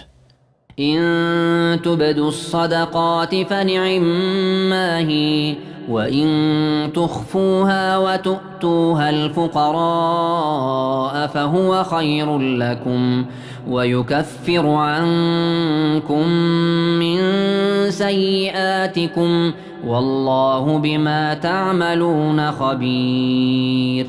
اگر صدقه ها را آشکار کنید کاری خوبی است و اگر آنها را پنهان نمایید و به نیازمندان یعنی بینوایان مسکینان بدهید برایتان بهتر است، زیرا صدقه به صورت پنهانی بر قوت اخلاص دلالت می نماید و الله گناهانتان را می پوشاند و الله با آنچه که می کنید آگاه است و از احوال شما چیزی بر او پنهان نمی ماند و هر یک را موافق به عملش جزای خواهد داد. ليس عليك هداهم ولكن الله يهدي من يشاء وما تنفقوا من خير فلأنفسكم وما تنفقون إلا ابتغاء وجه الله وما تنفقوا من خير يوفى إليكم وأنتم لا تظلمون. هدایت یافتن آنها یعنی کافران بر عهده تو ای محمد لازم نیست، بلکه الله هر کسی را که خواهد به سوی دینش هدایت می نماید و هر آنچه نفقه کنید کم یا بیش، خواه برای کافر باشد یا برای مسلمان، ثواب آن برای خودتان بازگردنده است. و مؤمنان نفقه نمی کنند مگر برای طلب رضایت الله و هرچی خوب و نیکی که نفقه کنید ثواب آن به شما پوره بازگردانیده می شود و از ثواب شما چیزی کم کرده نمی شود. تفسیر سعدی. للفقراء الذين أحصروا في سبيل الله لا يستطيعون ضربا في الأرض يحسبهم الجاهل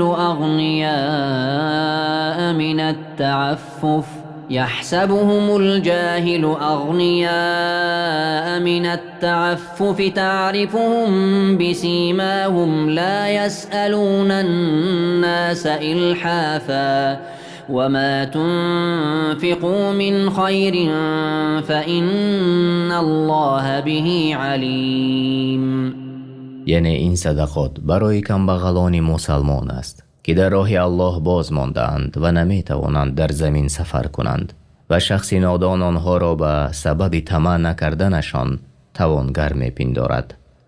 آنها را از سیمایشان می شناسی، با اصرار یعنی بردوام از مردم چیزی نمی خواهند.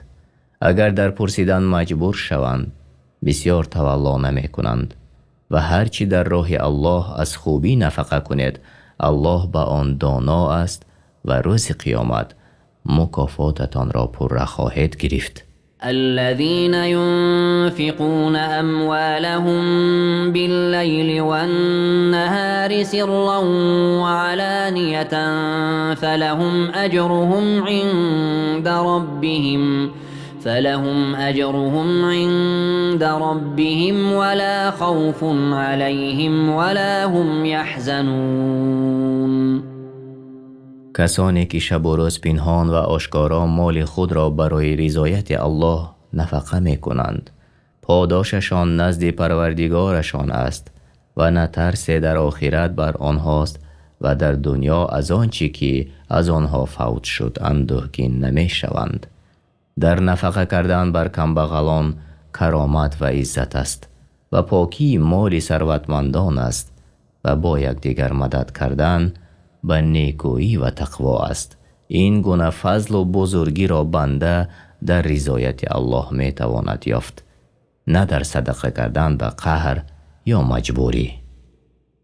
الذين يأكلون الربا لا يقومون إلا كما يقوم الذي يتخبطه الشيطان من المس ذلك بأنهم قالوا إنما البيع مثل الربا وأحل الله البيع وحرم الربا فمن جاءه موعظة من ربه فانتهى فله ما سلف وأمره إلى الله ومن عاد فأولئك أصحاب النار هم فيها خالدون.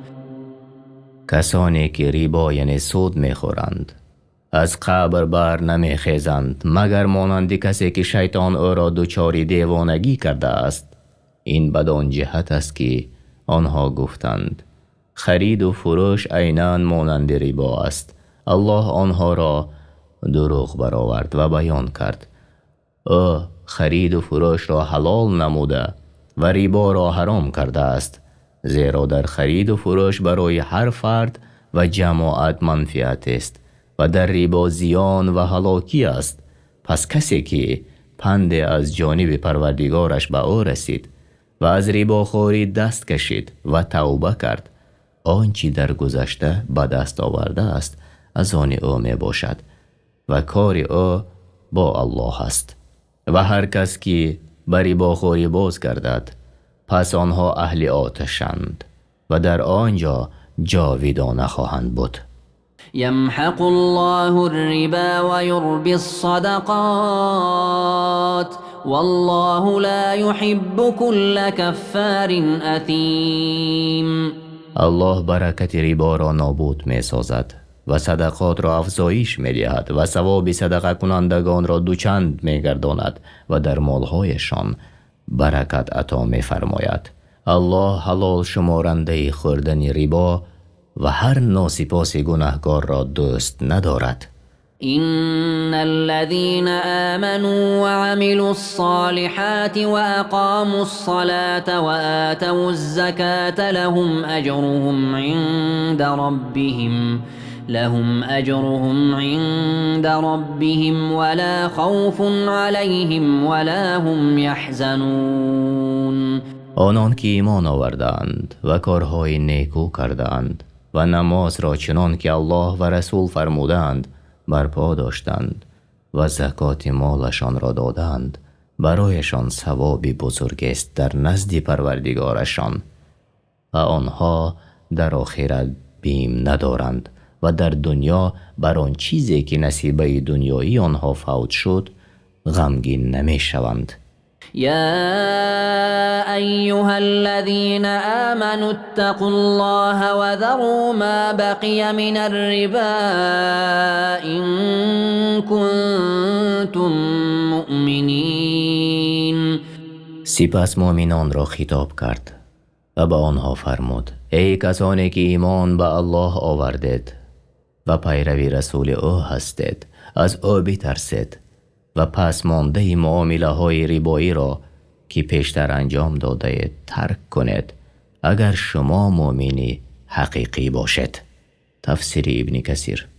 فإن لم تفعلوا فأذنوا بحرب من الله ورسوله وإن تبتم فلكم رؤوس أموالكم لا تظلمون ولا تظلمون.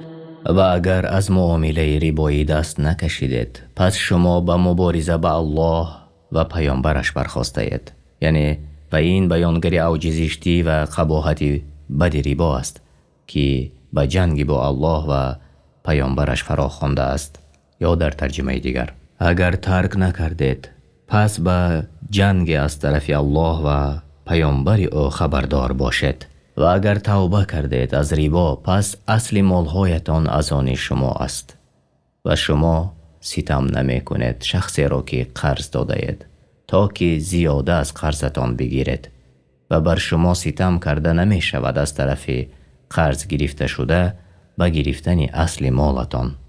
تفسیر طبری. وإن كان ذو عسرة فنظرة إلى ميسرة وأن تصدقوا خير لكم إن كنتم تعلمون. و اگر قرضدار که تنگ دست بود و نمی توانست طلب را بپردازد بر طلبگار واجب است که او را تا زمان رسیدن به فراخی مهلت بدهد و بر قرضدار واجب است هرگاه توانست قرض را بپردازد و اگر طلبگار تمام قرض یا قسم آن را به شخص قرضدار ببخشد برایشان بهتر است اگر بزرگی این را می دانستند. واتقوا يوما ترجعون فيه إلى الله ثم توفى كل نفس ما كسبت وهم لا يظلمون. و از آن روز بترسید ای مردم که آن روز روز قیامت است و در آن روز به سوی الله بازگردانیده می شود. سپس هر کس از آن چی کسب کرده است به صورت کامل دریافت می کند. اگر نیک باشد نیک است و بد باشد بد است و بر آنها ستم نمی شود. يا أيها الذين آمنوا إذا تداينتم بدين إلى أجل مسمى فاكتبوه وليكتب بينكم كاتب بالعدل ولا يأب كاتب أن يكتب كما علمه الله فليكتب وليملل الذي عليه الحق وليتق الله ربه ولا يبخس منه شيئا فإن كان الذي عليه الحق سفيها أو ضعيفا أو لا يستطيع أن يمل هو فليملل وليه بالعدل واستشهدوا شهيدين من رجالكم فإن لم يكونا رجلين فرجل وامرأتان ممن ترضون من الشهداء أن تضل إحداهما فتذكر إحداهما الأخرى ولا يأبى الشهداء إذا ما دعوا ولا تسأموا أن تكتبوه صغيرا أو كبيرا إلى أجله ذلكم أقسط عند الله وأقوم للشهادة وأدنى ألا ترتابوا إلا أن تكون تجارة حاضرة تديرونها بينكم فليس عليكم جناح ألا تكتبوها وأشهدوا إذا تبايعتم ولا يضار كاتب ولا شهيد وإن تفعلوا فإنه فسوق بكم واتقوا الله ويعلمكم الله والله بكل شيء علیم. ای کسانی که ایمان آورده اید، اگر به هم دیگر تا مدت معین قرض دادید آن را بنویسید برای حفظ مال و دفع نزاع و باید که آن را نویسنده با انصاف بنویسد و هیچ نویسنده نباید به خاطر خویشاوندی یا به خاطر دشمنی از نوشتن آن گونه که الله به او آموخته است دست کشد. پس باید بنویسد و کسی که حق بر اوست یعنی قرض گیرنده امضا کند و کاتب از پروردگارش بترسد و چیزی از آن کم نکند. پس اگر قرض گیرنده شخص بی عقل و نادان یا ناتوان بود یا نمی توانست امضا کند، باید سرپرست او به عدل و انصاف امضا کند و دو گواه از مردان مسلمان بالغ و عاقل از اهل عدالت بگیرد و اگر دو مرد نبود پس یک مرد و دو زن از گواهانی که می پسندید. یعنی سببش این است که تا اگر یکی از آن دو زن فراموش کرد دیگری با او یادآوری کند و هرگاه گواهان برای گواهی دادن دعوت شوند نباید رد کنند و از نوشتن قرض طبق وعده‌اش خواه کم باشد یا زیاد خسته نشوید.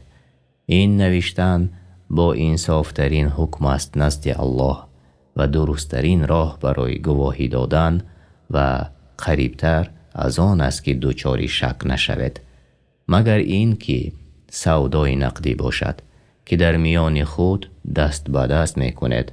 پس در این صورت بر شما گناه نیست که آن را ننویسید و چون خرید و فروش کردید باید گواه بگیرید برای دفع نزاع و نباید نویسنده و شاهد زیان ببینند و اگر چون این کار کنید از فرمان الله سرپیچی کرده اید و از الله بترسید و الله نیکی دنیا و آخرت را به شما می آموزد و الله بر هر چیز داناست.